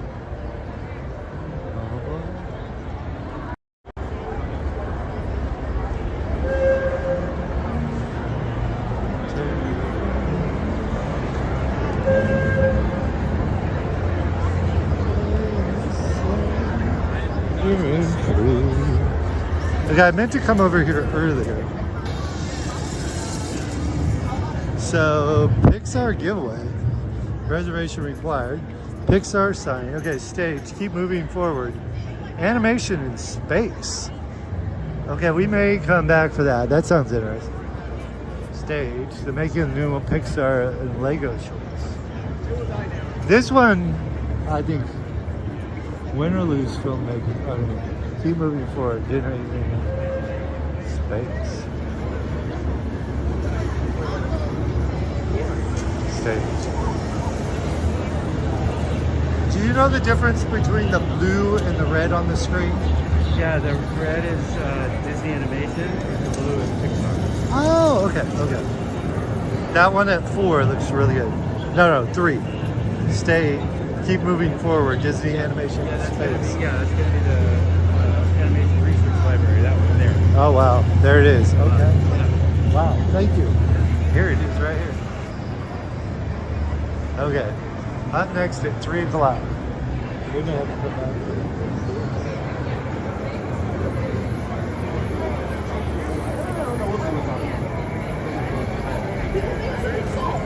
This is the last panel.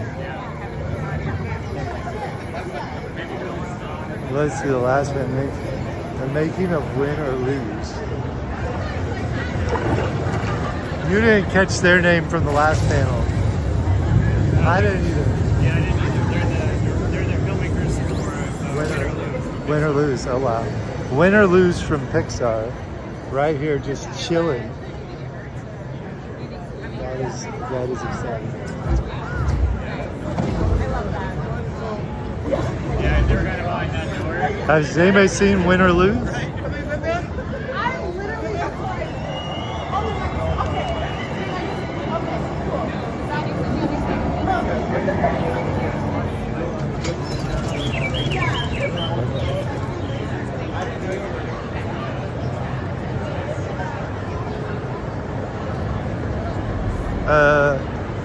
Is there a line?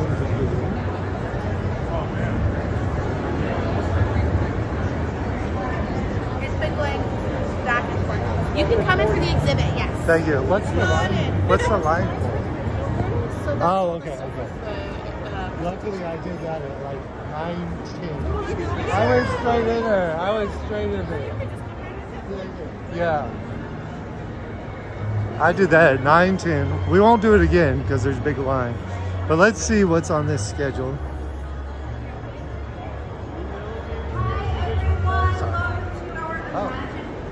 Pavilion behind the dreams. My name is Tiff. I am here on center stage.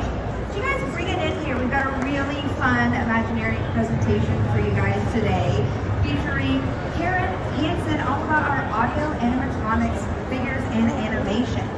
So from the lifelike birds from the Tiki Room, Walt Disney's Enchanted Tiki Room, to today's Navi Shaman of songs, expressive, believable characters. That looks like one of the voice actors and one of the directors or creators, producers. Brings together experts in fields such as engineering, material science, robotics, figure finishing, and show programming to bring its characters and experiences to life. Today I'm really excited to bring out Karen Hansen. She is a principal show mechanical engineer. Karen! And she does amazing work with all of these audio animatronics figures. Thank you so much for being here. Yeah, thanks for having me. I love it. So, Karen has been at the Walt Disney Company for over 10 years. It's contributed to such amazing attractions like Epcot's Frozen Ever After, Star Tours Rise of the Resistance, and Fantasy Springs in Tokyo Disney Sea. I really can't wait to bring that. We're live. Most recently, she's been leading a team that delivered the audio animatronics figures for Tiana's Bayou Adventure, which opened in Magic Kingdom at Walt Disney World in June. And as we know, last night is going to come to Disneyland Resort on November 15th. Amazing. So everyone is really familiar with audio animatronics figures, but who and what does it take to actually get there? For sure. So we actually have a huge team of people, all with so many different skill sets that it takes to come together and be firing on all cylinders really to bring even one of these figures to life. So I will start with like our figure programming and our animation team. Really start off working with the creative team to understand what is the intent of this figure. What are we trying to achieve story-wise? What are the motions? What's the emotions? Everything that we're really trying to make sure that this character captures in the attraction. From there, we hand it over to our design team to try to execute on actually building these things. So I kind of think of it as different layers of academy at this point. So one being the mechanical team that designs the skeleton, the bones. They'll look at the linkages and the motors and everything just to make sure we've got that skeleton that everything's going to work on and that structure to build upon. From there, we also have the nerves and the brain and the veins. And I would say that's our controls team. So the hardware team really helps us with the cables and drives, and our software team makes sure that they're actually getting the signals appropriately to control the figure and all that feedback to make sure it's doing exactly what we want. With that, we turn over to our surface development team that really helps us put the flesh on and the muscles and get that character from just being a kind of stick robot into that character shape and form that we all know and love. And then our figure finishing team really brings us home. They add on the character, paint and costume and wig and everything to make sure that he looks exactly like you saw it on the screen, and you know that that character is exactly what you've been looking for. And then we wrap up with our figure programming and animation team coming back to add the soul.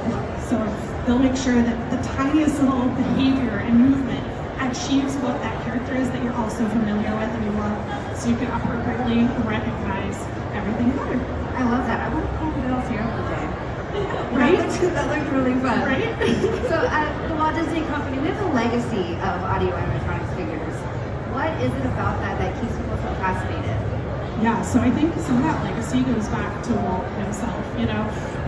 He was fascinated enough with figures to be able to actually invent an entirely new art form. So audio animatronics has a huge amount of legacy with that, and some people find that to be the big draw and why they're so fascinated, and that connection to Walt himself. There are other people who maybe find the technology to be why they're so impacted. We went so far from having these little pneumatic tiki birds to having figures like Sonia. It's so cute and lovely. This is one of my favorite places to just grab a burger and to hang out. This is like this little toast thing. It's so cool to just be able to bring a space to life like that. And then now our technology, is so incredibly smooth that we can even have Elsa's arms sing. Been a couple years. Really, truly getting that performance. So next level stuff there. We're also really groundbreaking as far as, using technology to break down those barriers. So Lucky the dinosaur, or even our BD extras that are here today, being able to walk around the space with us, that kind of technology is absolutely amazing. So I think that fascinates a lot of our guests.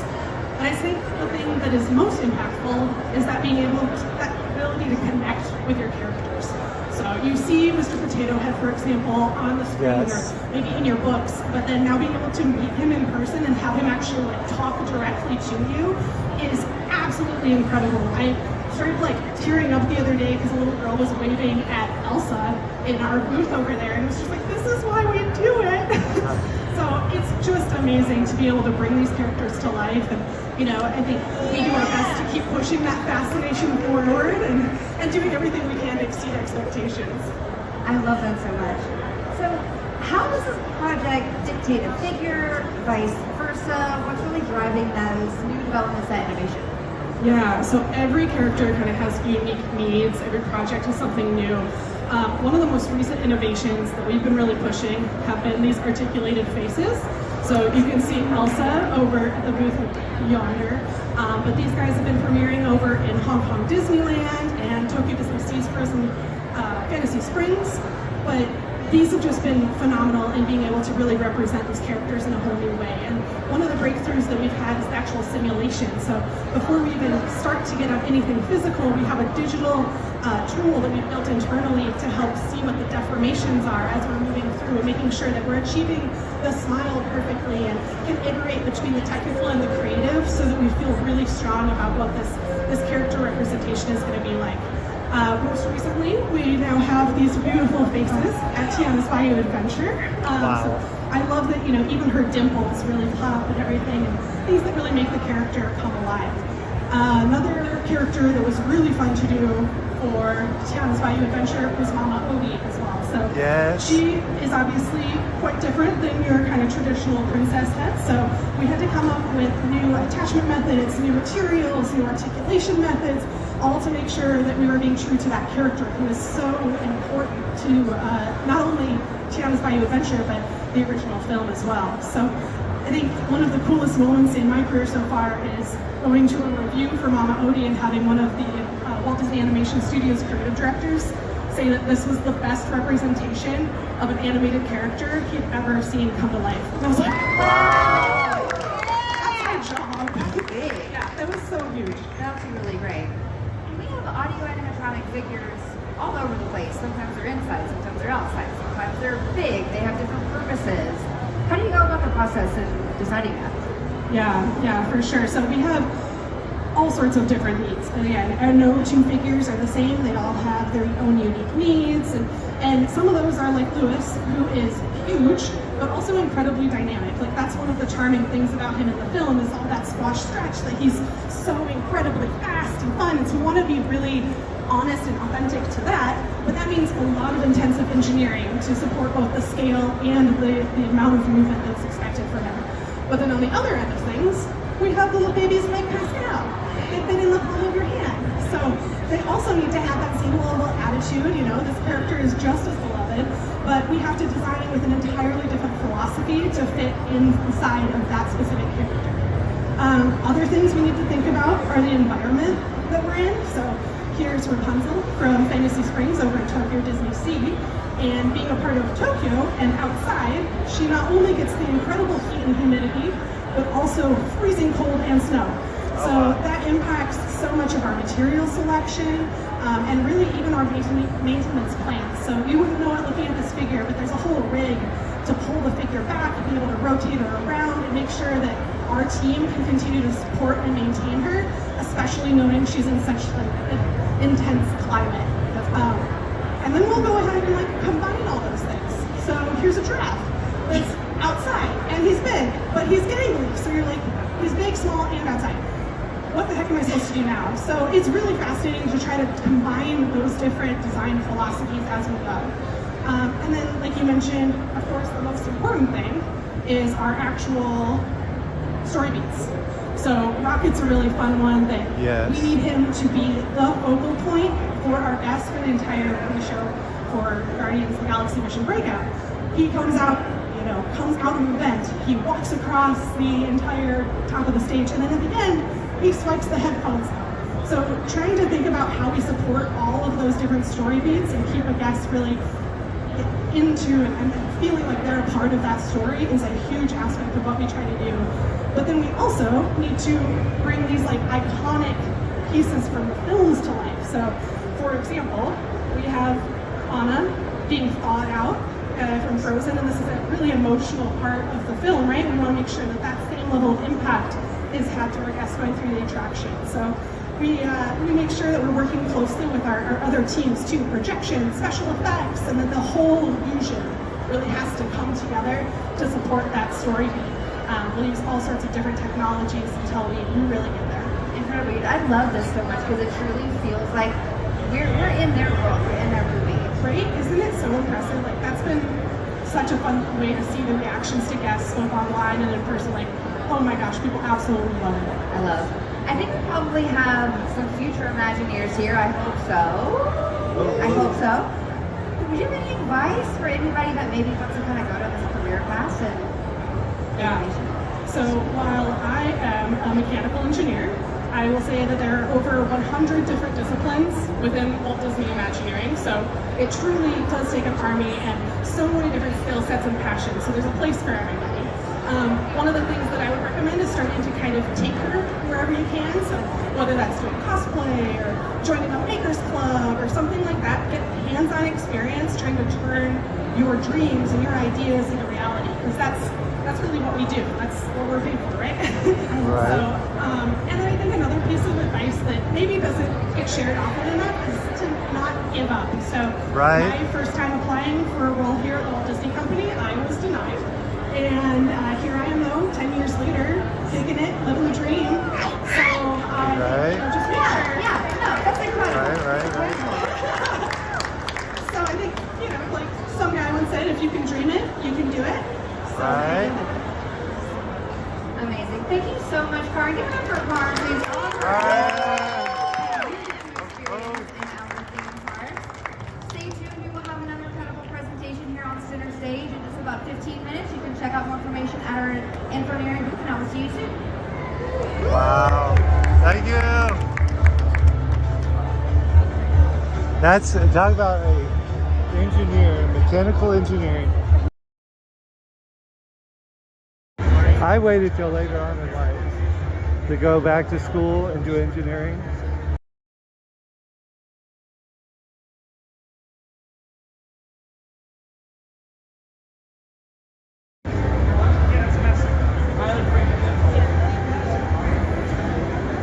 How many calls?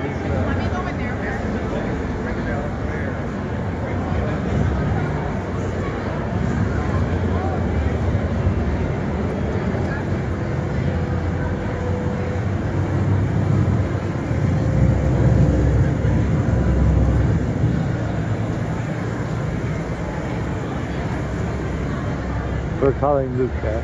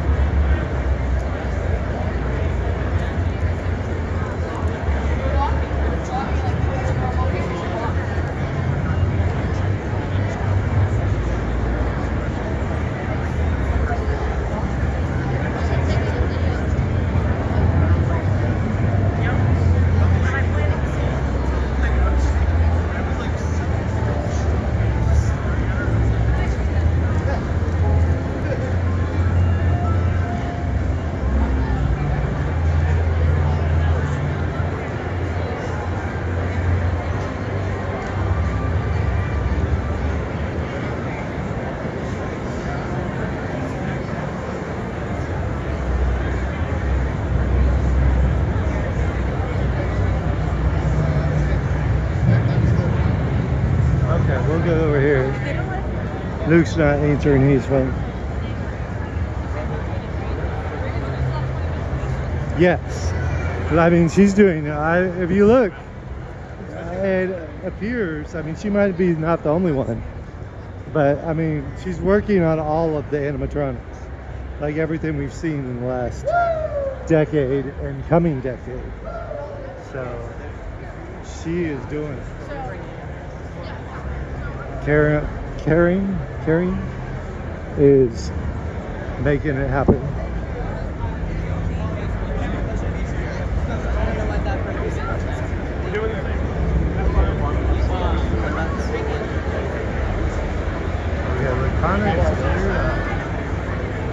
But they are stocking the booth. These people want to get in. We want in. We want. Are you Lurkana? Are they doing a big giveaway? Or? Oh, they're about to sell an exclusive set. It's got all of them. Or just a new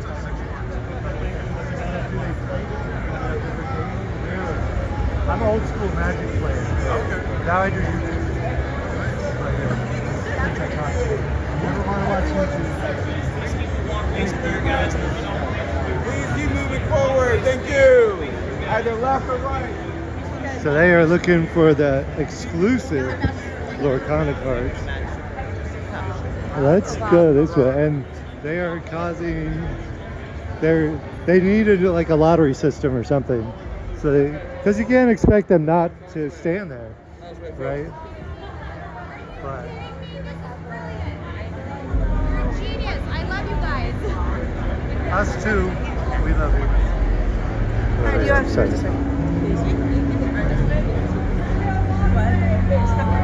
I can do the hula, maybe.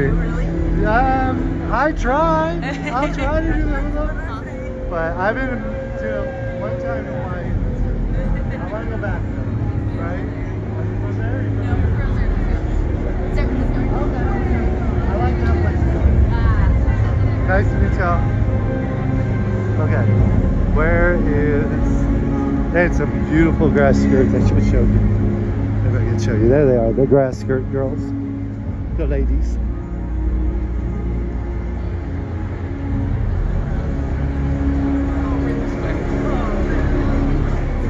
How do you get in there with the loud music? Yeah, this is going to be around here.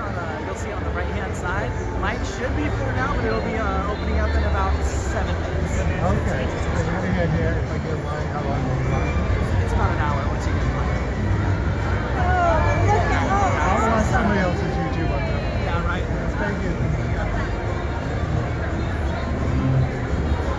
Yeah, where is it? For the National Geographic Show.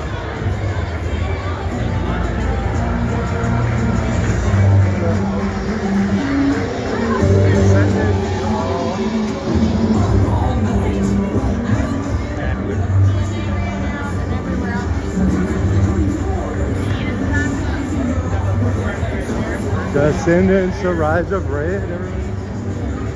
That's just like photo backdrop, so I don't usually wait for photos.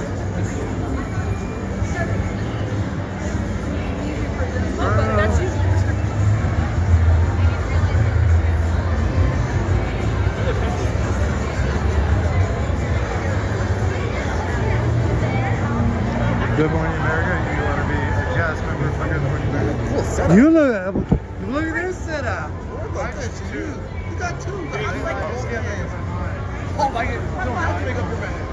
Oh no, my goodness, literally. Can I give you a sticker? What is that? A sticker? I love one. What in the world? Of course. Okay.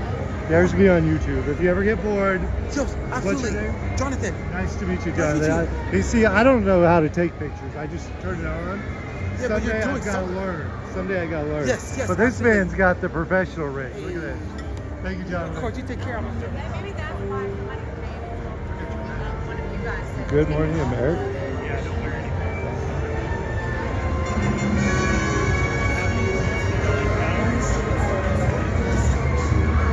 She looks like she works for us. Star Wars line.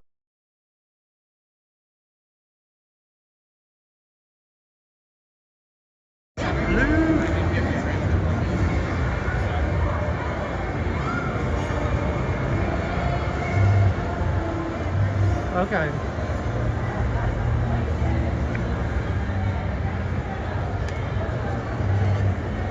Okay. Talent Central, where is that?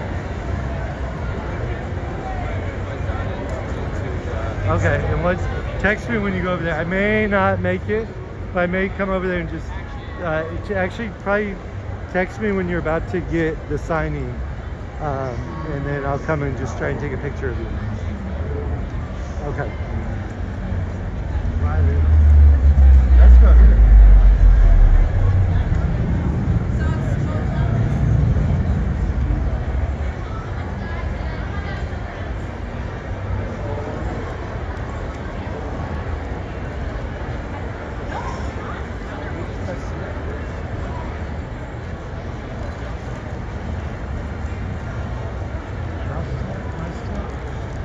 No?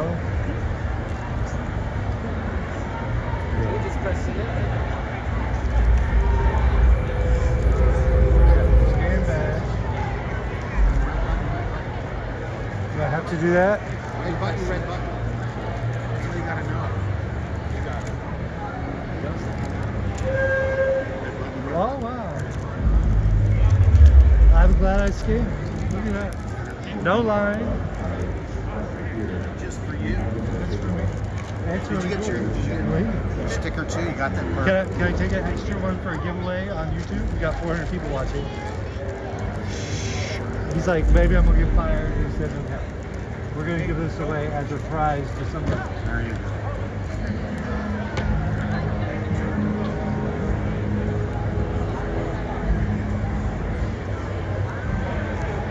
This would be in our prize package.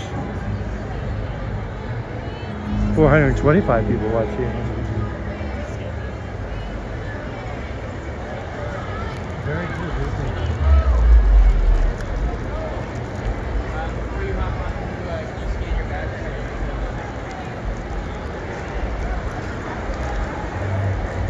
Make a movie of it? A virtual spin.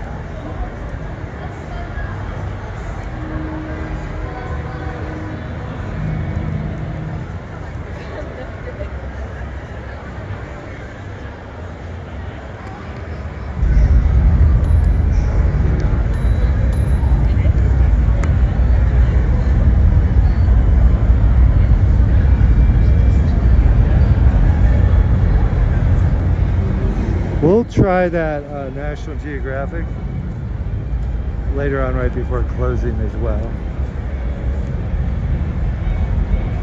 I bet you will.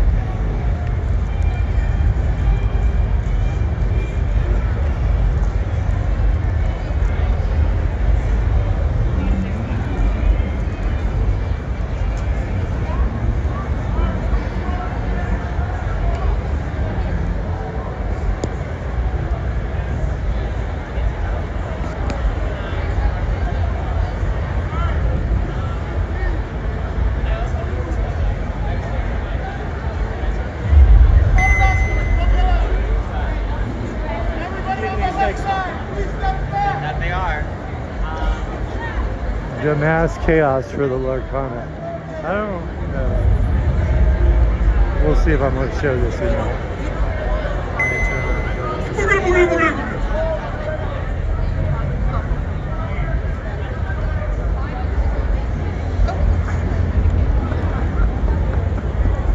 Where's he going?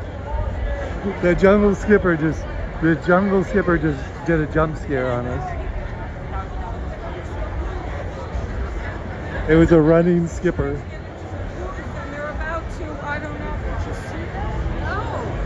The chaos of people. Let's see if this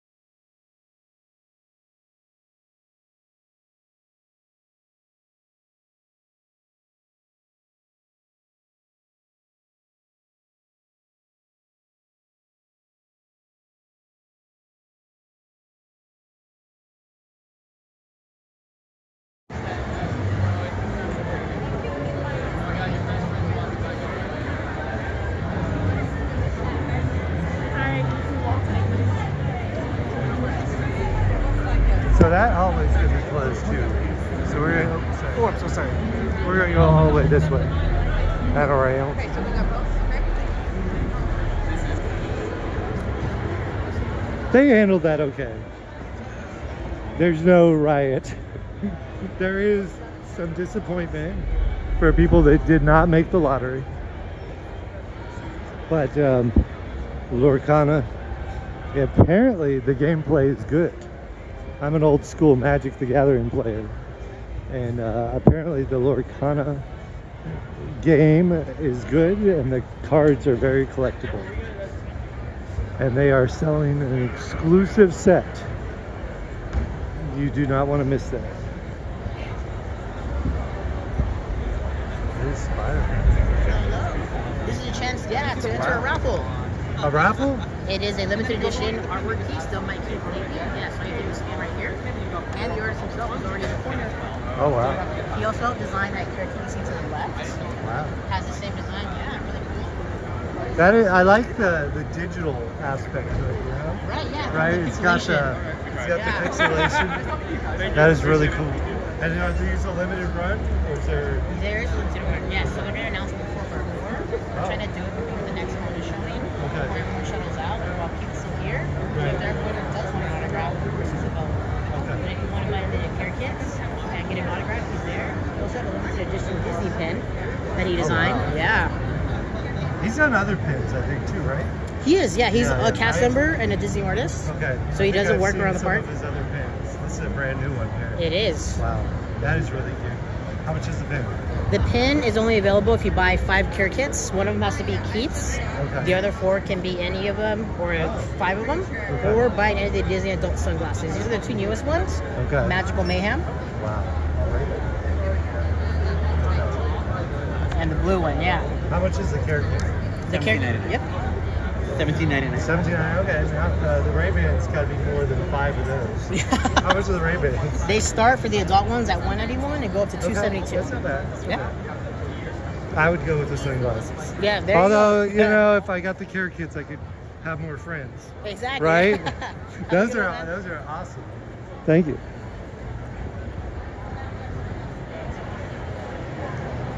Okay. Doing the dual Tomorrowland feeling until they come up with a solution. Mind you,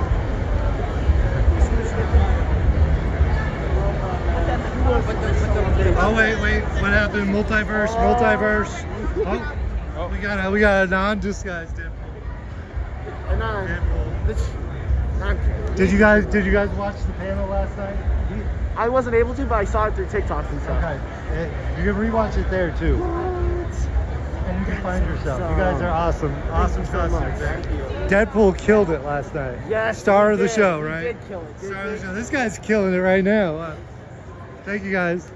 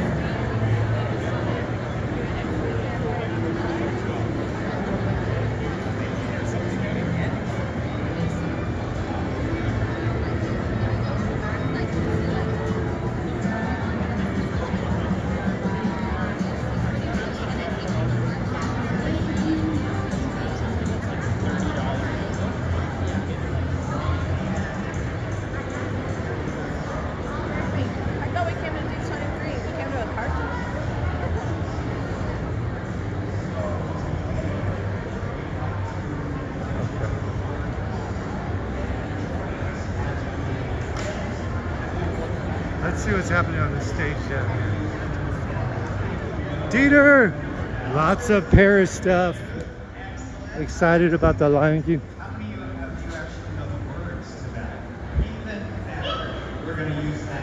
We'll show you this just briefly. We saw it yesterday, so we won't spend a lot of time. As we take you through this who's game?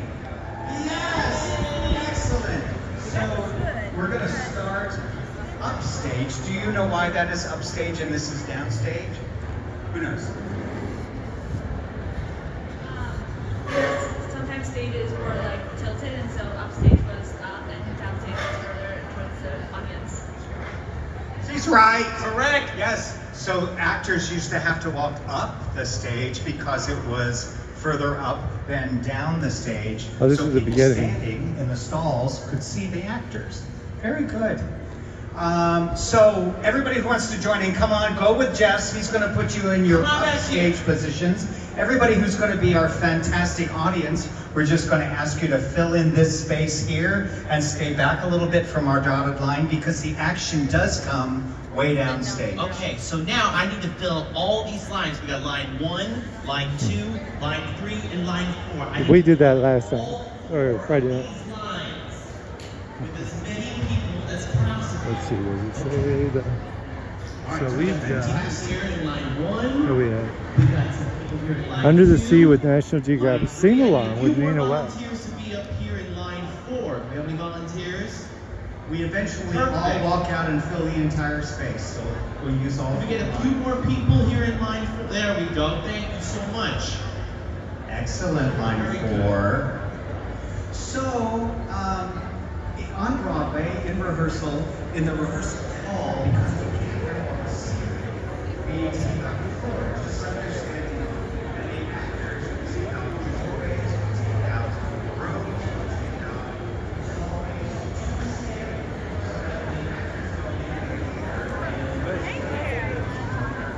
see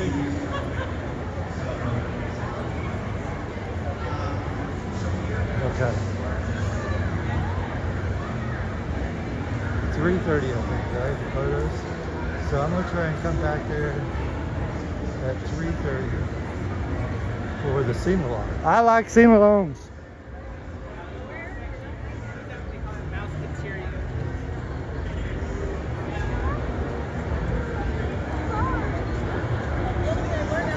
Watch it. Look at that.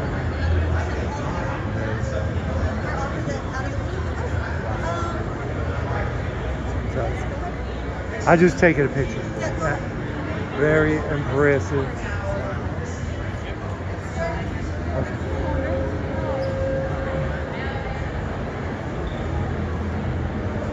Oh, the Disney Cruise Line. Wonder if Mickey's in there.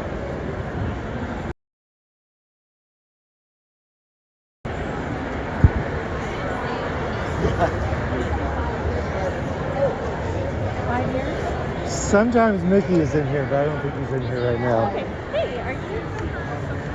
That is me. I want you on YouTube. Thanks for always streaming. Let me give you a couple of these. I had to hand cut them, so they're not perfect. Oh my God. If I ordered them in advance, I would have got them cut. Don't worry about it. But a local print shop just right down the street from where I work did them, and he doesn't have a cutter. But he did them like in 2 hours, you know. So nice to meet you guys. Are you guys from here or far away? Well, we live in Valley Village. Okay, you know, not too far. North Hollywood area. Yeah. Okay, awesome. Thanks for providing us with an escape. I know. Yeah. We're magic key holders, inspired key holders, but just can't get traffic, down here. right? So. Traffic and getting a reservation. But so nice to meet you. Yeah, you too. And what was your names? My name's Amy. Amy Eric. and Eric. Yeah. So nice to meet you guys. Nice to meet you. Thank you. Bye.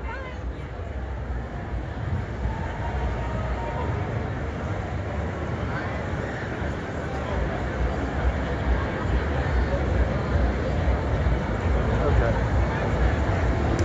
I hear something on stage over here. Okay. Oh, this is wild.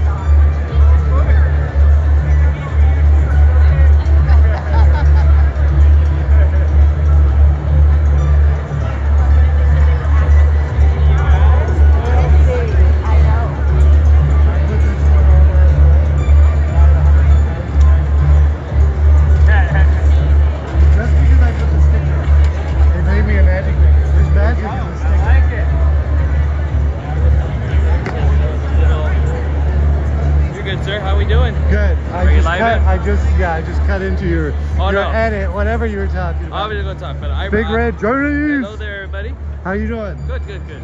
We gotta go do that character buffet.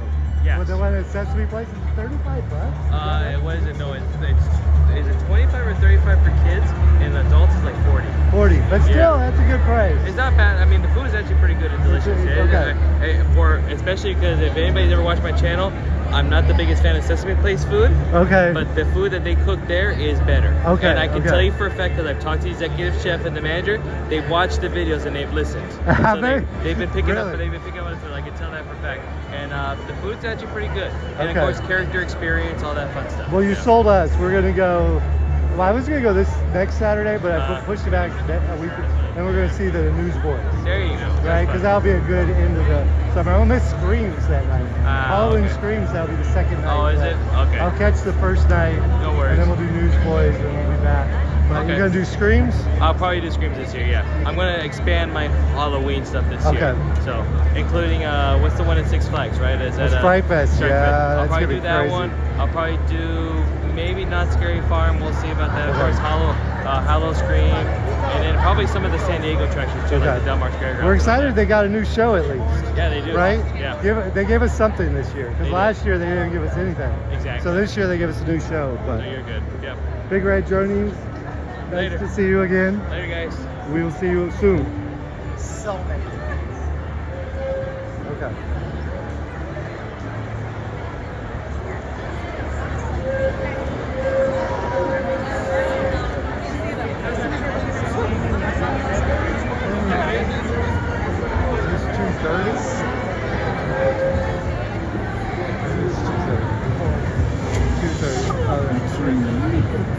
Three is the stage.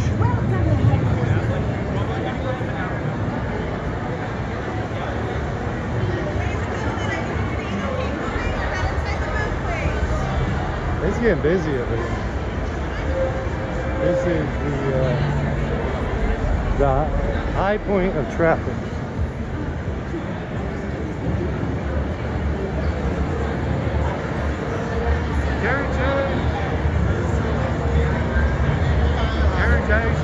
Hello. Bummer I didn't get to see you last night, but it gets crazy at the parks. And one of these days we'd love to run into you. You got there last service. Big Red Journeys. He vlogs mostly. He does a live stream every once in a while.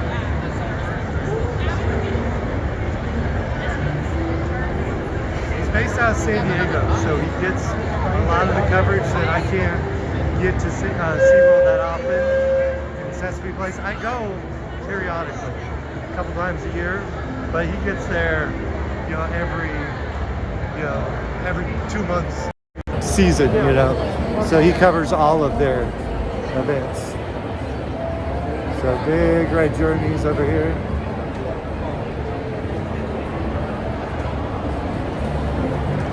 But yeah, definitely check him out. Super, very covers a lot of things that other people miss. So definitely somebody you wanna have on your bucket list. Okay, there's the little couple. Oh, we got a lady over here now.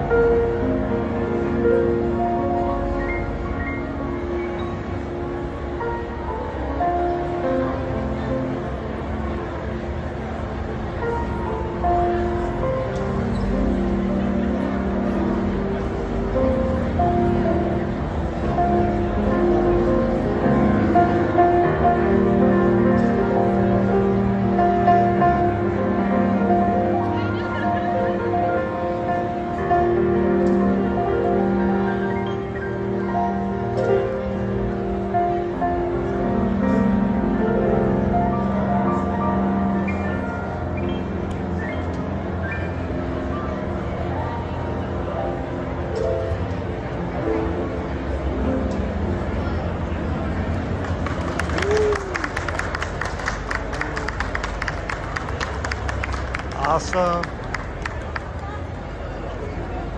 There's 4 more ships.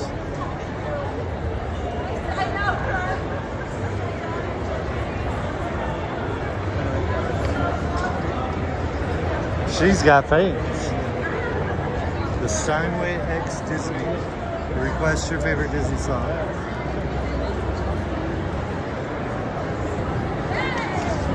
Only 25 pianos. There's only 25 of these going to 25 amazing Disney households in the world. How many in the US? We don't know.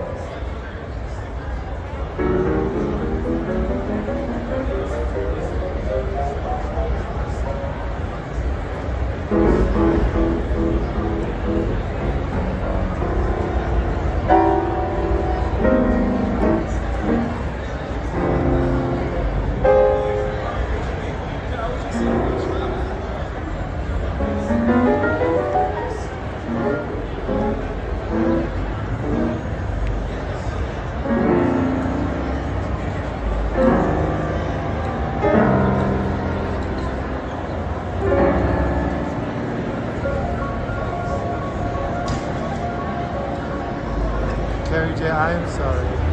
I gotta slow down a little bit sometimes. Next time, Carrie J. I'm gonna put it in my memory bank.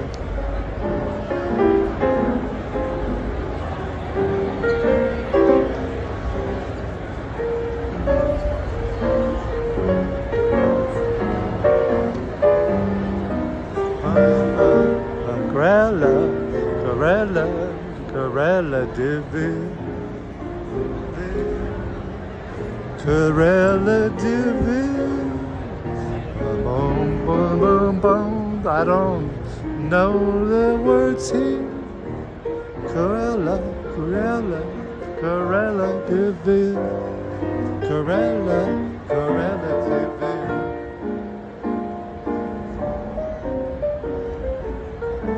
I'm trying to leave, but can you tell I'm having issues?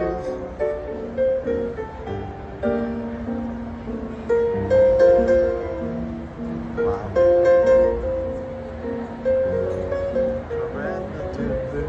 That is amazing. Corella Deville, Corella Deville,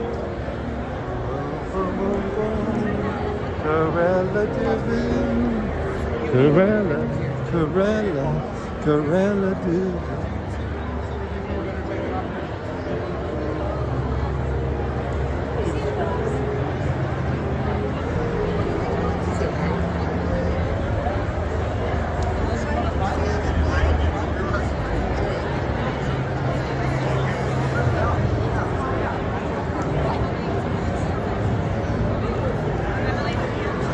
I'm sure glad we went into the new room.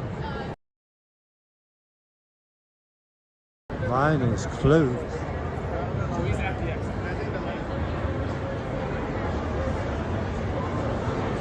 Hello. We got our next panel at 2:30.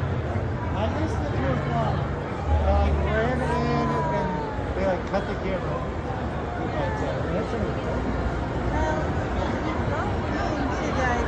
Live entertainment area that center stage person is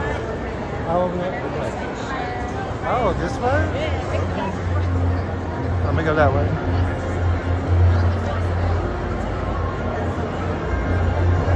Center stage.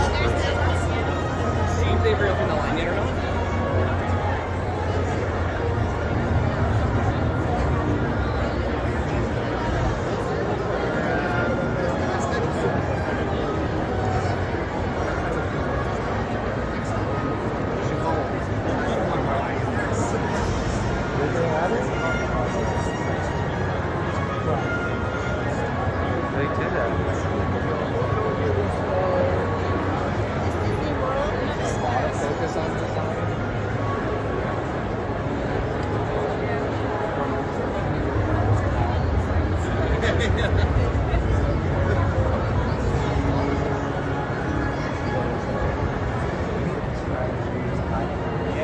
Yes, Catherine.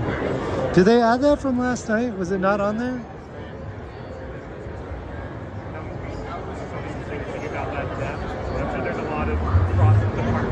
Your nighttime light show.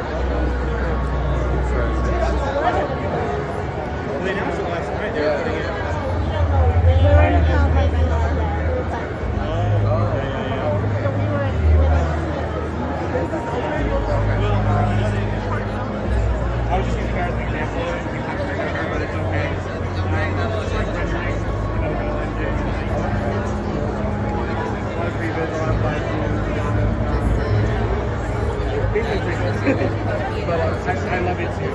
Like, it's weird being an FCM concept all the time. Right, they added that, right? That's why I was so specific here. Like, thank you for explaining this. It's so cool. Like,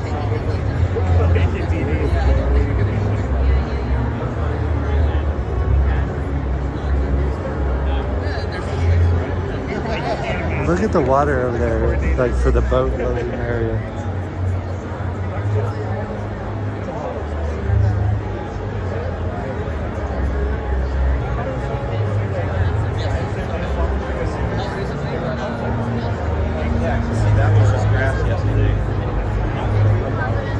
That's what I was thinking. I was trying to confirm it. They put on the line. They dropped it right on there. I watched a video yesterday of somebody who came in here and they were like, there's a lot of grass here. Right.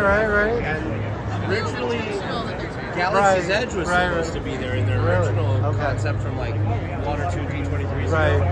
And now it's Lion King. That is interesting. Thank you. It might have been me, because I was like, the grass, there's too much grass. Somebody heard it. But, thank you. Nice to meet you guys. Too much grass.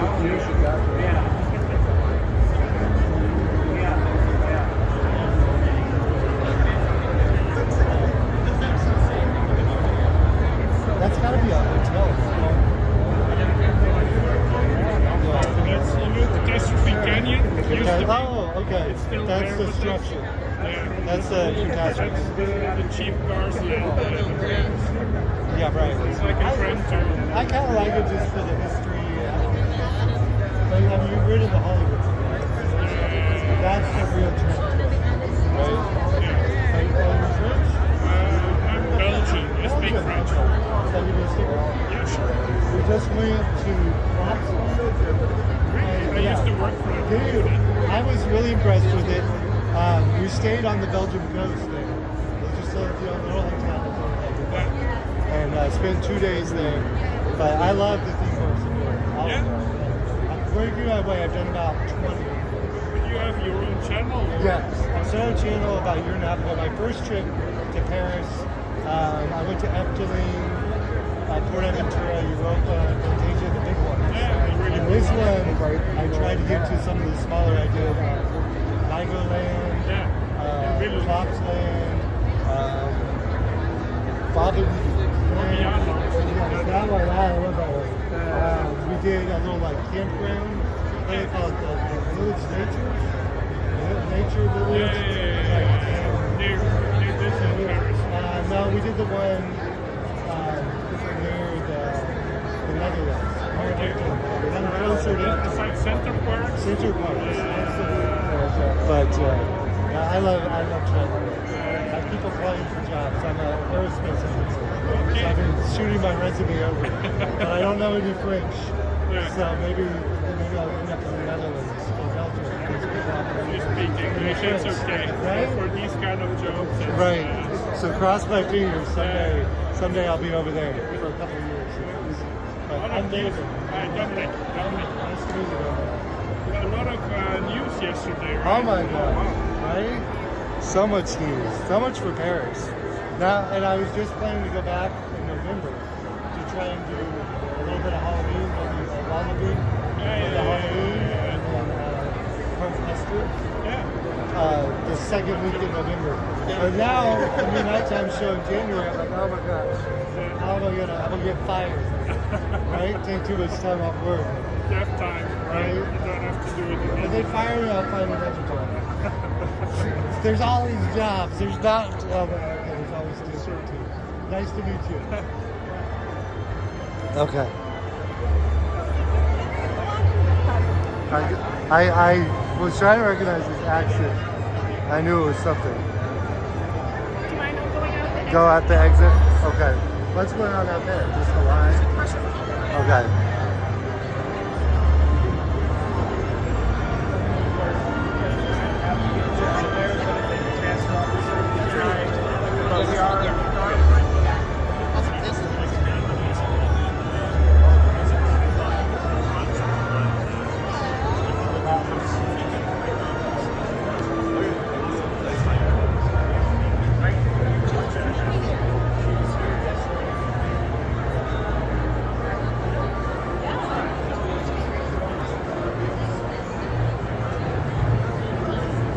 Oh wow.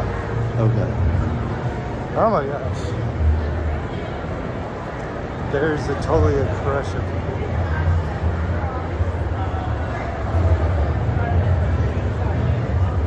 Yeah, I'm just kind of cut across.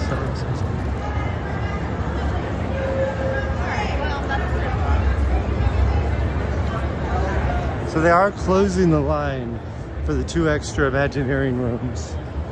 So they open the line and then they close the line.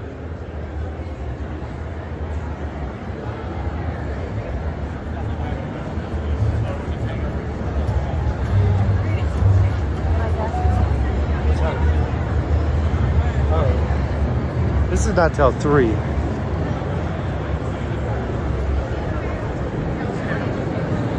So I'm gonna go back in here 4 minutes, maybe 2 minutes.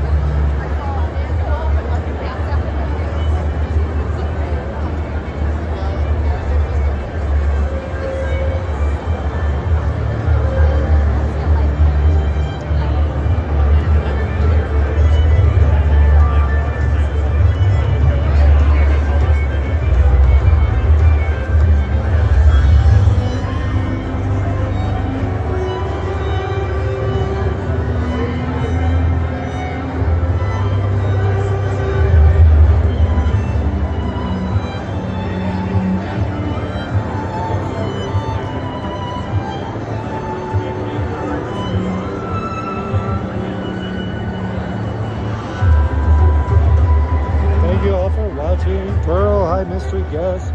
Elsa, hello, hello, hello.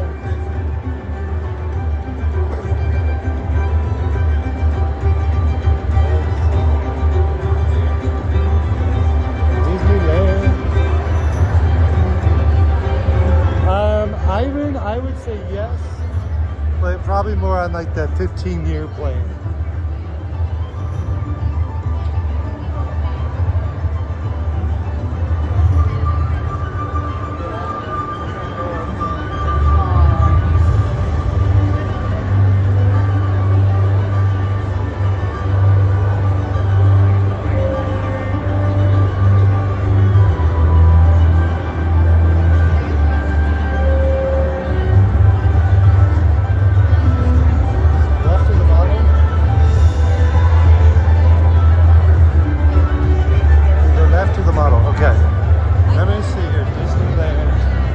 Tell me if I get this correctly. How's it going?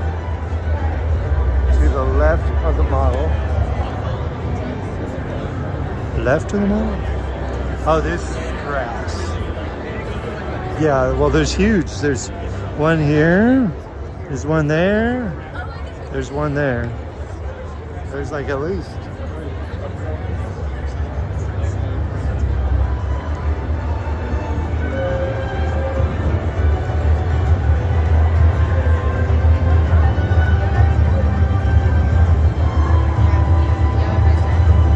Something about costumes.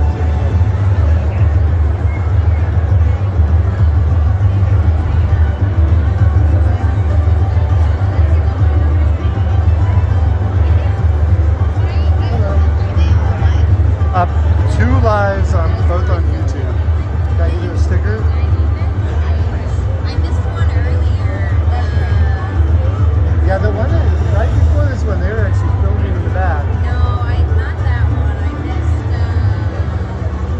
this morning production design. Oh. Did you get that one? What's Production design, creating a hotel at Hong Kong. No, I didn't get that one. I missed that.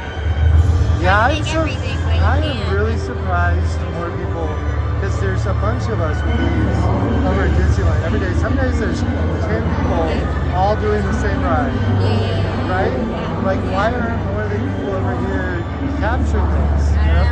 And I'm going to trim mine that I get to, and I'll put it in the title so people can find it. Totally. Right? Totally, yeah. And I don't get a lot of views, but it's there forever. Yeah. People will pull it up 5 years from now. Right? So. Or what they're searching to find it. Right. Yep, totally. But yeah, we may get lucky. Maybe somebody's there, but probably not.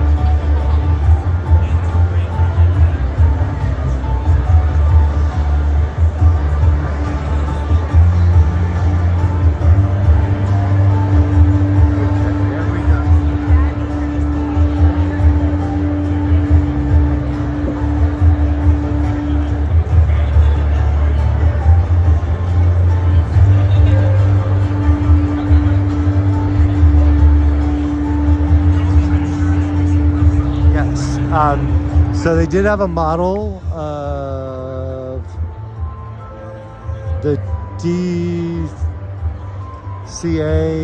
ride, I think. If you go back to the very beginning, we went through. Hi everybody, welcome to our Imagineering behind the Dreams Pavilion. How's everybody doing? Let's dance D23!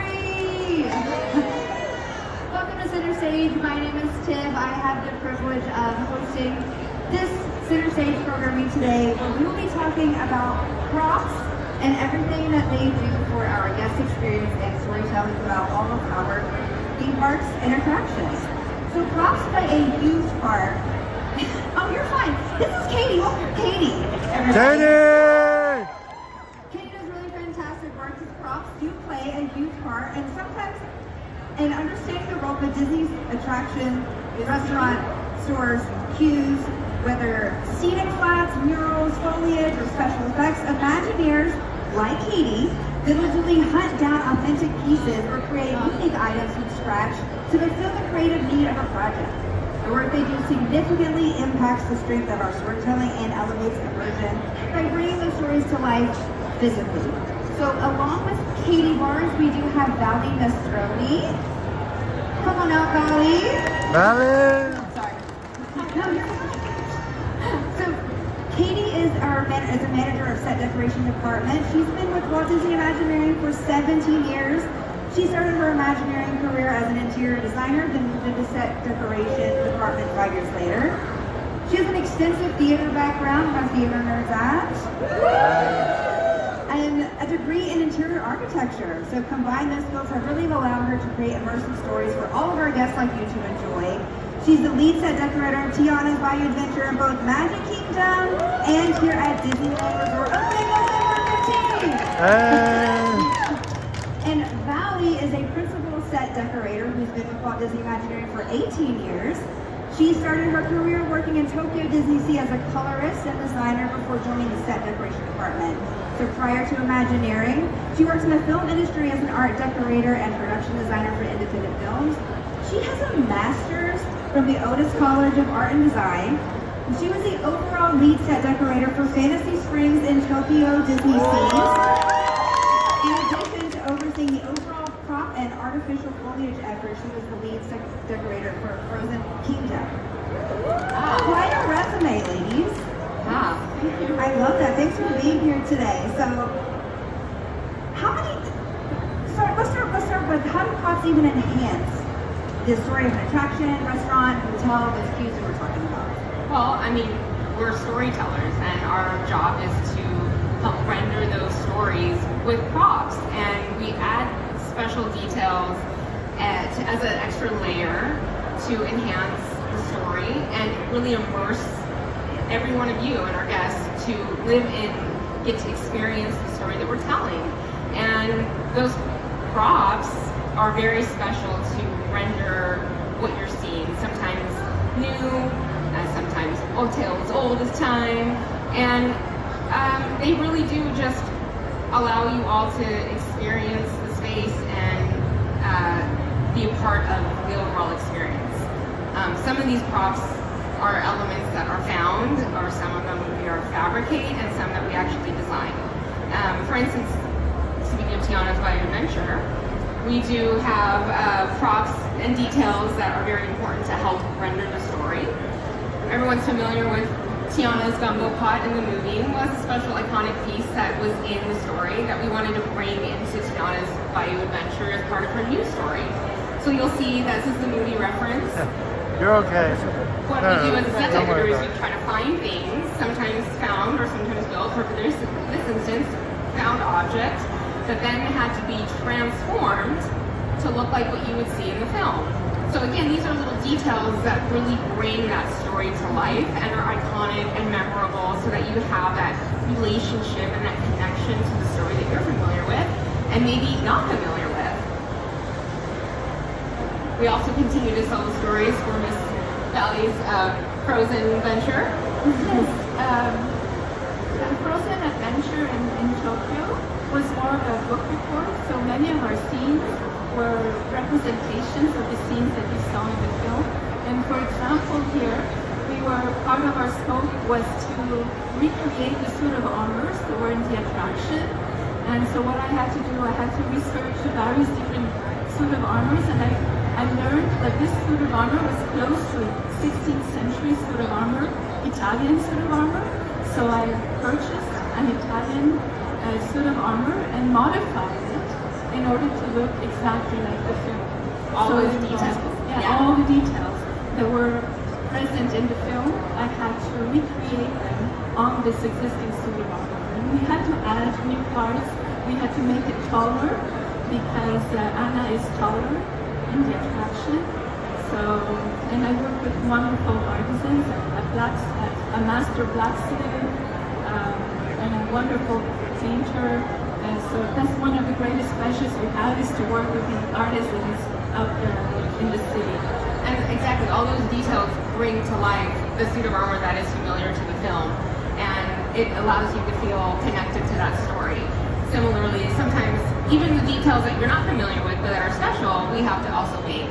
So for instance, in the Lookout Cookout in the Fantasy Springs, we have just a barrel that is a drum that you would just find to be a special element to our Lost Boys story. And it started off as a concept sketch that our set decorator then had to find the right shaped barrel.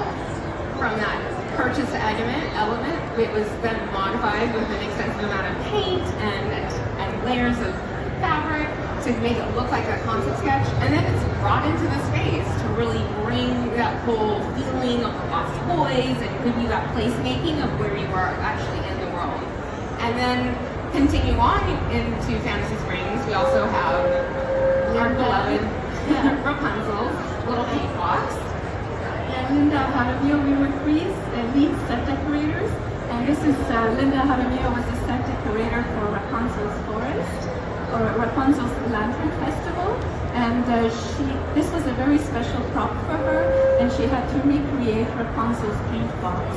So she had to design it and create drawings so that another artisan could build from it, and then hired painters to paint it so that it would look like Rapunzel's paintings in her tower. Again, these are all the little details that we bring into the environments to make you feel like you are familiar, like you're brought into that space that you're familiar with. And actually, going backwards, this was kind of an example of what we start with as a design first initial study, and then knowing that was a special element that needed to be in that scene and part of the attraction. So that's what the start of that, picking out that prop for that scene. Oh, what about the beignet? Oh yeah, those man ketchup beignets. Well, they don't exist in the world. So again, some of the things.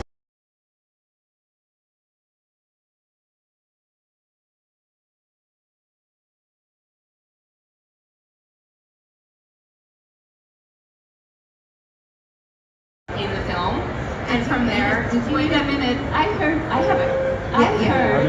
that you actually baked beignet in your own house to learn about the process. I did. I'm not a baker, and part of what we do as storytellers is we have to actually kind of role play the story so we know how to render it for our guests to make it believable, right? I don't cook. I eat. So I had to figure out how these beignets actually would look in the making process. You'll see in the queue in Tiana's Biting Adventure that there's the process of the beignet making. So I literally role play that experience.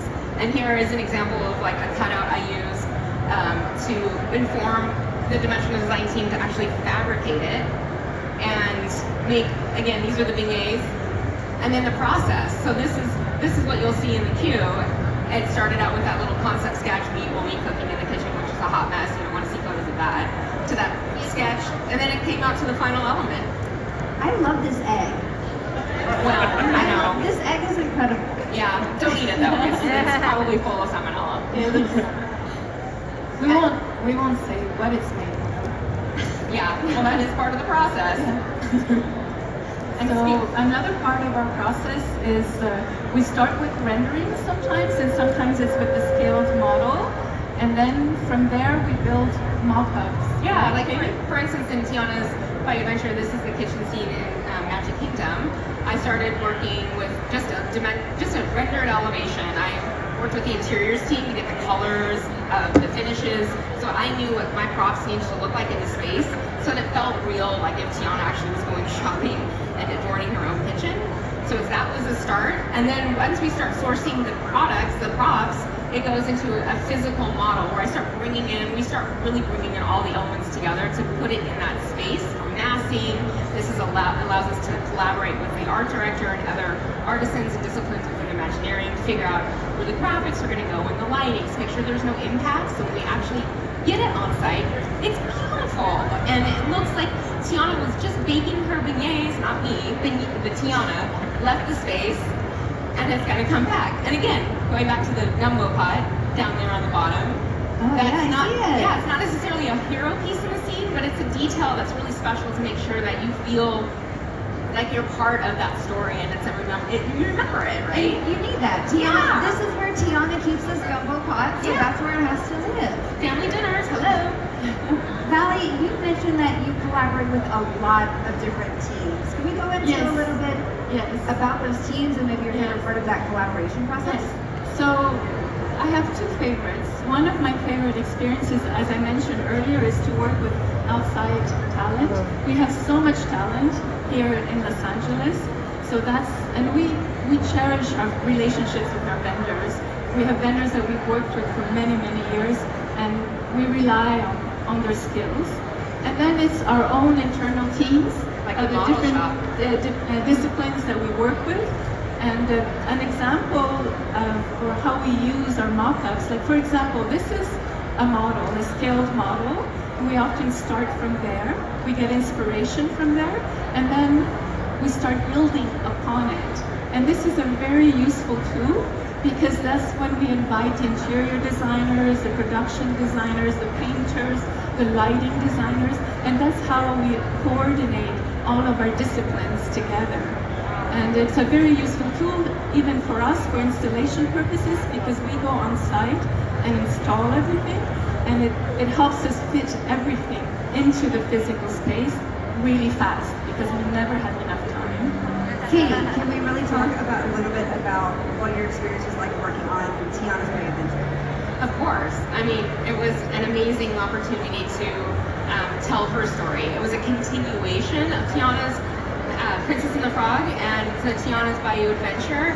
part of that was creating a whole story and working with different divisions within the company, working with graphics to help figure out what props were needed in that space to really bring our guests into this story. And what's something that people might find surprising about props and set decorations? We don't just shop. A lot of people think like, oh, that's so fun, you just go shopping. I'm like, we don't. But when we do, we have to buy things that may be a little rough down, like for instance, the before pictures you see here. Then we add that special element of Pixie Dust, working with our various artisans and talented people within and without the company, and then produce the final elements that give it that really special detail to bring you into the space. And we're designers. We often draw. We have to sketch it. Sometimes we cannot find the exact prop out there, so we have to draw it, we design it, and we have to have it fabricated. And there's always a misconception, like everyone thinks that we're decorators, we just decorate, but we're not. First and foremost, we are storytellers. We want to tell a story, and that's what makes us different than maybe an interior designer. And Valley, I think we're seeing some of your incredible work here on Fantasy Screen. Yeah, so as I said, Frozen Kingdom was more of like a book report, but we had a very special scene that was not in the movie. It was the conservatory, and it was supposed to tell the story of the two princesses and what they do during the long Norwegian winters in the mid-1800s. So we knew that they would spend, the ladies during those times would write in their diaries. So we had the Victorian writing desk. We knew that they would embroider. They did a lot of embroidery, so we created an embroidery table, which we missed the slide already. So we use our props to further define the characters of the story. So amazing. Yeah. I love that. Thank you both so much for being us here today. Including all of these props have a really fun Easter eggs for Disney fans like me, and I'm sure everyone out here loves to find out about their attractions. Can we give it up for Katie and Valley and all their incredible and for being here with us today. Thank you so much.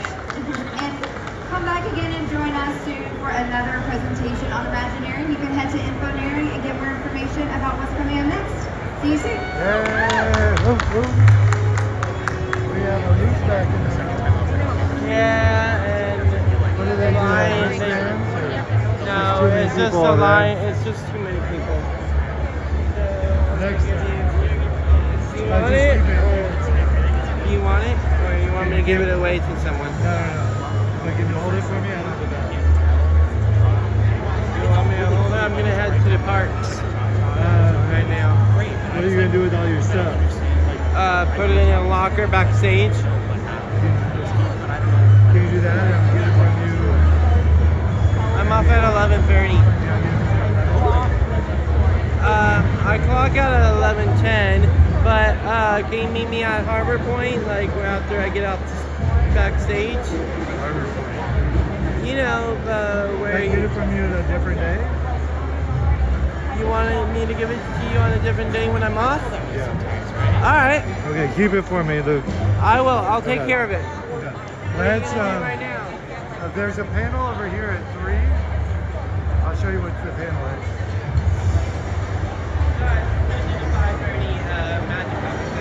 Are you? Okay. I'm gonna stay in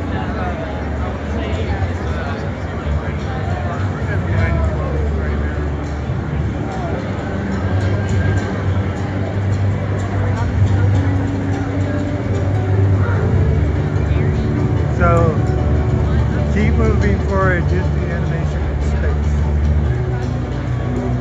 Sounds exciting to me. We've got 12 minutes.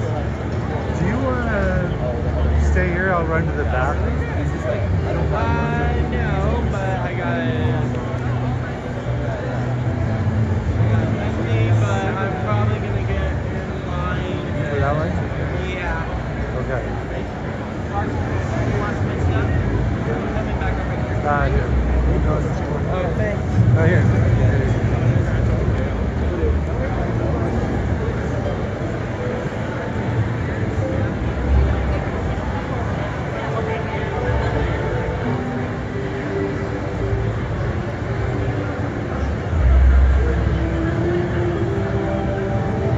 Okay, we got about 12.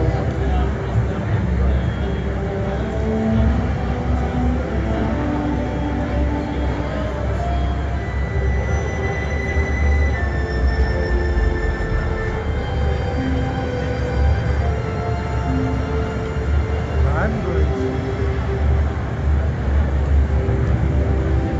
to try to do something here.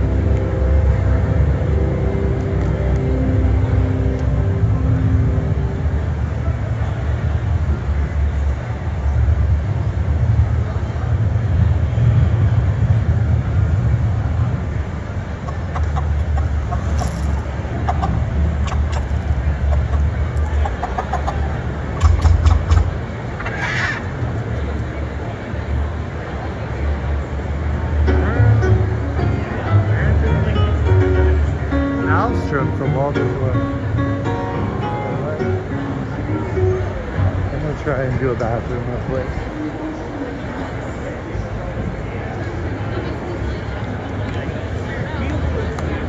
I'm like, Luke, do you want to help me?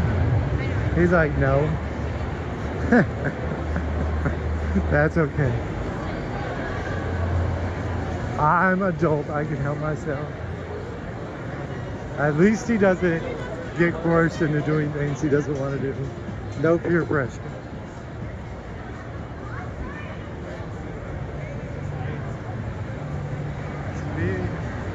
We are about to watch Disney animation in space. So if you want to see how they animate about space, or maybe it's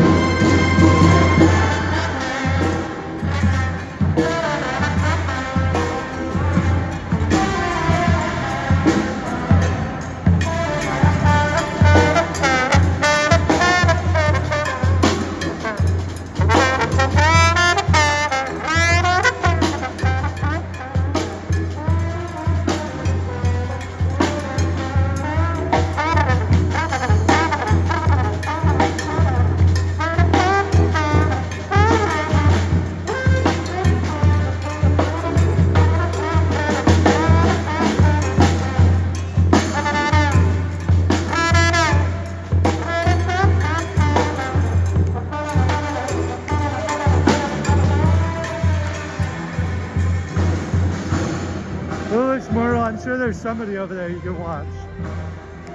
But we're going to be here for probably the rest of the day. Sorry if that's boring. I'm going to be in the bathroom. That's going to be even more boring.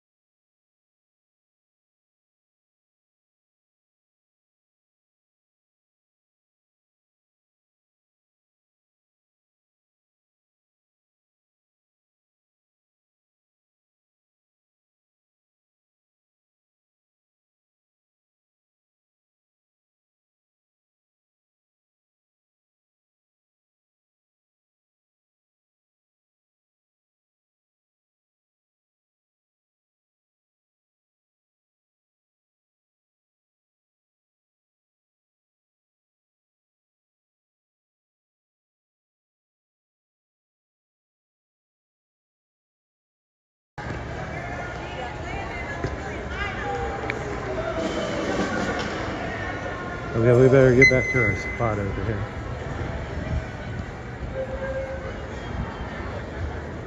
Is that a map? Yeah. Oh. Sorry. I don't think I saw that. Yeah, no worries. Oh, it's on the back. Here's a map.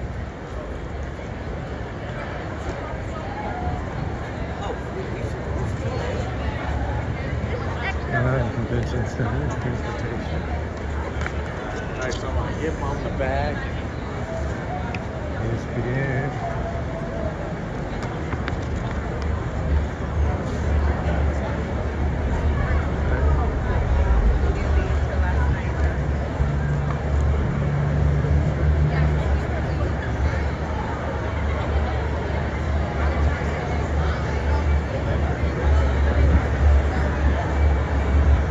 I almost went too far.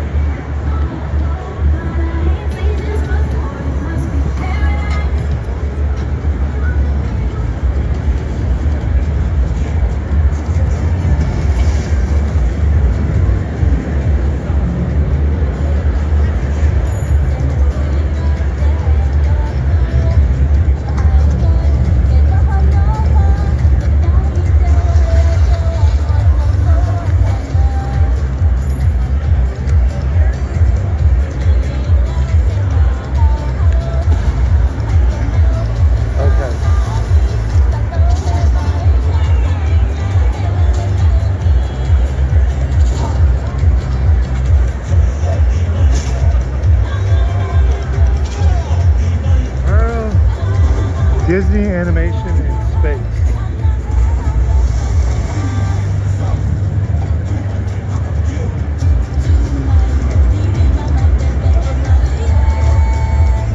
This is Disney animation in space. Gary Jane. Becca, maybe 4? Little bit. There's the Imagineering.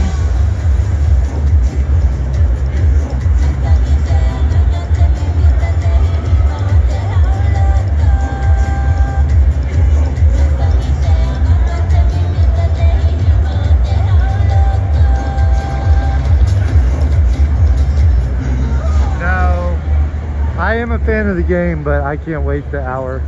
I'm not a fan of the lines. It's just too long of a line. I have not played the game. I used to play Magic the Gathering. I played Yu-Gi-Oh! And Pokemon. But Magic the Gathering was my only game I was really good at. So I used to be ranked. I was in the top 100 in the state.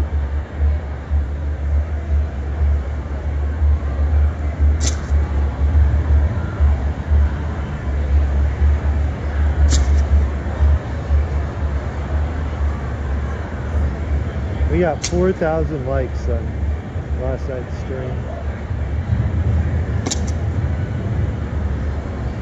205, almost 6,000 views. 16,000 today.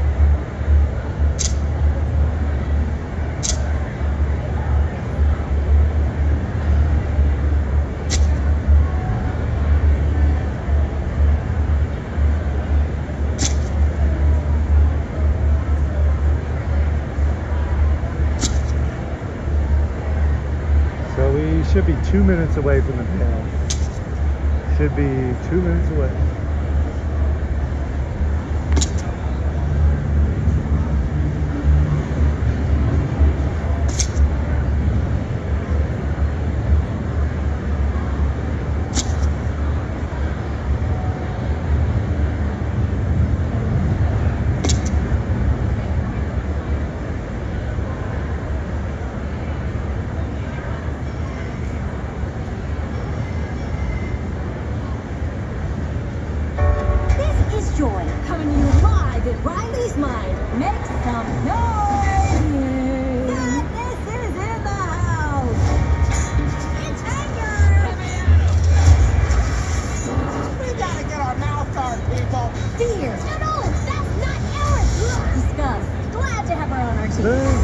You can't sit in there.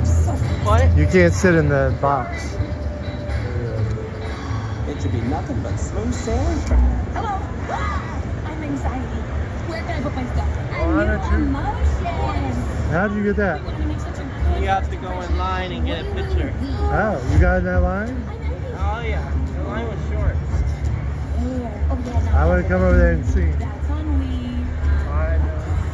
It's what you would call the bargain. What you mean? That's embarrassment. Welcome to headquarters, embarrassment. Oh, we're doing a fit. No. Oh, nope. Going out. Oh, got a real sweaty palm there. Did they do a Pixar giveaway already? Look, we all have a job to do. Schools are so cool. We can't let her know. I'm just Reservation required.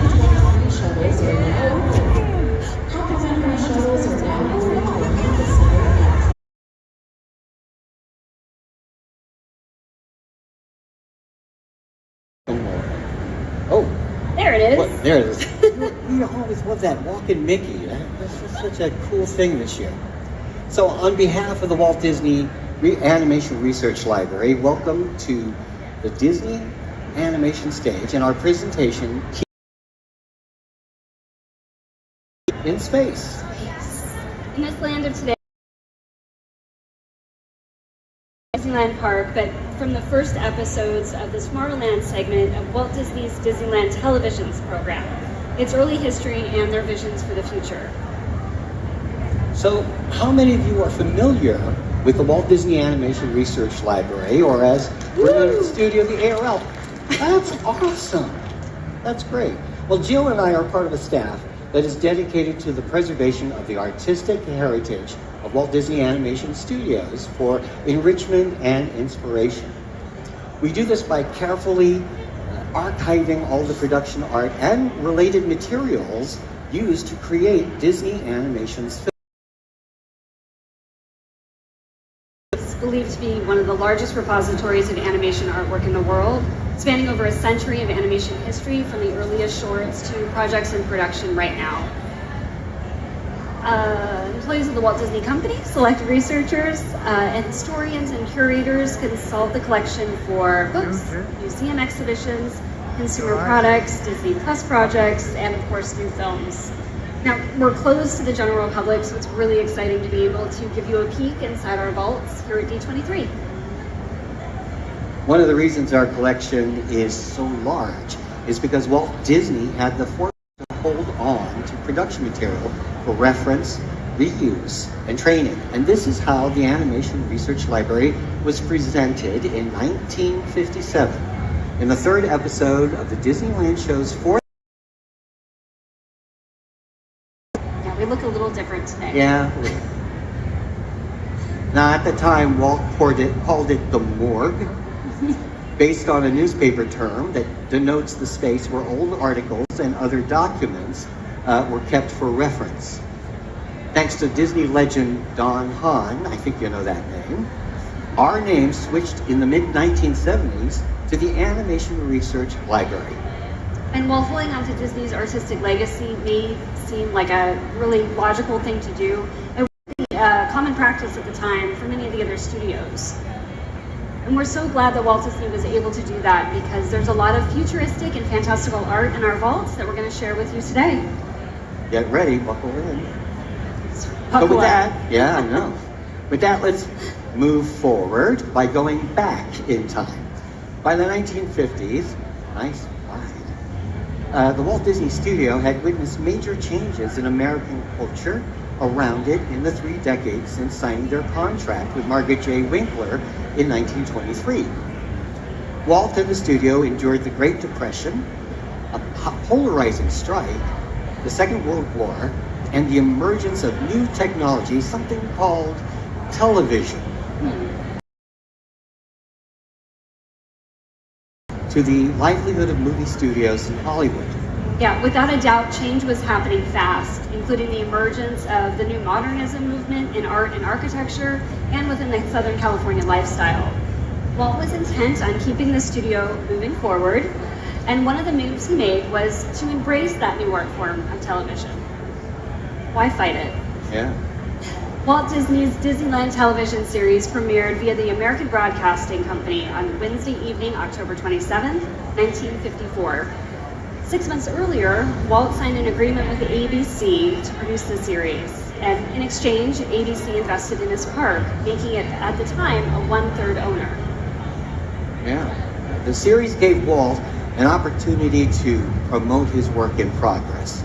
The various themed lands within the park served as starting points for the types of stories that could be told in this anthology program. From Frontierland, Adventureland, Fantasyland, and my personal favorite of that time, Tomorrowland. Who else likes it? Yes. Yeah, my people. Now there's plenty of programming material to go into Frontierland, Adventureland, and Fantasyland, but when it came to Tomorrowland, well, things didn't quite get launched. Nope. However, the space race with Russia was underway, and leading the charge were two nearby institutions, the California Institute of Technology, better known as Caltech, and NASA's Jet Propulsion Laboratory. The motors at that point could drive from Los Angeles to Pasadena on the newly constructed Aurora Seco Parkway, the first freeway in America. And as far as Walt was concerned, the future was here, and it was literally outside the studio's gates. Yeah. Now, the late Imagineer and Disney legend Marty Sklar noted that Walt had a sense of seeing himself in the role as a kind of middleman between the public and the industry to help drive or deliver ideas of the future to his audience. Walt would settle on only the most scientific and authoritative minds of the day to guarantee that the future was plausible and not impossible. So one of the authorities Walt reached out to was Dr. Werner Braun, a scientist who helped design the V-2 rocket for Germany's defense force during the Second World War, and who, along with many others, surrendered at the end of the war to Allied forces. And with the V-2 rocket plans now in American hands, von Braun and the scientists, who came to the United States under security clearance to work at Fort Bliss in Texas, started to build the United States space program, which included a civilian satellite program called Project Vanguard. Yeah. Collier's magazine published an article on these scientific developments, which Dr. von Braun used as a platform to discuss his vision for human space travel. So it was animator, director, and future Disney legend Ward Kimball who saw the article and brought it to Walt's attention. Ward suggested that Walt and Dr. von Braun meet up, and they did. So Walt Disney had two major projects going on at the time. Disneyland was slated to open of July 1955, and Sleeping Beauty's production was in progress, ultimately premiering in January of 1959. Now, to keep these projects moving forward, Walt turned producing and directing duties of the Tomorrowland segment in the television show over to Ward Kimball. Yeah. So Ward originally joined the studio in 1934 at the age of 20. He was born in Minneapolis, Minnesota, and was a student at the Santa Barbara School of Art here in California.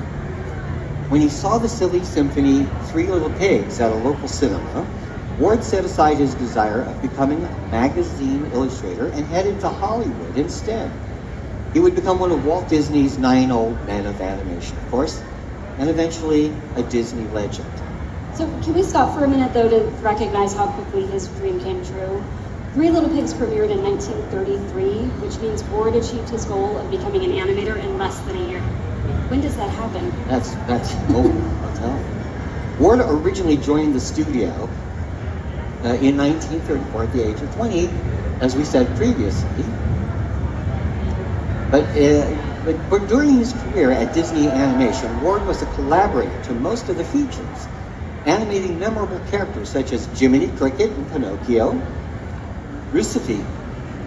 Lucifer in Cinderella, and Tweedledee and Tweedledum in Alice in Wonderland. His talent for playing the trombone led to his part in the band The Firehouse 5+2. So Ward was also a director, directing Disney Animation's first CinemaScope film, To Whistle, Plunk, and Boom. By the time of the Disneyland series, it seemed clear that Ward's playful animation and storytelling style could communicate complex ideas about transportation and space travel in a fashion that would be entertaining. Working with layout artist Ken O'Connor and story artist Chuck Crook, Ward developed what turned out to be an ambitious pitch to Walt, titled The Story of Space. It was such an ambitious and massive presentation that Walt realized that there was more than one show in that pitch, and he suggested to Ward that he break it up into 3 shows. To keep the shows as scientifically accurate as possible, Ward brought in scientists Willie Ley and Heinz Hammer to join Dr. von Braun on camera to provide explanations of these complex concepts. These 3 notable scientists were celebrities of their day, much in the way Dr. Neil deGrasse Tyson and Dr. Lucy Jones are for the present day, and in recent years, Drs. Carl Sagan and Stephen Hawking. So additionally, Dr. Ernest Stuhlinger was brought in to ensure that the models of the rockets and the technical details were on point and portrayed accurately. And the production team would hold all-night sessions to work on this project. So bringing in these scientific consultants may seem a bit heavy for an entertainment program, especially in the mid-1950s, but it underscored the importance of Walt's forward thinking and his hopes for the future of humankind. Walt, he sought to educate as well as entertain. So voice actor Paul Frees was brought in to narrate the production. Ward Kimball said that Frees sounded the closest to Orson Welles during the famous 1938 radio broadcast based on H.G. Wells' story, The War of the Worlds, where we hear in real time that the Martians landed on Earth. What's interesting to note is that Frees appeared in Byron Haskins' film version of War of the Worlds in 1953. Later, Frees would provide the voice of one of our favorite Disney scientists, Professor Werner von Braun. Who? Professor Von Drake? Or Von Drake. Too many Vons or in this Von presentation. Braun. Or Von Drake. Von Braun. They were going to catch you if I didn't. So on March 9, 1955, Ward Kimball's pitch, The Story of Space, was launched as the Tomorrowland segment's 3-ring, 3-stage vehicle, beginning with the episode Man in Space. And now, here's your host, Walt Disney. In our modern world, everywhere we look, we see the influence science has upon our daily lives. Discoveries that were miracles a few short years ago are accepted as commonplace today. Many of the things that seem impossible now will become realities tomorrow. And while Walt Disney himself introduced the episode, it was Ward Kimball's show all the way as director, producer, and host. The episode traced the rocket's origins to 13th century China, evolving all the way to the V2. And under the guidance of the scientists brought in by Ward, the artists at our studio developed their visions for the future. Dr. Von Braun and Dr. Stuhlinger added their scientific expertise to the proceedings, explaining how rockets would be launched in manned spaceflight, including the use of booster rockets to propel the spacecraft. And the effects of weightlessness in outer space, concepts we know now, here in the 21st century. Now, this animation drawing by Eric Cleworth shows us what the show named as Homo sapiens extraterrestrialis, or spaceman. Other animation, did I just like that again? Von Drake. Other animators in the project included Jack Boyd, John Dunn, John Sibley, Arthur Stevens, I'll get there, Julia Svensson, and Harvey Tunis. These stunning backgrounds for Man in Space were painted by a crew that included George Alato, Donald Peters, Anthony Rizzo, Disney animation veteran Art Riley, whose career began at the studio in the late 1930s, as well as Disney legend Claude Coates, who joined the studio in 1935. The public interest in 1955 for manned space flight missions was enthusiastic as the country moved out of wartime and into a new era of curiosity and the exploration of ideas and possibilities.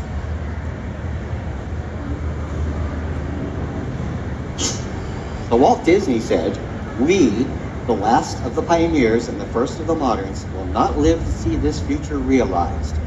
We are happy in the job of building its foundations." Wow. So stage 2 of Ward Kimball's Story of Space trilogy was the episode Man and the Moon, which also aired as part of the Disneyland TV series Tomorrowland segment on December 28, 1955, 5 months after the televised opening of Disneyland Park.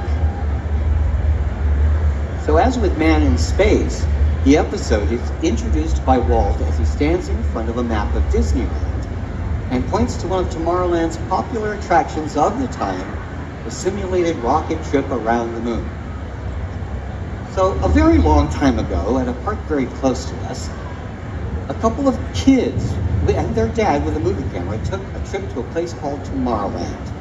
So you saw my sister Julie and me during our very first trip to Disneyland in 1960. There we are, with the rocket on display, which was sponsored by Trans World Airlines. I mean, who knew that 64 years later, I'd be showing a bit of my dad's home movie in front of other Disney fans. Wow. I mean, it's a nice red vest, huh? Right? I love that it still fits. Yeah, it does. It still fits. It's great. All right, back to our story about Man and the Moon. Walt soon turns the episode over to its producer, director, and co-writer Ward Kimball, and then turns our attention towards our earliest known fascination with the moon, its various mythologies and works of fiction, and the dreams of reaching that faraway place. Doctors Willie Ley and Werner von Braun returned for this episode, with Ley describing the inner workings of the V2 rocket, and von Braun describing his vision for sending astronauts to the moon. Again, the animation team helped visualize what the scientists were describing in incredible detail. And here we see a newly assembled space station bustling with activity. Von Braun tells the audience that even though there's no apparent motion, everything in the orbit is hurtling around the Earth at about 16,000 miles per hour. And to add to this fantastical concept of a trip to the moon, live-action sequences demonstrated an imagined voyage, as shown in this publicity photo, complete with the intrepid crew encountering peril in their efforts to escape it. Spoiler alert, they did just fine. So under Ward Kimball's keen direction, the episode, delivered with playfulness, balanced with the earnestness of science, continuing to make the plausible appear possible. It had a wit and style that didn't look like Disney at all. Yet there it was. 4 years after the episode's premiere, Man and the Moon would be rebroadcast under a new title, Tomorrow the Moon. It would be 6 years after the original 1955 broadcast of this episode that U.S. President John Fitzgerald Kennedy announced at Rice University in Texas. And I'm going to spare you my JFK impression. Okay. So, we chose to go to the moon. We choose to go to the moon in this decade and do the other things, not because they are easy, but because they are hard. Because the goal will serve to organize and measure the best of our energies and skills. Well done. I mean, it's possible to have a woman president. Okay. So the first manned moon landing occurred on the 20th of July, 1969, nearly 15 years after the original broadcast of the Tomorrowland episode. It united the world in a unique and amazing way, paving the way for 6 more missions from the U.S., 5 of which were successful landings. So stage 3 of Ward Kimball's Story of Space trilogy set its trajectory past the moon and what the future could hold there, and with the episode Mars and Beyond. Now, during production, Russia launched satellites Sputnik 1 and 2, kicking off an international space race that pressured America to increase its efforts and fast. So in response, Dr. von Braun boldly announced that the U.S. would have a satellite in orbit by early 1958, only a few months away. Luckily, Ward Kimball had already spent extensive time with the scientists filming his live-action elements and production wasn't slowed down as a result. From the production notes on file at the ARL, we see the show broken down into sequences, beginning with Walt's introduction, this time accompanied by Garpo the Celebrity Robot, created by inventor Harvey Chapman Jr. I like that he's not just a robot, he's a celebrity robot. I know. No, it's like...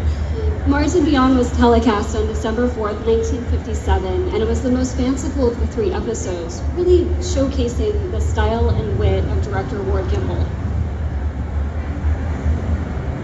Thanks to a diverse approach in storytelling, the production team could be playful with the storytelling, from showcasing a popular fascination with outer space and Martians and comic books, to the scientific theory that it is already closer in reality in our present day, as well as the imagined wonders beyond our own planet. Who wants to live there?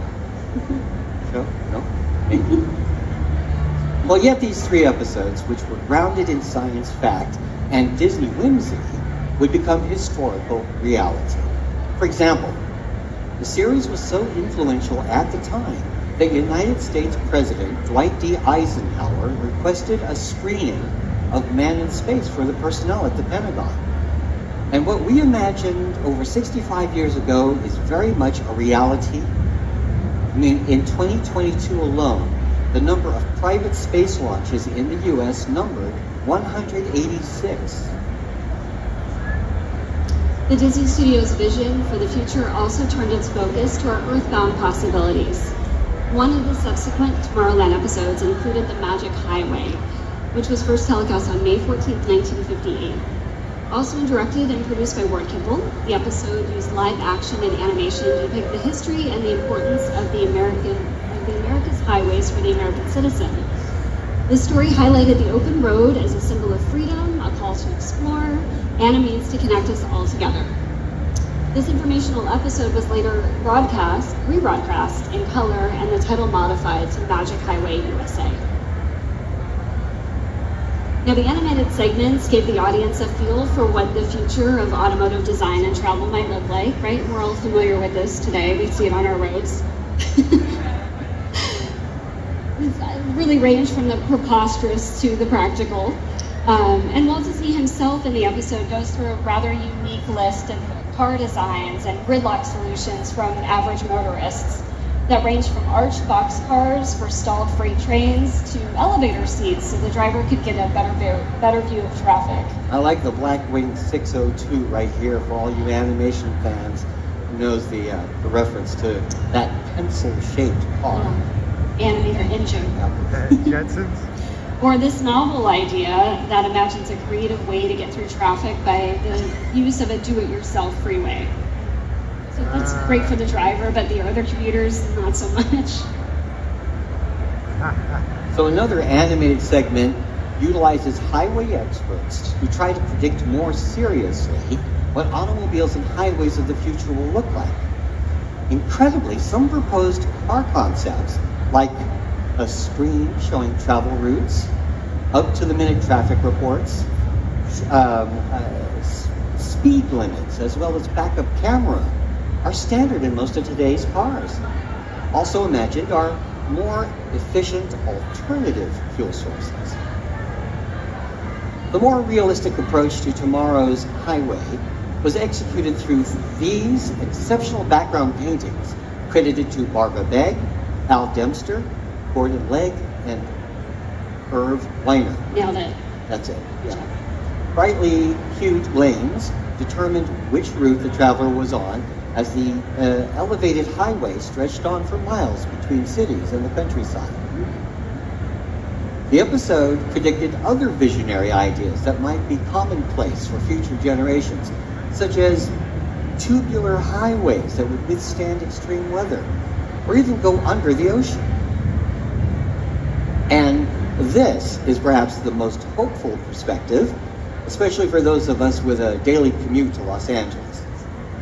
Now there are hardly any cars in that image. Now that's a magic highway. All roads lead to home, which is perhaps why the episode also looked at how communities of the future would best interact with the highway. This visual development piece bears a striking resemblance to a futuristic picture of Tomorrowland at Disneyland Park that was there from 1957 to 1967. Can anyone tell me what attraction this is? This looks like? Yes! That's right. The Monsanto House of the Future. This was a structure that was built out of a material that defined mid-century modern plastics. It was a four-winged cantilevered structure that featured the latest in furniture, decor, and appliances, along with the latest gadgets that were uncommon in the homes of the time, like intercoms. Unfortunately, in 1967, the future caught up with the house, so preparations were made to tear it down. But it was so well built that when the wrecker's ball struck the house, it merely bounced off. Oh no. So eventually demolition experts had to take their saws and crowbars and pry the place apart piece by piece. And all things Walt referred to as science factual apply to inner space as well. In this episode, our friend the atom. How many remember that? There you go. Nice. The episode was also part of the Tomorrowland series within Walt Disney's television program and was broadcast on the 23rd of January, 1957. It was directed by Hamilton Lusk, with the animation sequences styled by Claude Coates and John Hench. Dr. Heinz Haber returned to television screens to compare the story of the atom to that of the Arabian Nights fairy tale, in which a fisherman catches a magic lamp in his net and manages to uncork it to release a powerful genie. Yes, a being with phenomenal cosmic power. In alien space. So it's not the genie that we know today, but rather this genie. All right, stay with me for this one. Dr. Harbour equates the tale with the scientist as the fisherman. In this case, casting the metaphorical net into what he called the great unknown, in search of knowledge. And what is caught is a version of the genie, the atom, living inside a symbolic bottle known as uranium. Walt and Dr. Haber viewed the atom as a source of clean energy that would improve the quality of life. After all, Walt was ever the optimist, and with the atom viewed as a friendly source to our way of life. The episode also aired as part of the Tomorrowland series within the Walt Disney's Disneyland television series, which was broadcast on the 23rd of January, 1957. It was directed by Hamilton Lusk, with the animation sequences styled by Claude Coates and John Hench. Yeah, as we mentioned. Walt Disney's original Disneyland series ran on ABC from October 27, 1954 to September 3rd, 1958. Throughout the nearly 4-year run, the show won 2 Emmy Awards, one for Best Variety Series, and one to Walt Disney himself as Best Producer of a Film Series. So it's probably no surprise that a studio best known for adapting fables and fairy tales and stories of long ago would keep an eye to the future and what's possible for all of us to live a better life within it. While some of these films weren't quite in the realm of science factual, we can still enjoy an adventure from one end of the stars to the other. Whether it's spacefaring with Jim Hawkins and cyborg John Silver in Treasure Planet, or jockeying aboard a high-tech spacecraft in pursuit of Experiment 626 in Lilo and Stitch, or traveling to other dimensions through a portal in Big Hero 6. When it comes to a possible future, we can see those visions reflected in the films of Walt Disney Animation Studios. As Walt Disney is quoted at the conclusion of Meet the Robinsons, around here, however, we don't look backwards for very long. We keep moving forward, opening up new doors and doing new things because we're curious. And curiosity keeps leading us down new paths. Keep moving forward. So that's it for Keep Moving Forward, Disney Animation in Space and Beyond. Thank you for going back to the future with us.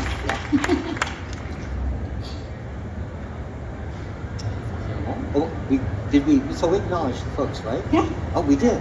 We did. That was in the past. So have a great rest of your day here at D23. Thank you, everyone. Disney fan event. And thanks for joining us. Thank you.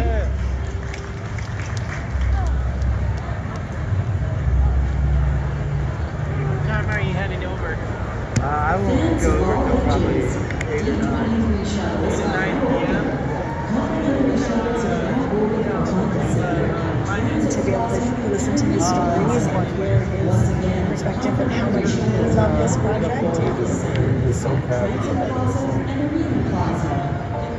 I don't think there's any way we could have made the film without having honored Bernie. That was a really good panel.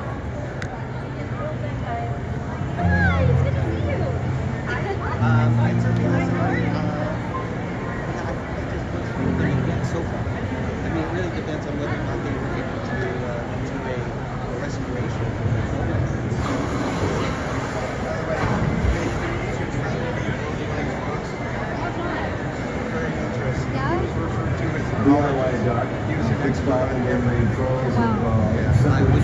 I've got everything written on the Tourism Space program that's kind of go along the way.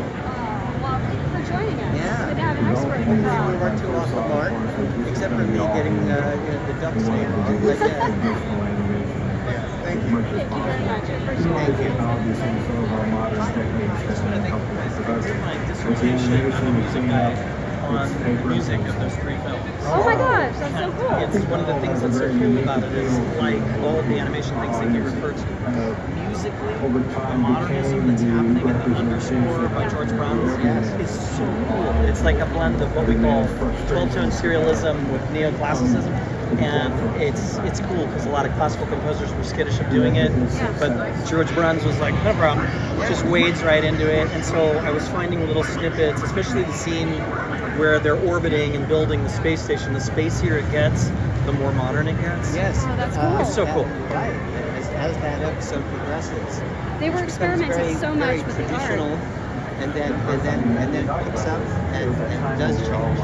And then the styles too. Like there's I'll See the Moon, which is like a total ragtime thing. Like Tin Pan Alley. I mean, what's cool to me is the same guy did all of those cues. You know what I mean? Like it's hard. I don't know how you do it. It's like a switch hitter in baseball. Anyway, thank you guys for lovingly putting that together. That's the one I've been looking forward to. It's beautiful. Thank you so much. We really appreciate that. Artwork is just gorgeous. It's fun to share it. Okay. Hello. Bye. How are you? Serious. A lot of people go like aerospace. Right? Yeah. As we were talking about that, as Jill mentioned, how in the mid 1950s, how things just the culture really did a lot of massive changes. That mid-century modern kind of look, right? Right. And so it's fascinating that these things culturally just converged. The end of the World War, the surrender of the German scientists coming in and just developing here in California. I mean, they did some work in Texas also, but as the labs here started developing their program, just kind of the government brought them over. And Don Hahn has a really great book about this period in history as well, if you don't already know. It's like a flip of a coin. Which way should we go? And they suggested, well, the Americans are closer right now. They're in Russian territory. He really kick-started our space program. The Russians were already ahead of us. Yes. Back in the 30s. No, it was. In fact, my dad, we're watching Captain Video and stuff like that in the 50s, and my dad says, that's never going to happen. That's never going to happen. And then they launched, the Vanguard one, and then they had the Jupiter C, put the first one in orbit. That actually was they actually experimented. It actually had scientific tools on it that identified the solar radiation that we have in the belt around the Earth. The one that Russia sent up, the first one, it did sensing and it did pressure on the outside of the hull. So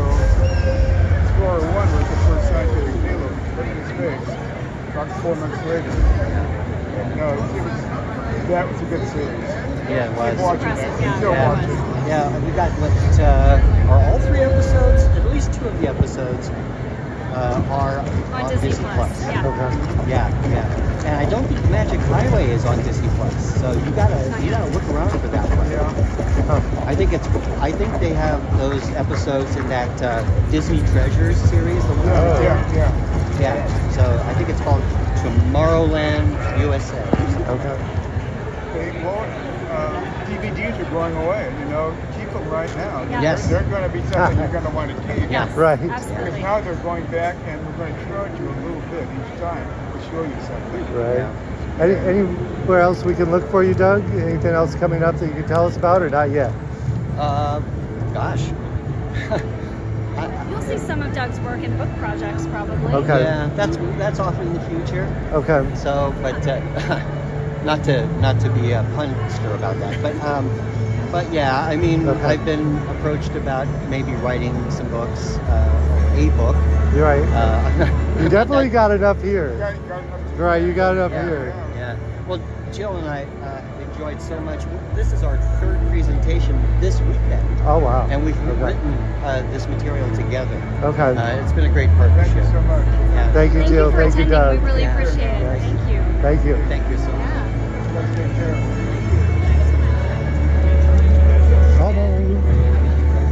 What do we got? You gonna come back from giveaway? Stage the making of Pixar and Lego shorts. We have some.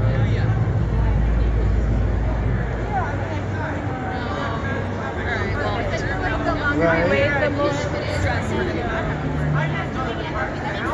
Yeah, I'm with you. I can't go there too. Technologies to push us forward. Not yet. One of the most recent pushes has been in our articulated faces. So you can see Elsa running over at the booth across yonder. But this has been absolutely huge. These characters have shown up in Hong Kong Disneyland and in Tokyo Disney Sea at Fantasy Springs so far. But we've just been really happy with the innovation and being able to feel more authentic to the character. One great thing that allowed this is we developed an internal software that lets us really see the deformations digitally of what we're expecting the skin to do. So we can iterate between the creative team and our technical team to make sure we feel like we're actually hitting the expressions, we're being really true and to that screen character. So we're also really excited that we've recently brought these faces into our domestic parks with Tiana at Tiana's Bayou Adventure, and down to things like how her dimples like really play out. Her dimples so much. Oh my gosh, no, she's amazing. So another character that we've really built on for Tiana's Bayou Adventure is Mama Oogie.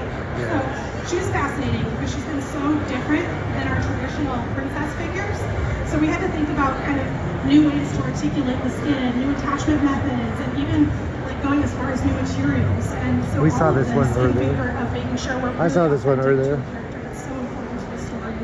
I think one of my favorite parts so far. They put the Lion King over there. They dropped down the map in the back. The big show starts at 5. So we have, how long we got? Hour and 20 minutes.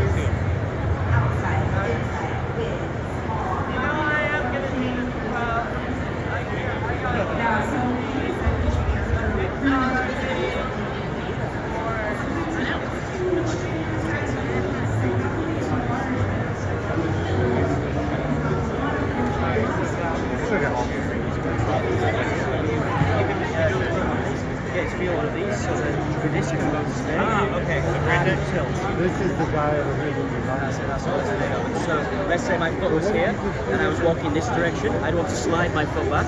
I angle it and spin this way and I would slide.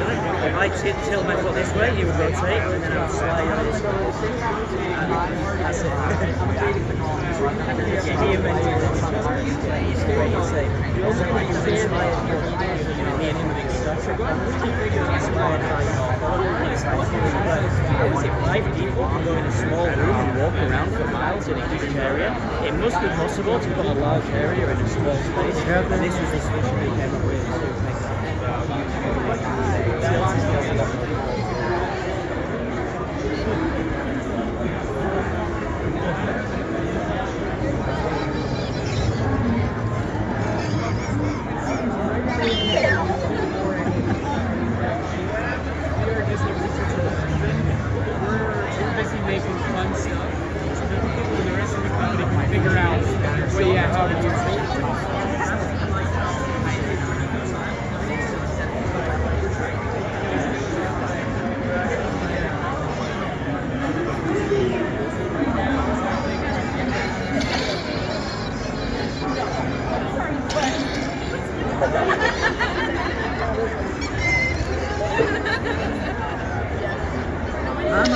Oh, you can't take it.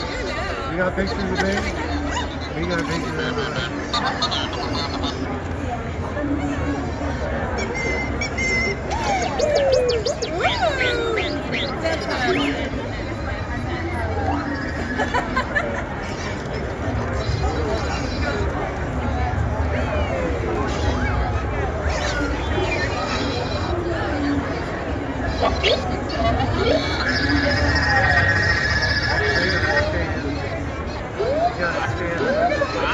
Are you making a full scan? Oh, what do you say?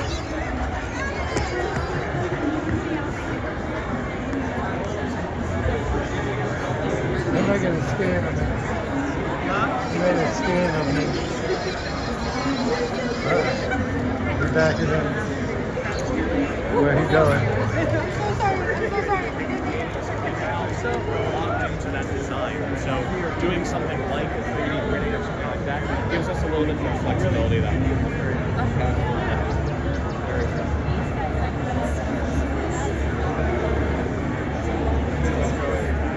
Wow. But yeah, things like Elsa and all those holes and everything like that wouldn't have been possible with doing something traditionally like vacuum cleaners. Yeah. Very, very cool stuff.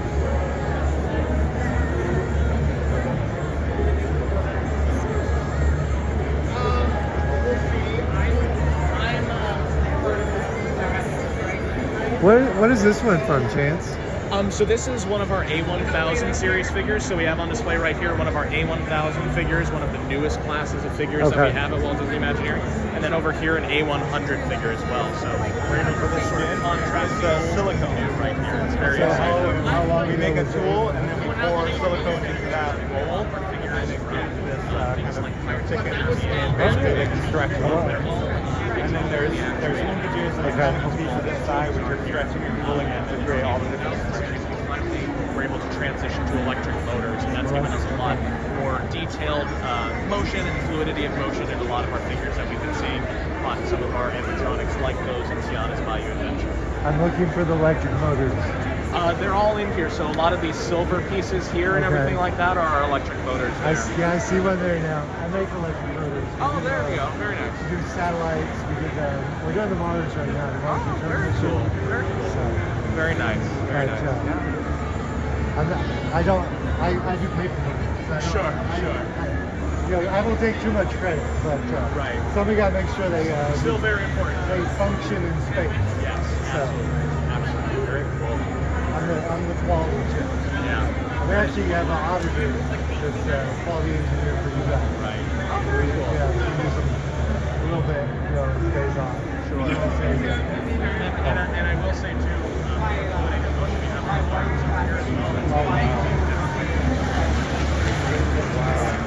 that's the face on that.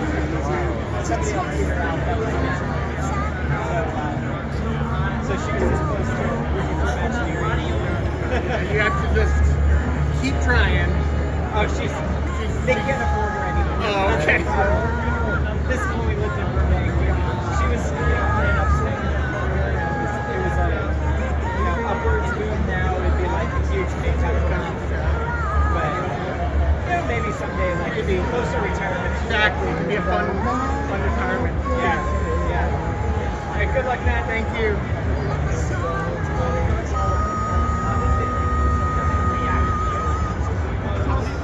About me anyway. Thank you. So what's happening is as you walk, each one of you counter forces at a conference. So these are electric motors. Yes. Okay.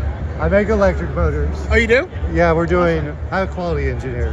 So I don't know how much credit I get. The engineers would want more of the credit than me, right? Right. But yeah, I help them a little bit. Yeah, you do. Try to stop them from sending out bad stuff. Yeah, we need you. Right?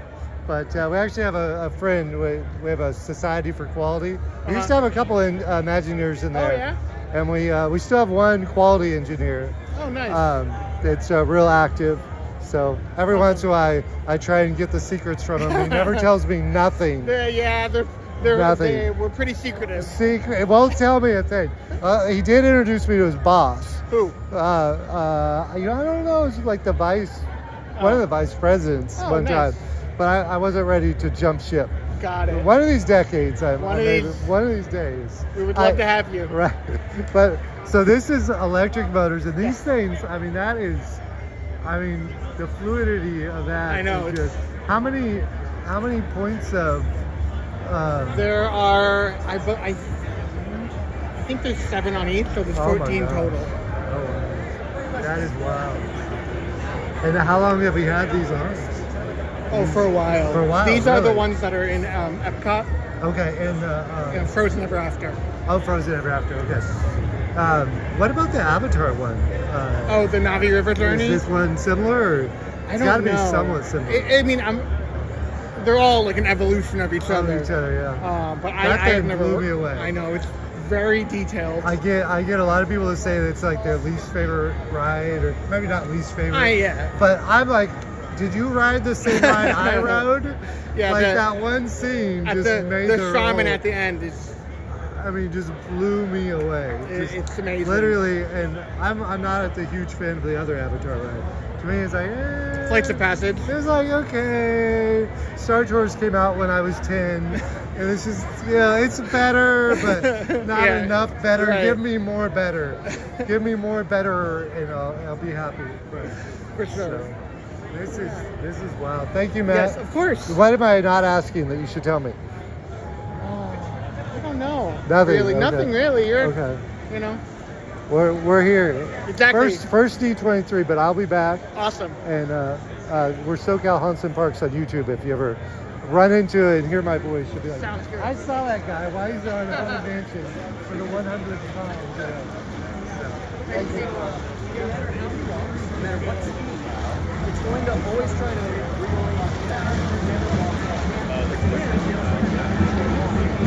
not pushing you. Yes. Welcome in. Christine says you're all right. Yeah, they're scared. I could see that. I could totally see that. What was it that? There's a couple things that just blew me away. We can't wait to see that Walt. I have seen it. You've seen it? Oh my amazing. gosh. Oh my god. And I'm so stoked that they're not doing away with Lincoln. Yeah, I'm one of the few people that I sit through it. I'm just inspired every time. I know. It's a very unique. Right. It's a unique thing that they're doing. It inspires me more than the Walt Disney World. The Walt Disney World, we get to see all the countries, but it doesn't inspire me like Lincoln. The man was just revolutionary like Walt himself. Yes. So I'm really gonna leave now. No, you're good. Thank you. You're good. Thank you, man.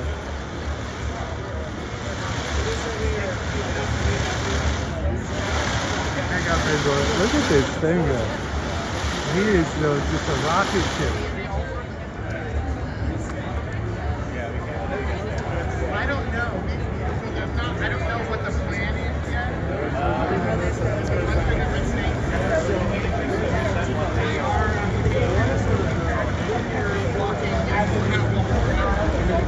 And then there's sort of more like a steering wheel which changes the direction.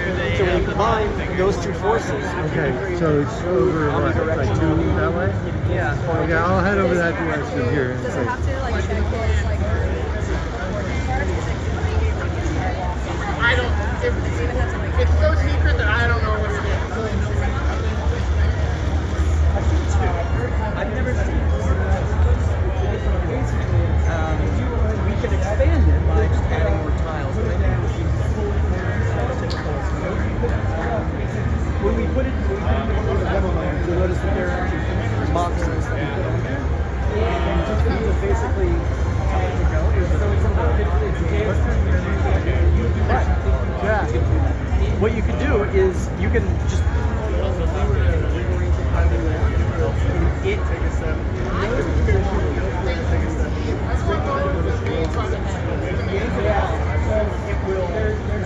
Can we volunteer to sit in the chair? What's that, sorry? Can I volunteer to sit in the chair? Voluntary traffic. Yes, it's just today. Can I ask you where you're from? I'm from England originally. England, okay. Yeah, Okay. from Manchester. Manchester, okay. I haven't got over to England yet. I went to Paris twice. Well, I keep being stuck in Disneyland Paris. Oh, right, yeah. I made it as far as Epcot, that direction. Right. So I got to dress the pond and go to Court and some of the other ones. If you visit England, you should definitely go to it. Yeah, go to Pixar. And I would highly recommend Black Beach. I gotta go over there. But, yeah, the last time I went, I bought the gold pass. So I'm trying to find value. I gotta go back a couple more times. Yeah, that was like my childhood theme park. Are you in LA now? Are you in Florida? Oh wow, okay. So family research. Nice to meet you. Yeah, if you type in SoCal Hunt, you'll find me on YouTube. Right, here. I'll give you a sticker. Thank you. That would solve that issue. I want to show, one of your leads may have disappeared, but I can show them this picture I just took from next door. This is the panel they just did next door. I should find out the outside. I can't remember. But this is something Walt had a concept. It was a freeway. It was a car that had its own freeway, so it would drive over the top of the other cars. And it reminded me of this technology, right? We've seen, I think there's a maintenance vehicle installed that allowed them to repair roads without closing. I think it was from Scandinavia, so they have this huge device that was open and workers are working under it and cars would drive up over it and they would move it down the road. They do the repairs, cars driving over it move it, and do repairs on freeways without closing any lanes. That is wild. I saw that on the news. I was like, that's so interesting. That That's so wild. Yeah, I can't remember what country that was being done in, but yeah, that was pretty cool. Yeah, I wanted to show him that maybe Walt would have been like, yes, right? This is the way you're going to do this right here.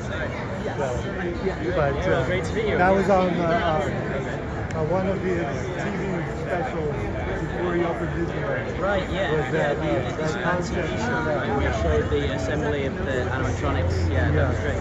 That's why we're happy here to show something for research and development that usually is not so public. Show one of our prototypes here. Wow, when I first saw it on YouTube, when that video was exploded, I was like, oh my god. Yeah. We're usually mesmerized by that's good. Wow. So excited. Yeah, great, thank you. How long has it been? So,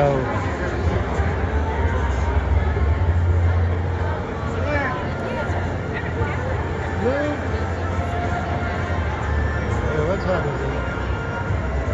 I'm trying to exit, but they're telling me to go. Oh, you gotta go this way. There's another exit over there. That was from the show we just did. And it's this technology that looks an awful lot like that thing that they're doing over there. 353. Hello. What we got? Inventor's Journey at Walt Disney Imagineering. Oh my gosh. That sounds amazing. So I believe that's with Lanny Smoot. Have you seen one of his presentations? I don't. Is he the one that did this? Yeah, the holotile. I have not seen the presentation. It is an outstanding presentation. We talked to him over there. I was just across the road here at this panel.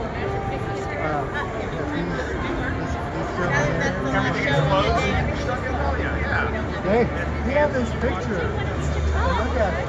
It's like a highway where you build your roads, and that it's kind of like the 100-year, 50-year predecessor to this sport. Can I take a picture that you're showing me this? Because I used to work with Jill and Doug. And I told you I wanted to show it to Landon. Is that his middle name? Oh, Lanny? Yeah. Right?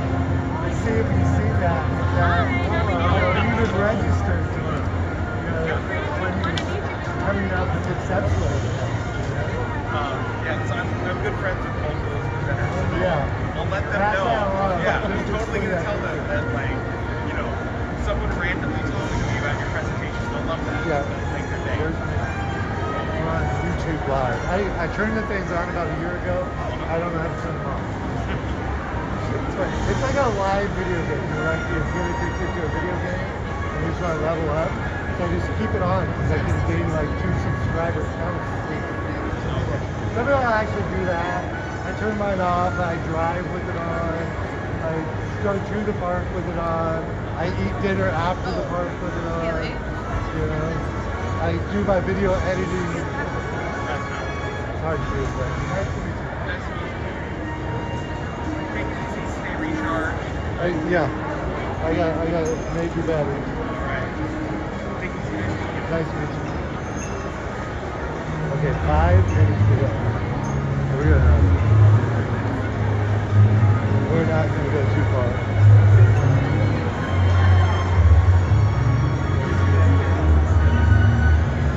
There we have an Adam sighting.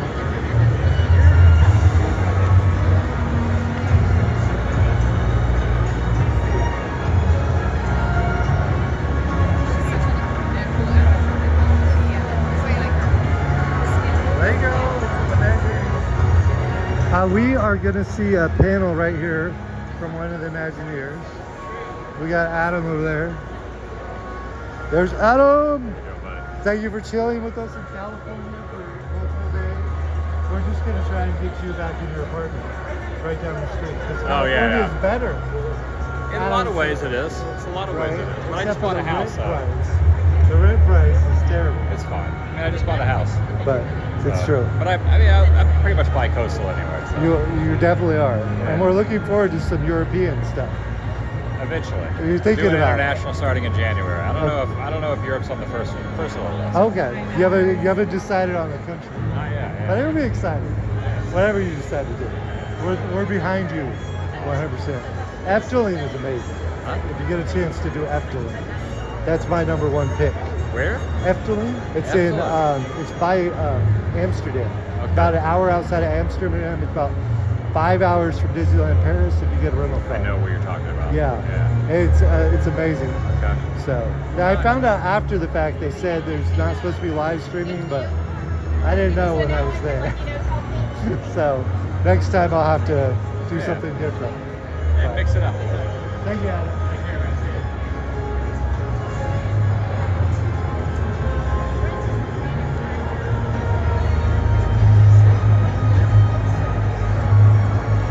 That's his birthday? Talk about this all the time. Is it really your birthday? Oh, yes.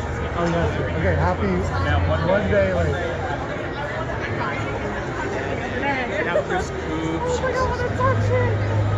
It's one day late. Yesterday was his birthday.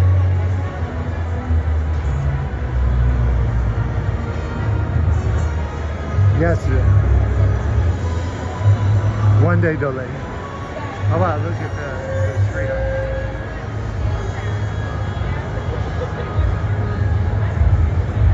He turned 50. I'm chasing him down. I have not turned 50 yet.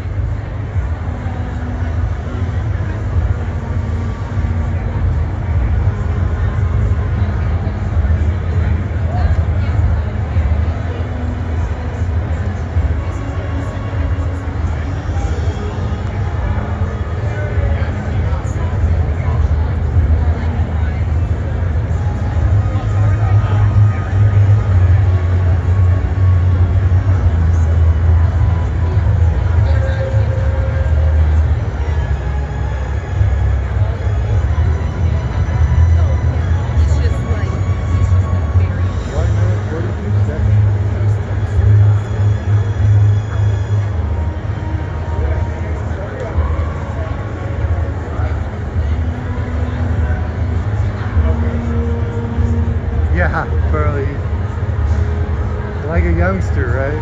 Just running around the country all the time.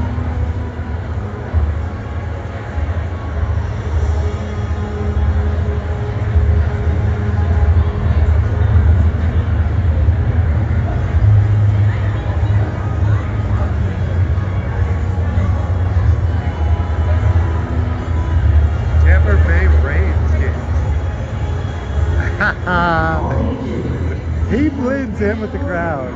He's tall, but he doesn't advertise himself as a celebrity. He's such a humble and caring and real individual.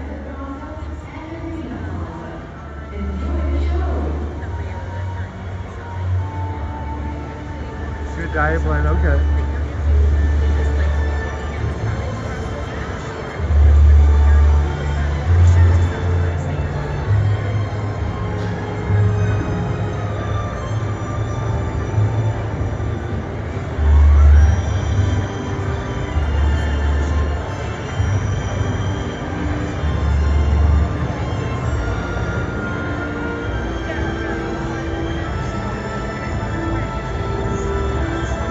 6 seconds. 5, 4, 3, 2, 1, 0.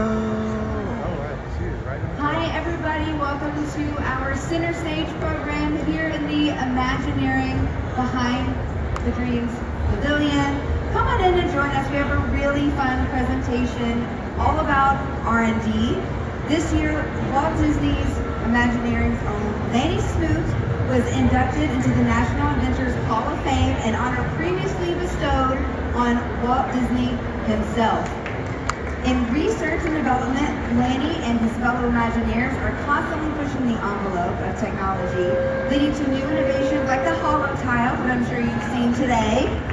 With over 100 patents to his name, Lanny's dedication to innovation will continue to shape the landscape of themed entertainment for years to come. So join me in welcoming Lanny Smoot to the stage.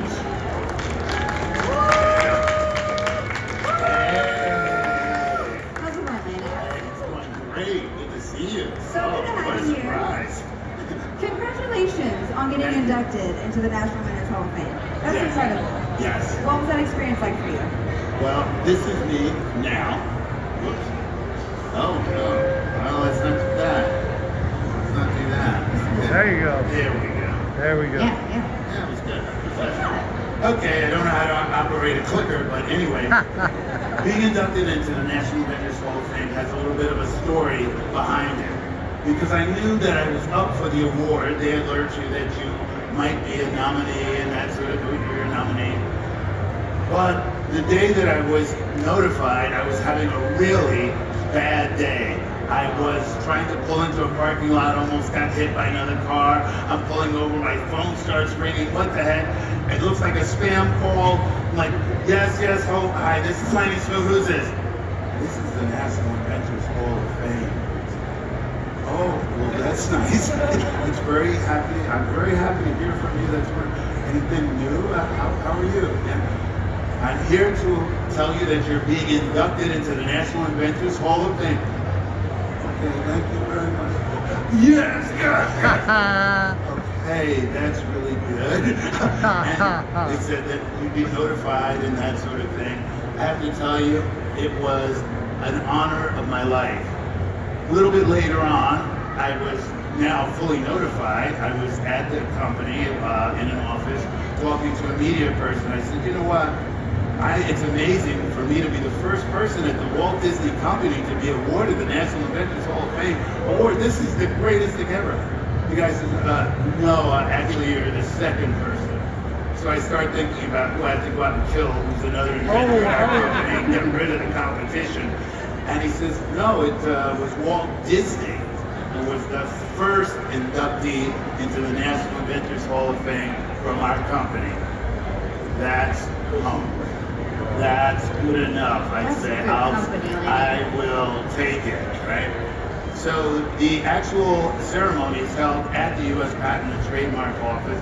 Another surprise for me is that there's a wall of eternal inventors, starting from the beginning of the National Inventors Hall of Fame awards and coming to date. And I'm putting my name up. You have a whole ceremony when you put your name up. And I found out that the first person on that wall is Thomas Alva Edison. Oh my God, okay. The stage show there is quite amazing also. You are awarded a very heavy amulet. There's a giant speech that's taken place, and the amulet is put over your shoulders and is coming from the head of the U.S. Patent and Trademark Office. So it is really quite an honor. Okay. I love that. I'm going to talk about one of your really fun things that I think our audience has probably seen. I might say I will. You ever see this? Pretty cool, right? This is incredible. That is the lightsaber. That is the most realistic lightsaber in the world. It is able to come completely out of the hilt to retract smoothly, and it is super bright. A couple of times I lit that thing up and you're like, oh my gosh. And it was used at the Star Cruiser experience as one of the ending adventures, and it has been a real fan favorite. They also do things like interactive floors. That's one of the floors on the cruise ships. Kids play with it. It's like a giant game surface that people can be involved with. I have also done things like Kim Possible. This was the largest scavenger hunt ever done at our parks, or beginning in the parks, and children became Kim Possible secret agents and went around the park trying to fight bad guys. This is Where's the Fire? This was at Epcot, Walt Disney World, and what it did is to teach people safety hazards in their house, how to determine safety hazards in their homes. We gave them, or I gave them, a flashlight that used sort of X-ray capabilities to look through the walls of a faux home and find safety hazards. I used this as the patent of record for the National Adventures Hall of Fame because I felt that it was the best use of technology to both entertain, which is what, of course, Disney does, but also to make people better, make them safer. Something I've done recently, how many of you have been to the Journey of Water? Have you played those water harps? I designed those, and as a matter of fact, what's kind of interesting is I designed those while COVID was going on, so those harps were in my garage for a while, okay? So we try to do good things for the company. These are the, well, let's talk about the picture in the bottom. Madame Leota in the Haunted Mansion used to sit on the seance table. I made her fly and allowed her to fly around the room. Woo! Now when you're working on a classic like the Haunted Mansion, you have to take extra care because you want the haunted to stay in its theme, be recognizable by the adults who took their kids or are taking their kids to see the new thing. The kids enjoy it because it's even better than it was before, and the parents can say, you didn't mess it up, right? Now, on the top, the Haunted Mansion portraits used to change slowly with a lot of complexity built behind them. I made them change at the same rate that lightning occurs. So lightning changes, and you go from the good image to this sort of ghostly and ghastly image instantly. I also did a lot of R&D. This is me with a terrible shirt before here, but sort of uneven. And this was a system that could beam sound to different places, all from one gadget. Now, again, this is a little out of order in my opinion. But I'm like, this is your anklet you were talking about. Yeah, okay, well that medal was super heavy, awarded by the head of the patent office. But also I teared up on stage because one of the folks that was on the stage was the sub-director of the patent office, happened to be an African-American gentleman who said, you know what, I am so proud of you because my dad is a super fan of Disney, and he just prizes the things that you put into our park, and it was sort of a special thing for me. Tears, okay? Now, one of the things, I started a little early in my career. Yeah. I'll show you how early. That's me. Oh, cute kid. I was always interested in things that had technology involved with them. And my dad got me involved especially because although he was never an engineer, he never made a lot of money, we weren't rich coming up, in fact we were quite poor. But one of the things he would do is make things around the house to make our lives in our apartment a little bit better. One night, he brought home a bell, a battery, some wires, light bulb, and he got that bell ringing, light bulb, lit up my life when it lit. I wanted to learn everything about anything electric, electronic, for time immemorial, and I was an inventor from very early. Now, right now, I'm a unicyclist. I have in my office all the time a unicycle. Why?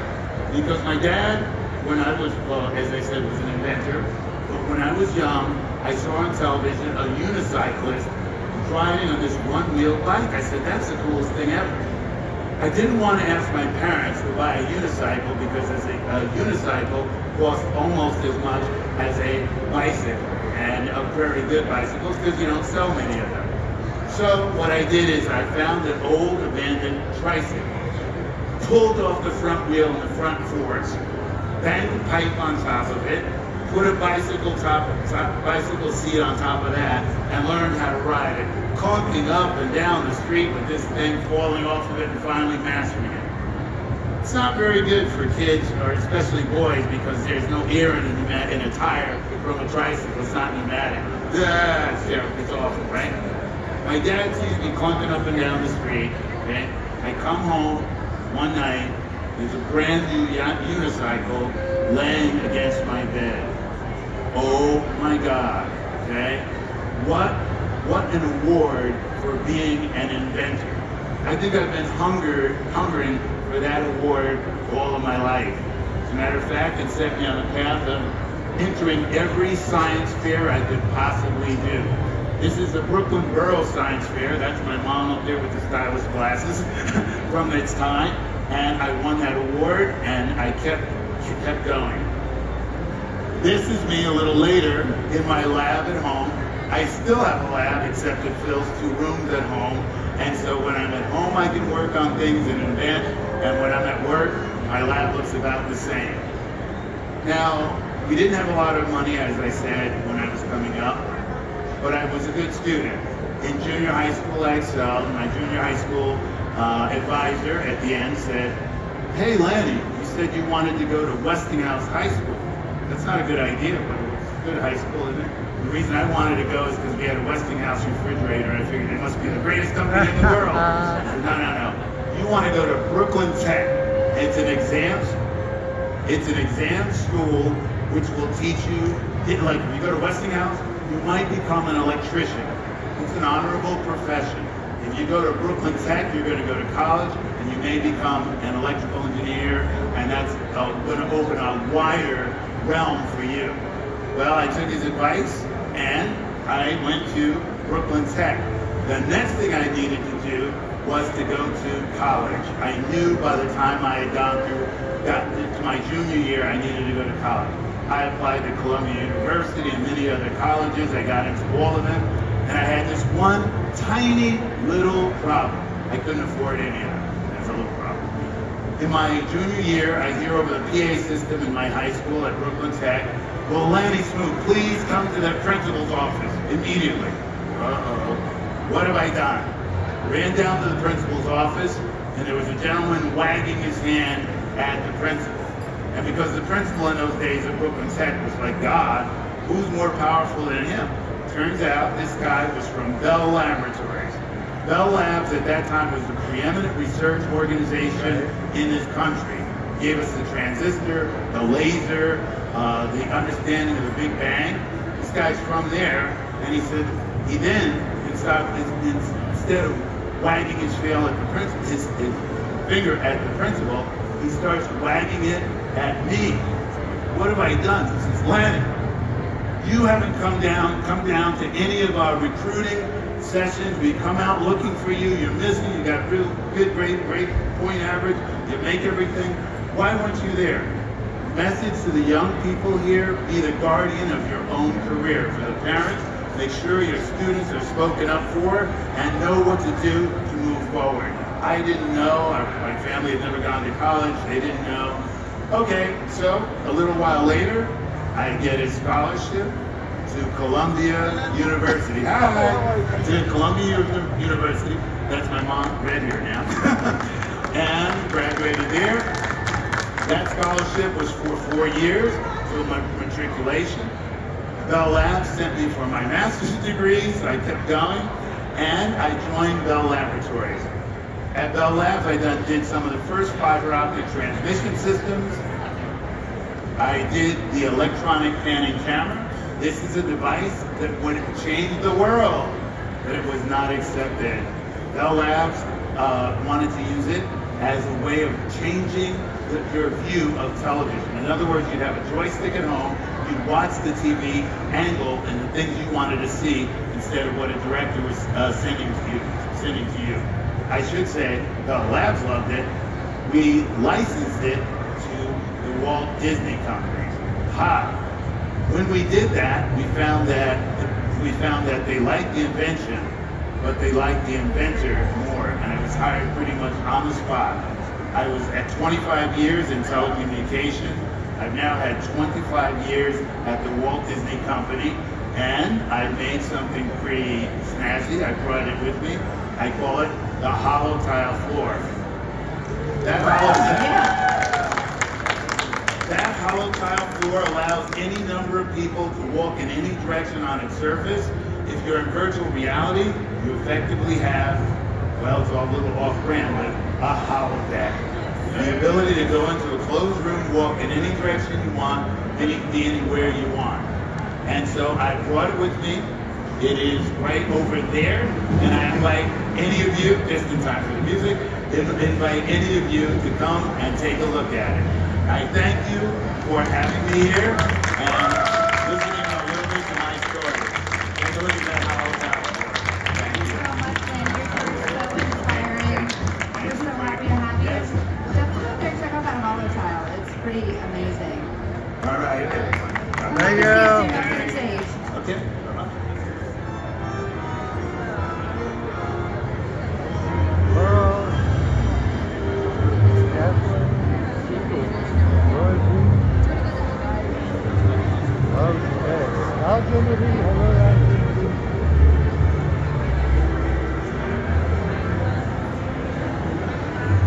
Thank you,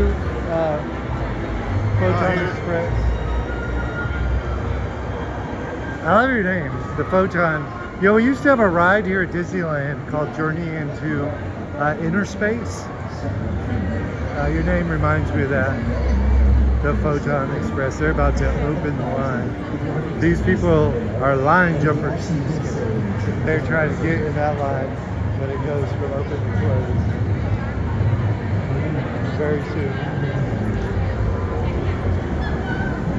He was here for almost 7 years. He was the longest Disney employee. Not just Disney. It's a day into the place.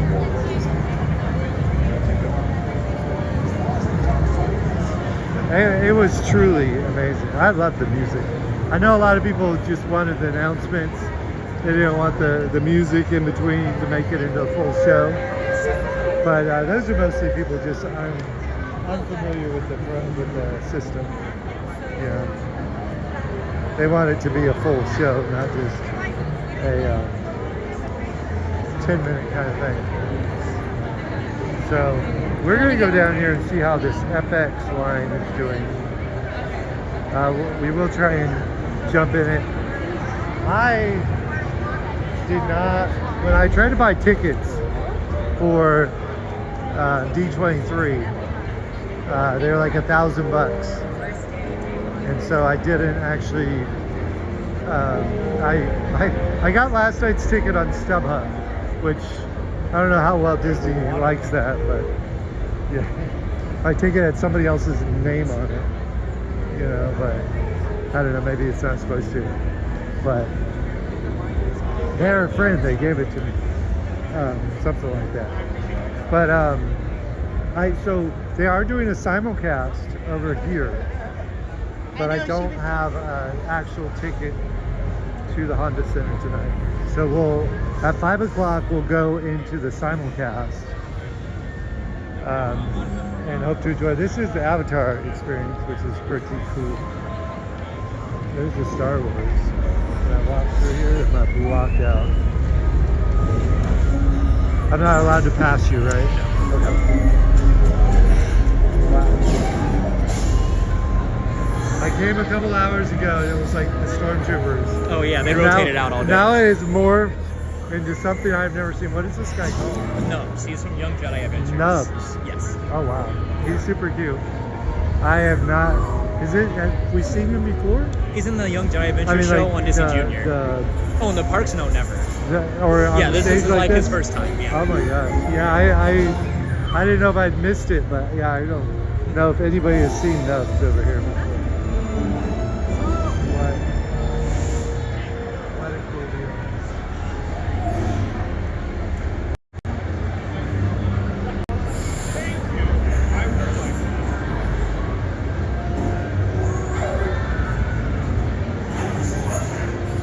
That is cool.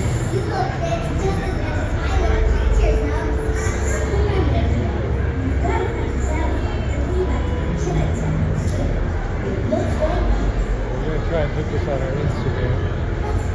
Love for you to follow us on Instagram.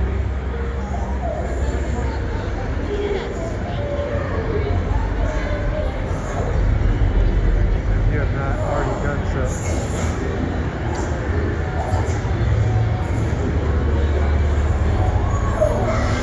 Skeleton.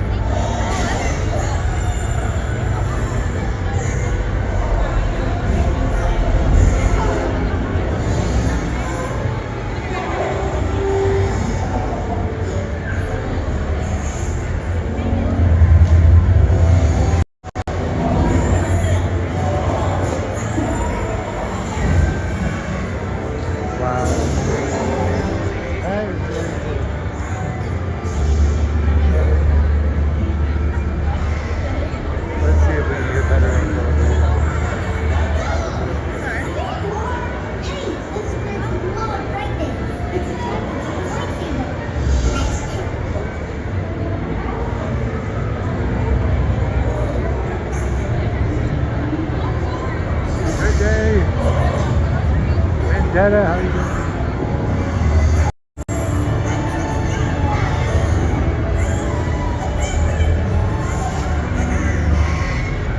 Next to fishing, Australia, land of blue. What do you think of this guy? Nubs. DL,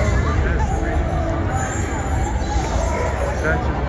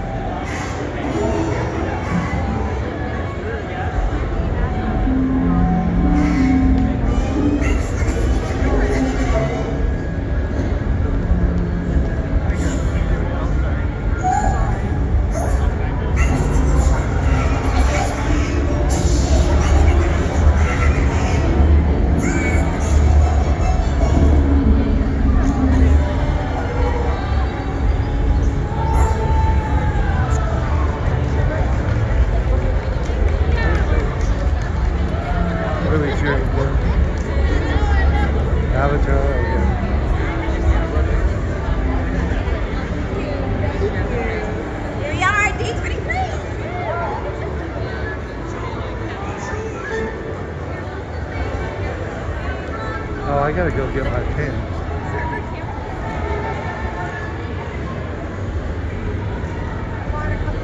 We have not seen this car mass demonstration in 4 and 5. Which are, oh, we can't do 5. Oh, we missed it so much. Wow.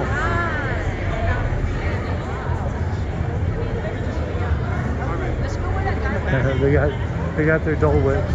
The Gringos come out to go Dole Whips.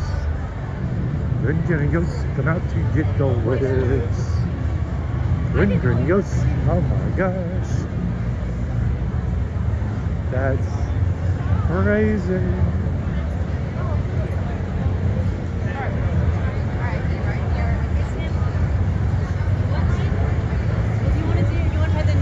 Okay, we're gonna try and get our gold member free giveaway pin.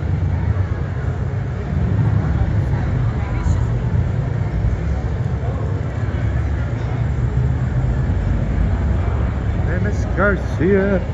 Hello, Miss Garcia. Drinking goats, social love. How you guys doing? Dude, we're gonna try this Dole Whip. We've heard it's good. There we go. The grinning ghosts come out to get Dole Whip. Right? How is it? Is it good? They got the throw. We don't know yet. We're gonna find out. Let me give you a sticker. Oh, thanks. Are you guys local or are you far away? Yeah, we saw you at Midsummer. Maybe Midsummer? No? Not Midsummer. Okay. One of those. One of those. I got your Okay. sticker. Thank you. It was pretty fun. I wonder where it was. Where did I see that? That's interesting.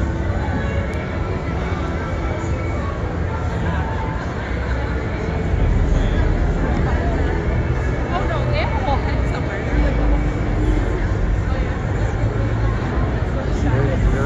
We did the Avatar yesterday. The Star Wars booth needs to be bigger.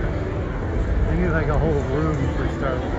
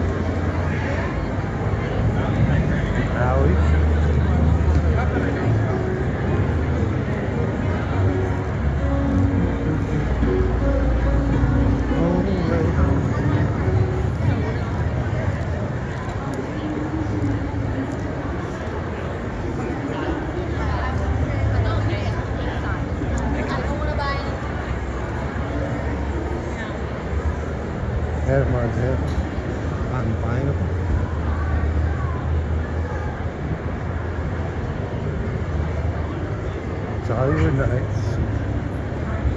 Very cool. You ever wanted to go to Dollywood Nights? Okay, I think we're going to try and get our pin, and we're going to try and get into some bowl. Did our panel earlier.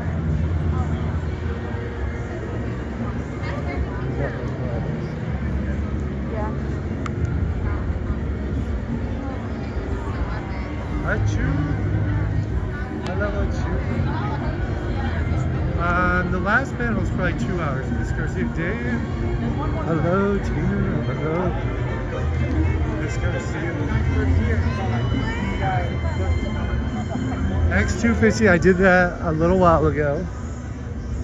But I think I'll be okay till after the last panel. This is a merch.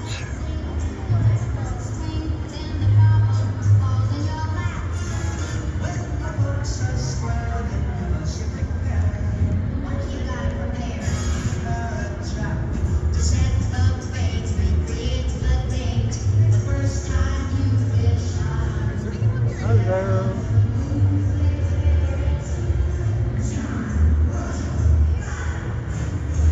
Thank you. Super cool. Thank you.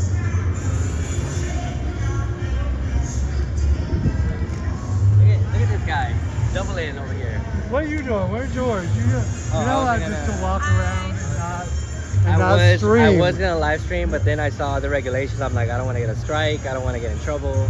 Like, yeah. I'm not a fan of that.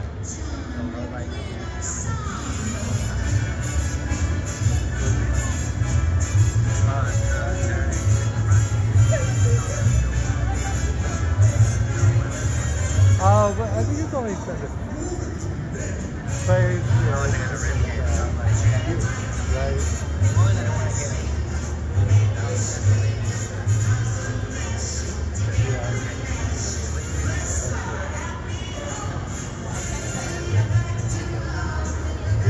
Well, it lasts longer too. Live, nobody's watching.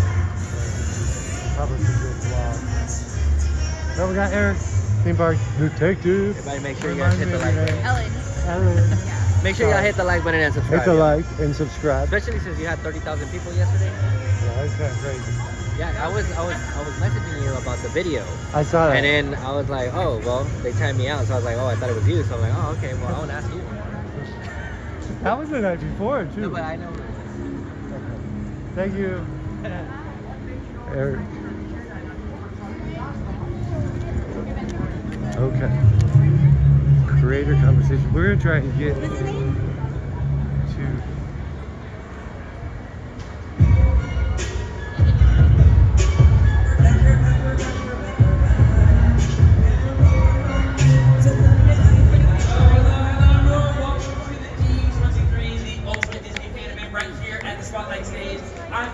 Throughout the weekend, Ray Margaret, joined with the incredible Ariel. Thank you all so much for joining us. I know you all are enjoying yourselves back in the lounge and over at the Mouseketeria, but I'm very excited for the On the Red Carpet Storyteller Spotlight Creators Conversation. They've been incredible all weekend, haven't they? They have been fantastic. I mean, buried shake-ins. We talked to so many incredible creatives this week. I'm just excited to see what comes next. We have a special guest. Miss Jacob Blake is going to be the one hosting this conversation. And I don't know who she's going to interview, but I think it's time to bring out Miss Jacob Blake. Come on out, friend. Wow. Wow. Everybody's at the main panel. Welcome to the Spotlight Stage once again. It's been a long time since we've seen each other. Wow. So wait, hold on. What? Who's the special guest? Oh, you don't know the special guest? Well, you guys said to come out because there's a special guest. There is a special guest. Yeah, go have a seat. We'll send him right out. So you do your intro, we'll send the special guest right out.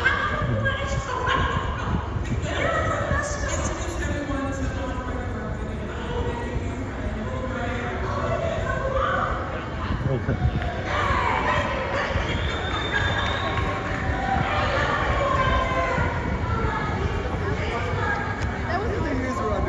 That's why. They said they were going to bring it home.